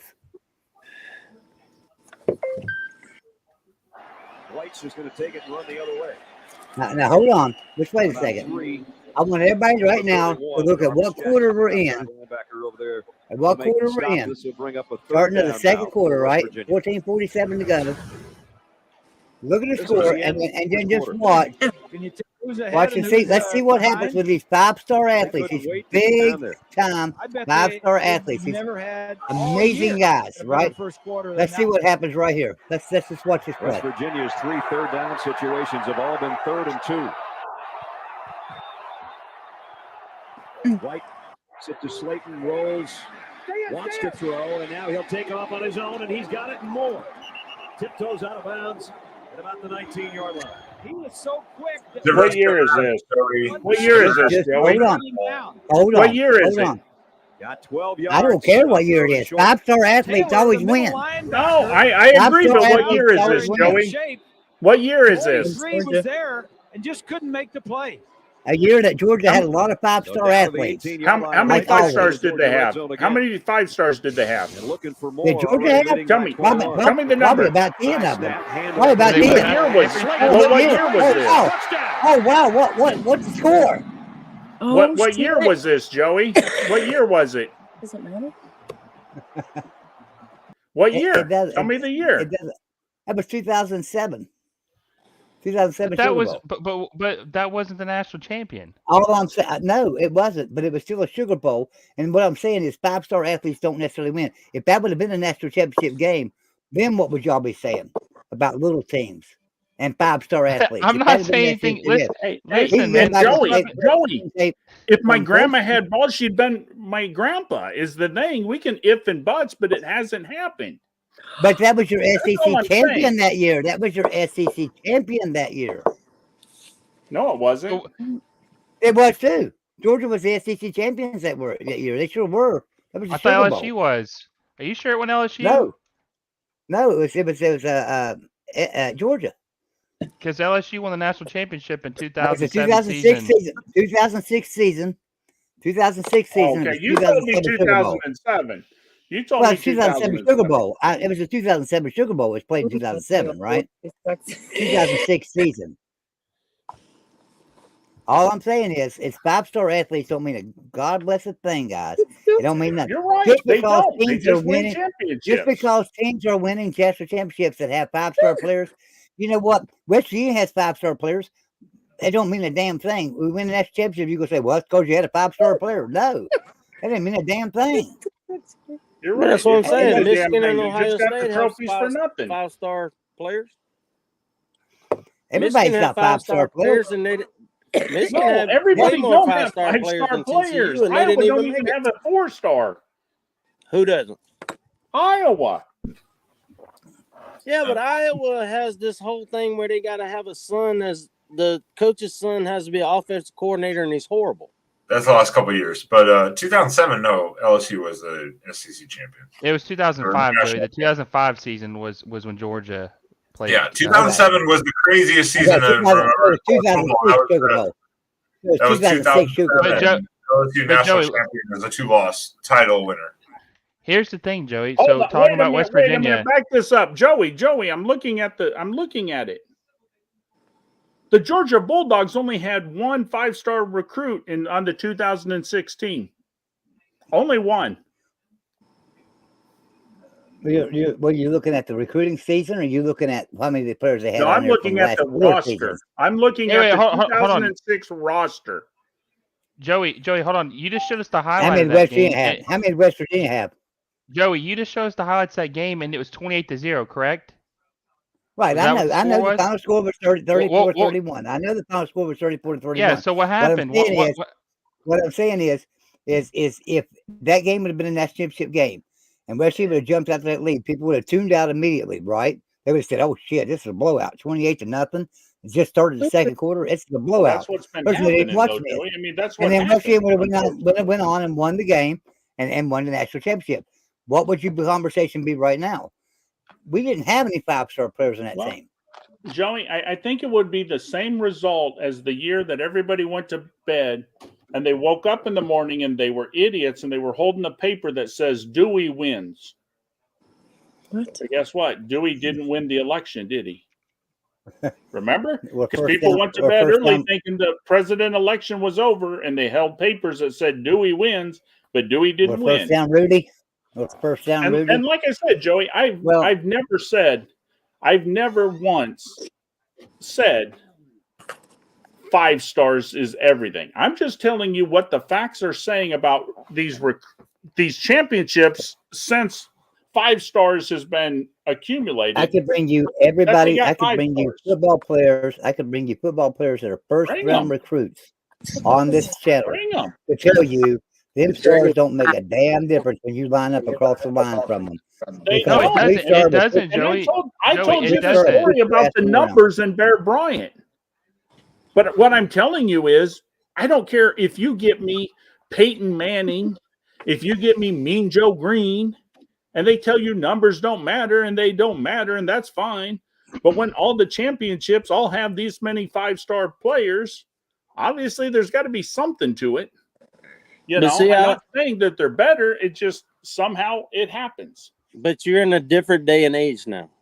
The 5-star player is not as important with this transfer portal now and bringing in players with experience. And you saw it in the basketball tournament. Wait a minute, wait a minute, wait a minute. That's a lot different. How does the transfer portal? Doesn't the transfer portal mean that a 5-star will go somewhere else and play? It does, yeah, exactly. And so that 5-star is going somewhere else to play, and what? Helping them win? Yeah, but after your first year, you're not a 5-star anymore. Your freshman year is the only year you're a 5-star football player. They got transfer grades now where you can be a 5-star transfer player. But the fact is, man, is it doesn't matter. Like their evidence shows, even if you don't think it matters, a team has never won a national championship without a 5-star. I'm not saying that means you're going to win because you got to have good coaches too. But you can't win. Can't lose. You can't. And maybe, West Virginia, say that they did win that national championship in 07 or 08, whenever the hell they lost to Pitt. Maybe their brand would have been better, Joey, and maybe they could have recruited some 5-stars, and then they would be a powerhouse. I mean, you got to win to be able to recruit 5-stars. We've recruited several 5-stars since then. That's not the problem. The problem is coaching, guys. Because 5-stars don't both make of a it team. matters. I'm gonna tell you right now, Both in matters. 2009, wait. In 2009, West Virginia had the number 9 recruiting class in the nation. The number 9 recruiting class in the nation. We recruited 3 5-star players and like 8 4-star players in 2009. We were unreal. We were great. Where did that leave us? It led us nowhere. It didn't get us anywhere. Anywhere that the 3-star players didn't get us. If 5-star players won bowl games, Texas A&M would have been a national champions last year, hands down. And they didn't even make a damn bowl game. And Joey, because of coaching, Joey, just so you know, though, that 2006 game you showed me, Georgia that year's conference record was 4-4. Overall, they were 9-4. They finished 3rd that year in the East and didn't even play in the SEC championship. So 2006, they wasn't the champion. 2005 season. In the 2006, that's what Mike Will and I talked about. It was 2005. Oh, season. you said 2006. I'm sorry. It was a 2006 Sugar Bowl. bowl game, but it was a 2005 season. But here's another thing too. It's like, obviously recruiting does matter to a certain extent, because look at Ohio State. Why are they still good after they lost their Hall of Fame coach 4 or 5 years ago? Why are they still good? You think it's because Ryan Day? What do y'all think would have happened if Ohio State had beat Georgia? If Ohio State had beat Georgia, what would have happened in the national championship game between Ohio State and TCU? I think Ohio State would have beat the brakes off of TCU also, but I don't know if it would have been. I don't know if it would have been 58, because Ohio State plays down to their talent. Yeah. Ohio State has this thing where they play to their opponent. If their opponent's not good, they play to them. If they're really good, they play up. So I think they probably would have won by maybe 3 or 4 touchdowns. Honestly. So what you're saying is Ohio State don't like to play the SEC because they have a terrible record against the SEC, right? Is that what you're saying? I have to run to the bathroom. I got to run to the bathroom. I'll be right back, guys. They got the talent to match up with the SEC. They have SEC talent. They have SEC talent. They got speed. They got size. The problem is, Rooster, is honestly, go back and look at Michigan. Look at Michigan the last 15 years. They, honest to God, they recruit to win the Big Ten. That's why they have such terrible records in the Rose Bowl. They also have Jim Harbaugh, who coaches to lose against great teams. Yeah. Yeah. I mean, he's kind of like, well, except for the last 2 years with Ohio State that he's won. I mean, he's kind of like Franklin, up in Penn State. He has trouble at Michigan with the big game. Now, I'll give him – well, look at him at San Francisco was kind of the same way. He could make it to the championship game or the Super Bowl and lose. Well, Mark Richt did the same thing at Georgia. At Stanford Rick's problem is he could get the recruits, and he got good recruits, and he could win. But he had trouble in big games, kind of like Jimbo Fisher. Jimbo Fisher had that one one year that he had a quarterback that he didn't train, he didn't develop. No, and he that won was it all. Bobby Bowden. Let me ask you this. I just looked it up. So how many 5-star recruits? This is the 2022 season. I just looked up every playoff team. How many 5-star recruits do you think Ohio State had in 2022 on the roster? 6. How many? I would say they'd have. I said they had at least 5. The Ohio State. So you think they had 5? Yeah, I think they had 16. I don't know. They had 16. They had 14 5-star players on their roster. How many do you think Michigan had? 7. Yeah, somewhere probably that. Michigan had 3 on their team in 2022. How many do you think Georgia had? Oh hell, 8 or 9. No, I would say 21 or 22. Yeah, I'd say Georgia's in the 20s. Georgia had 15. They had one more than Ohio State. Oh wow, that would have surprised me. Georgia had 15. Ohio State had 14. Michigan had 3. TCU had none. Right.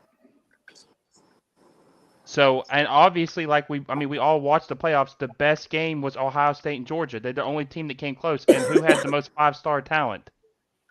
Well, Which team had the most talent? And yeah, Will, but think about this. But Will, And- and what the opposite of what you're saying is Michigan had 3 5-stars and they beat 16 5-stars on Ohio State in the regular season. Yeah. Yeah, they did. I mean, they did. Okay, you're defeating your argument here. Okay, but what did they do against the national champion? It doesn't matter. They lost to Michigan. They didn't play who each only other? Had 3. They didn't play each other, though? Then lost to TCU, who had none. So is the Big Ten championship crown the national championship, or is it the playoffs? Well, Because first and foremost, Ohio Rooster, State wasn't the Big Ten Rooster, champion, and if it hadn't been Rooster. for South Carolina, Ohio State would have never made the damn Rooster, playoff. Okay, hold on a minute though, Rooster. Now you're ruining your argument, Rooster, because TCU wasn't the Big 12 champion. Exactly.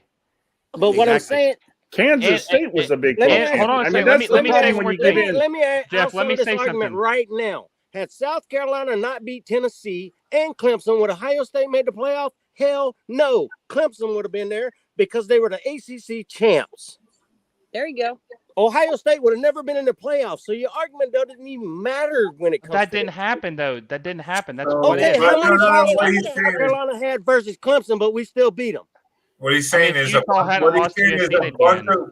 What he's saying is a bunch 16 of 5-stars would have been setting their ass at home during the playoffs for Ohio State had it not been from a shitty team from South Carolina who had 2 5-stars on their team.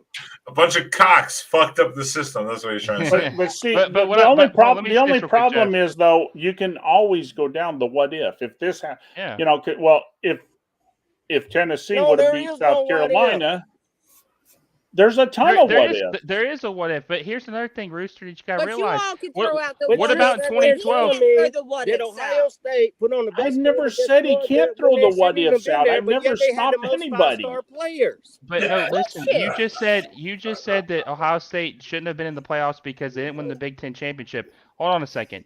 If I remember correctly, didn't LSU beat Alabama in the SEC championship in 2012 and then went and lost the national championship to Alabama? No. I'm That sorry, was no, they lost the 20 regular season. that They was lost the regular 2011. season. That was a That's right, they regular lost the regular season. season. Yep. Okay, but didn't Georgia beat Alabama in the SEC championship and then Alabama No, beat them in the what national I'm championship? saying is, No, OSU, we didn't Ohio play that State year did in not the win SEC Big Ten, championship. right?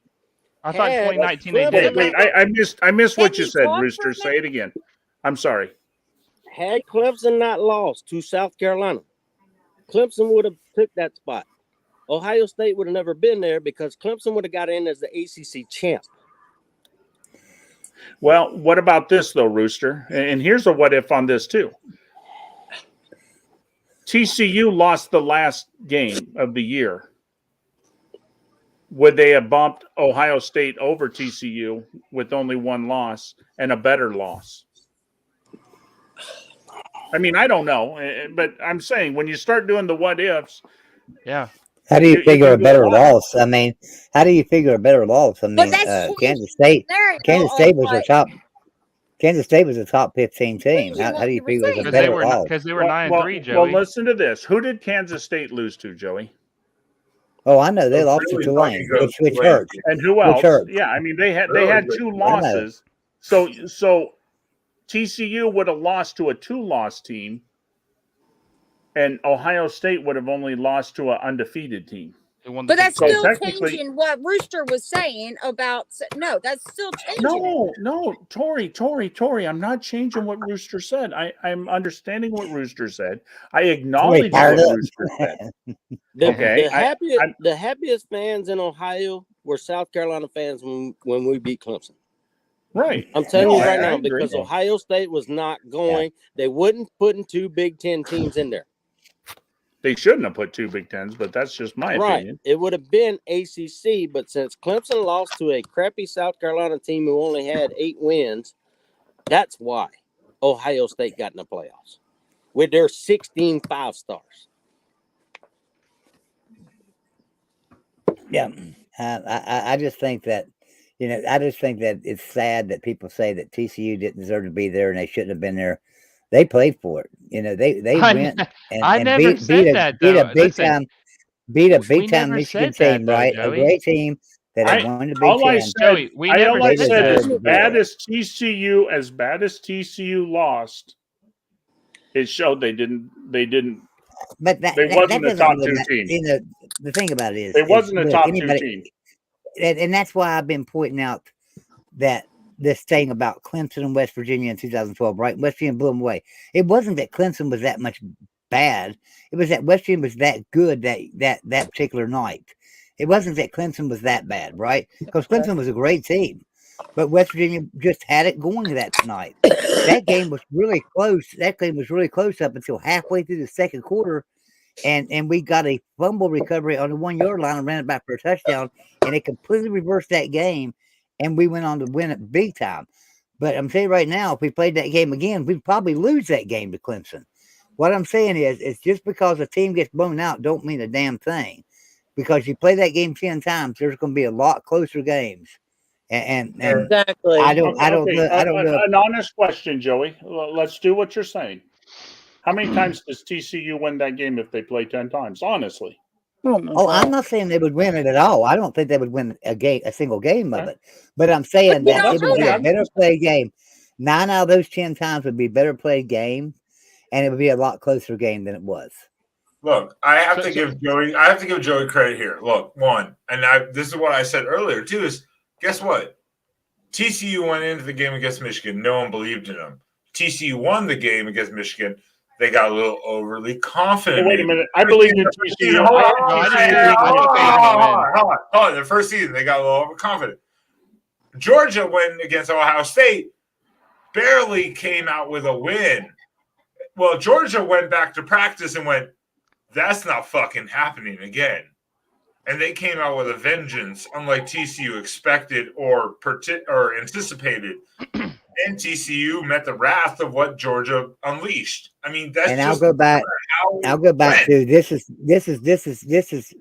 is all proven stuff from games in the past, right? And I'm serious. This ain't coming from Joey Foster. This is coming from Pat McAfee, all right? Pat McAfee against that game against Georgia that I showed a while ago. He said all the Georgia players thought they had us beat. They were out there. They were on the town. They thought it was going to be an easy game. There'd be no problem whatsoever. And they came in and got their ass kicked.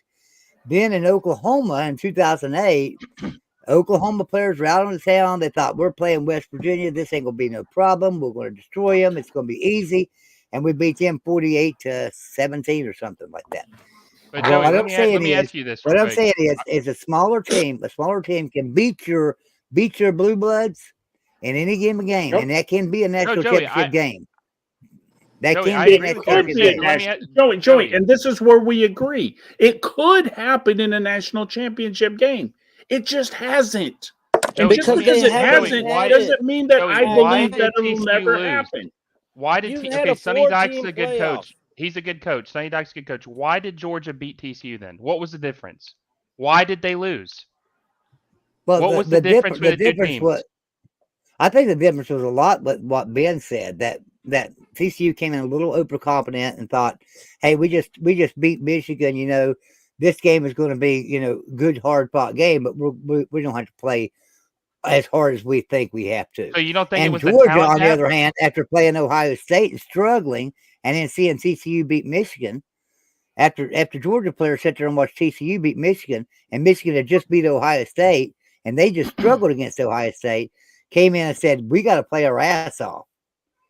Where TCU thought it would be a cakewalk, and they didn't. It wasn't the talent gap. No, I don't believe in. I don't believe in that talent gap. I really don't. I don't believe in that talent gap. Let me tell you what. If there was a talent gap, there's no friggin' way in hell that Liberty beats Arkansas this past year. There's no way in hell that Appalachian State beats Texas A&M this past year. You can't talk about talent gap with me. The sun shines on a dog's ass every now and then. I mean, that's upsets happen. That doesn't mean a team's better. You just say, I mean, yeah, you never heard that? The sun shines on a dog's Yeah. ass every now and then. Dog's ass every now and then. All the terms. Okay, I agree. I don't like it. I agree. I agree with you on one. I agree with you on that. But let me ask you a question: Who's a better football brand, and who's a better football power? All right, just in general over the last 30, 40 years, who's a better football brand and better football power? TCU or West Virginia? West Virginia. Okay, so West Virginia got beat by TCU this year in Morgantown, and it was in overtime. We lost though, right? So, are you saying that TCU's a better program, and there's no way that they could ever beat TCU? West Virginia could ever beat TCU because TCU beat us this year. No, I think what I'm saying is, you're saying that even the sun shines up a dog's ass. Are you saying the sun shines up TCU's ass that day, and they came into Morgantown and beat West Virginia? I mean, they were the better team. They were the better team. They were the better team. Bottom line, and that's so all you're I'm saying. saying. So hold on a second. So Joey, so you're saying that good teams can't have bad days? No, I'm saying that good teams shouldn't have bad days. So if they're a good team, they shouldn't have bad days. Here's what I'm saying: bad teams can have great days, right? Bad teams can have great days, and even good teams. All right, and good teams can have great days, and good teams can have bad days, right? And that's what happened to Georgia TCU. A good team had a great day, and a good team had a bad day, and when them two came together, that's all that happened. Is that Georgia had a great day. And everything fell their way, and TCU did not have that happen. I don't think that TCU should have lost by 58. I don't think the talent was that bad, or that the talent gap was that wide. But I'm just saying that I don't think anybody thought TCU was going to beat Georgia. I think even on a good day, they probably still lost by 4 touchdowns. I had them. I had them losing by 17. I had TCU losing the game by 17. That's where I had them. I did not think TCU. I still to this day do not believe TCU is a better team than Georgia. I don't know. I wouldn't even go as far as saying that. Whoops, he dropped out. I wouldn't even go as far as saying that TCU absolutely deserved to be in that game. I'm not even saying that would happen. But at the same time, what I will say is they played their way there. They won the games they were supposed to win to get there. So you can't take it away from them. No, but there is a major Joey, talent. they've done this in the past. They really wasn't the second best team in the land, and usually they get jumped. If you look historically, and you know this as well as anybody, that when Miami upset Nebraska in the Orange Bowl. Was it 84 or 85? Nebraska was the number one team. It was 85. Nebraska was the number one team. And when they lost, they didn't go to number 2. They fell down to number 4. And all I'm saying is, realistically, and I don't like the team, with the way the playoffs went, the way the final games went, I truly believe Ohio State was a better team than TCU and should have been second. That's all I'm saying. I'm not arguing that point at all. I'm only arguing the fact that I don't have a problem that TCU played. I hate because TCU. of the way the season ended. I don't have a problem that TCU played, and I've told you this in the beginning because people asked me, and I told them I don't have a problem with TCU. The problem was the way they played in the championship game. It showed really that they really wasn't ready. They didn't belong. They got mauled. And I said the whole time, and you know this as well as me, because John will come on here, Dustin, who hides now and don't come around, and Michigan Ben will tell you, have I ever had anything good to say about a Michigan team in the bowls or the playoffs, Joey? I've always told you the record's not there. Now They're not a good team. I'm gonna go on to a more important thing here, because I don't know if anybody else has noticed this, but Ty Guy, your arm looks like it's swollen. Are you all right? Because your arm looks like no, it's I gotta go to the doctor. Yeah, your arm looks pretty swollen to me. Like I go to the doctor on Wednesday. Yep. No, Yep. Well, gotta take care of yourself, man. It'll be addressed in the surgery. Okay, take care of yourself. No, I got to have a couple surgeries. Because listen, I can get on here and argue with you guys tooth and nail, but I still love you. And just take care of yourself. Oh, all right? same here. Oh yeah, no, I mean I don't care. You guys come on, and I don't care. You know me, I love fucking arguing. Well, I mean, look at Rooster. They haven't answered my text message that I did not send to them earlier about meeting up in June, because me and Ty Guy already settled for July. So now you guys are stuck with June because you didn't respond to the text message. No, I did not send you. We took this whole week off, so guess what? Nope. No. Then we're going to go by ourselves, maybe with Joey or even Ty Guy. So no, Joey's so sorry about your luck. You're all by yourself. Joey's going to Hi, Thailand. bitch. Joey's going on. What do they call Bigfoot in Thailand? Call what? We're going to visit Joey in Thailand. Yeah, he's not going to be. You're going to be alone in Thailand then if you go in June, because he won't be there. So. No, see. No, I won't be there until probably August.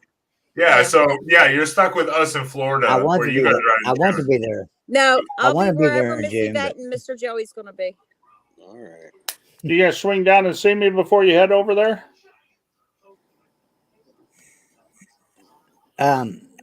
It'll probably be cheaper if you fly that route. Yeah, Connor, I'm going to Pattaya. You're exactly right, man. What the hell? That's where I'm going.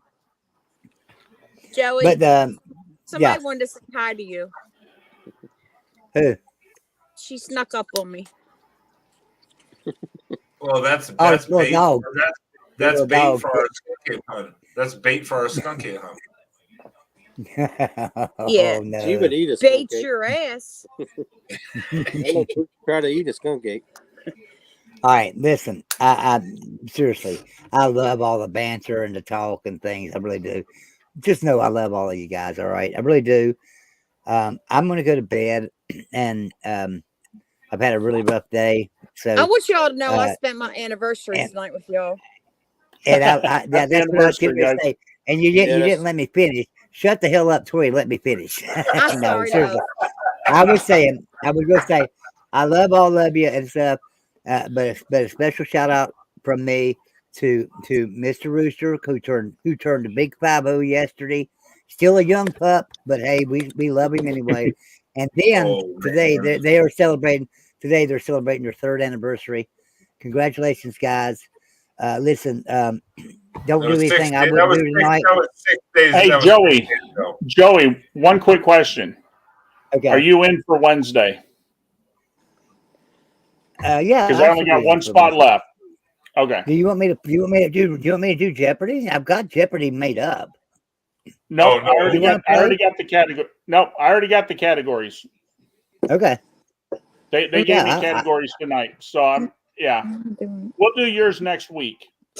That's fine. That's fine. I don't care. I made it up when you were in these poker tournaments and stuff. I made this thing up like Friday or Saturday because you were in these poker tournaments and we never got to play it. And see, Joey, that's why I messaged you this morning. The problem today was my dad had a VA doctor's appointment at like noon. So I was on the road, and then he had another VA appointment at a different VA clinic at 2.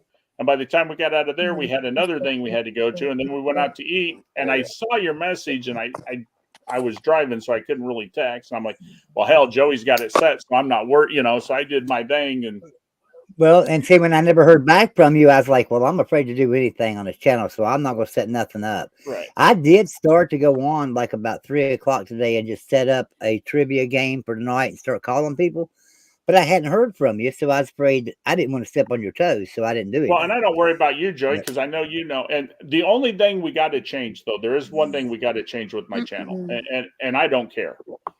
But I don't want to do a trivia or a Jeopardy again, and then talk for a while, and then do music. If we want to do music, let's kick everybody out and restart, because I'm losing my video. They're kicking my videos off. If I do part Jeopardy and then part music, it's kicking my videos. And I don't care. You can do music any night, anytime, but let's don't do a double, because then it kicks mine off for some reason. You know what I mean? Right. And then you're not getting the hour. You're not getting the credit for the hours. Yeah, right. We do 2 hours. We do 2 hours of Jeopardy, and then we do an hour of music, and you don't get credit for any of those hours because they kick it off. I understand that. No, so let's just from now on say, hey guys, we're going to do music trivia. I will send you the link in just a couple minutes, and do it that way. And I don't care, Joey. You know me. I'm here now. I'm doing poker these nights. You want to do regular Jeopardy? You want to get your box of trivia out? You want to do music? I don't care. Yeah, this is more. That's the only thing I say. Let's don't mix music with the others. I agree. I hadn't thought about that. All right, I'm gonna get off here. Hey, Tori. Yes, sir. Tori, I love you, dear. I love you, sweetie. Well, Jeff, we need to get Joey to Iowa for a Thursday night poker game, so I can slap him across the face when I beat him. No, not happening. You know what?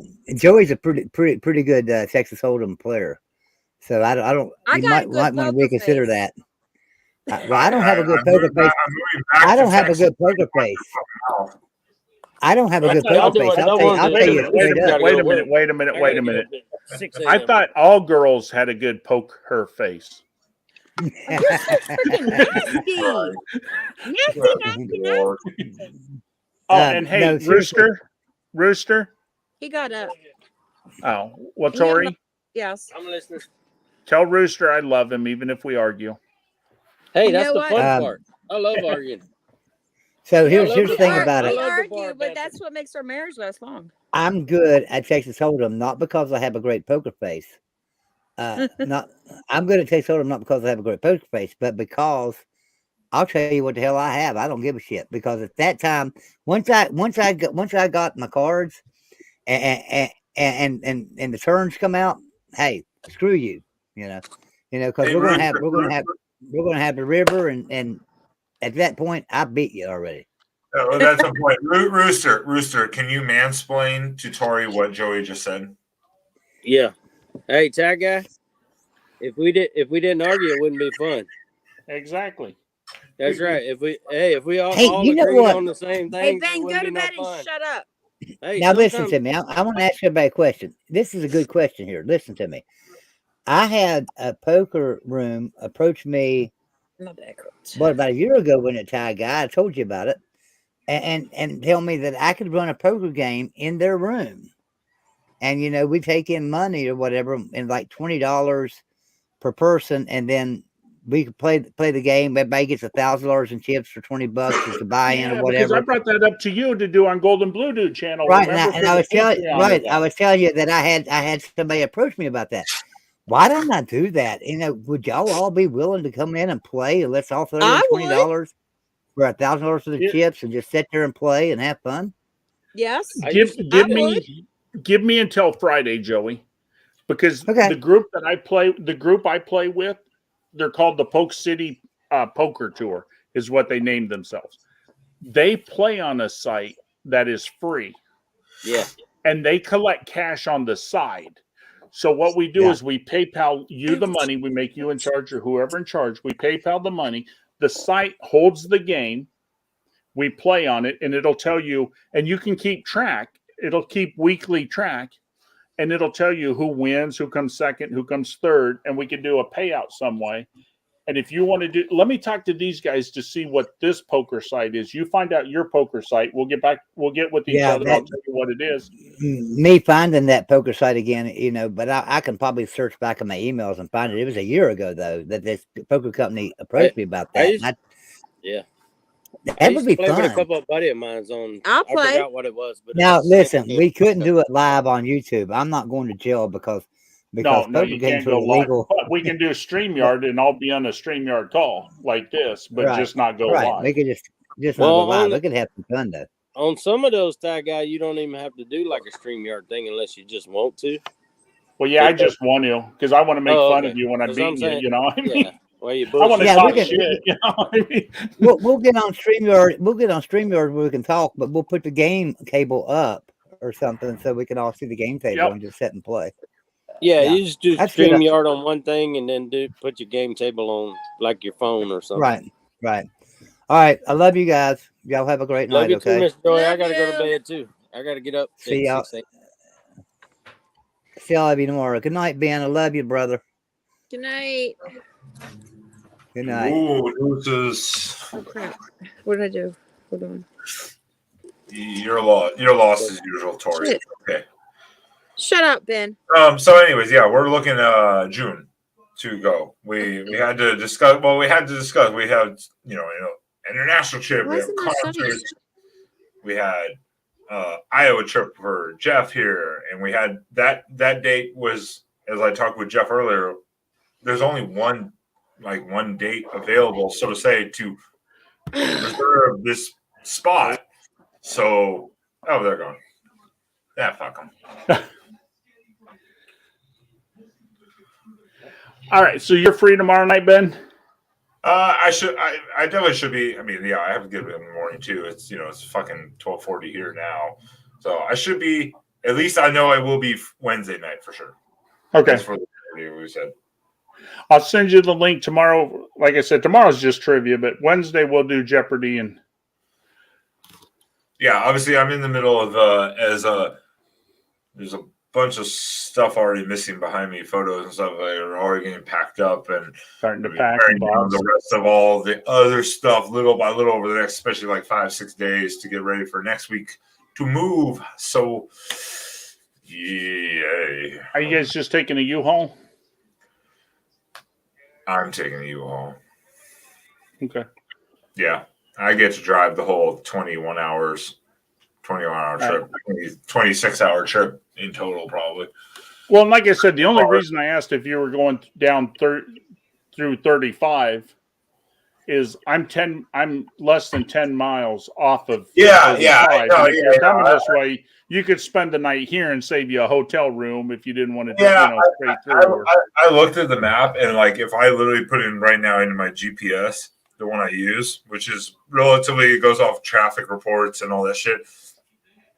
If I put that in right now, I can literally look at it. So if I'm going here and I'm going to go to, let's just say I'm going to go to Sam's house right now where he is now, before we move the night, because I should be there the night before we move. Oh, Jesus Christ, 1,299 miles. Yeah, see, and it's easier for you to go down south because if you come to Iowa, then you're driving east to drive down and go back to the west. I mean. What is this doing? It says it can't find a route. And I'm like, that's the address, you fucking piece of shit GPS. Where is he saying I am right now? If you guys are interested, Ben, my neighbor is selling his house down in Mexico City. You guys come on down and be my neighbor. I'm confused why this won't find me a route to this area. Let me just start putting Spring. Let me just start putting in General City, Spring, Texas. Somewhere in that area. Hold on. That's close enough. 1290 to 1299. It's close enough. Let me see where it'll take me. Because can't find it. What do you mean you can't find a route? Bad internet. It does that once in a while. So let me put here. Let me try this. Total one. I almost spoke my address online. That's not good. No one's watching this late. Anyways, but let me try Google. I don't like Google because it's kind of it doesn't take into account traffic or anything like that. But let me see. When you're driving, it's generally pretty close. Yeah, so mine takes me down not 20. Well, you said 35, right? Yeah, Interstate 35. I don't even see 30. Oh yeah, It's yeah. through Minnesota and Iowa and Oh yeah, Missouri. no, yeah. Mine takes me down. Mine's gonna take me down. Well, the next one's 29, and then it takes me over. It takes me down the next one over, which is 20 or 281, which is probably about an hour and a half from Des Moines, west of that. Even Right. then, and I don't even think I do that one. I think I cut somewhere further west down. Right. Yeah, because like I said, if you wanted to come over to us, you're going to go east and then down, and then you're going to go west. And Yeah. you're probably going about 180 to 200 miles out of the way. Yeah, to go over to 35, I have to go, basically all the way over to Minneapolis, which from here is like 7 hours. See. So by the time I spend 7 hours driving, I'm already past like Sioux Falls, South Dakota. Right. That's I was like, where's 35 on this? I know 35, but I was like, I don't know where that is compared to me. But yeah, no, mine didn't take me that far. But that's why today, not tomorrow, today I'll set up the reservation for the location. Yep. Unnamed location for interviewers. Unnamed. Because I just have to put the deposit down, which is fine, but it's important to reserve it now. Right. Because otherwise we might lose and I'm it. glad it worked out for you. I'm glad the date there works with the date of the cheapest. Well, it seems to work with you. It works with you too. And And it that works was with- yeah. So Yeah, no. So I and mean, then honestly, it's nice that it all kind of worked together. The price is right, and the flight prices work right. Even if we drive, points we know what the flight price compared to gas prices would be, et cetera, and the point is, once we get that result, then we can figure out the other details of where everything is, where we want to be, et cetera. So that's why then I can get with Tori and them and go, okay, June, when do we go here? And 3-4 days, whatever. I mean, yep. So yeah, I gotta get up. I have this thing at I thought it was 11 a.m. today, but they called me earlier yesterday, like at 6 p.m. They're like, oh no, it's 10 a.m. I'm like, you box. All right, everybody, I'm going to get off of here. I'm going to go to bed also. Edward, thank you for coming. Connor Johnson, thank you. Brian VS. And there are two others out there that are not in my chat that I don't know who's out there, but I want to thank everybody for coming. Tomorrow night, we will be doing this again. We're going to start at 9 p.m. Eastern, so come check me out. And if you can, come on in the room and answer a few questions. Bye, Connor. Night, guys.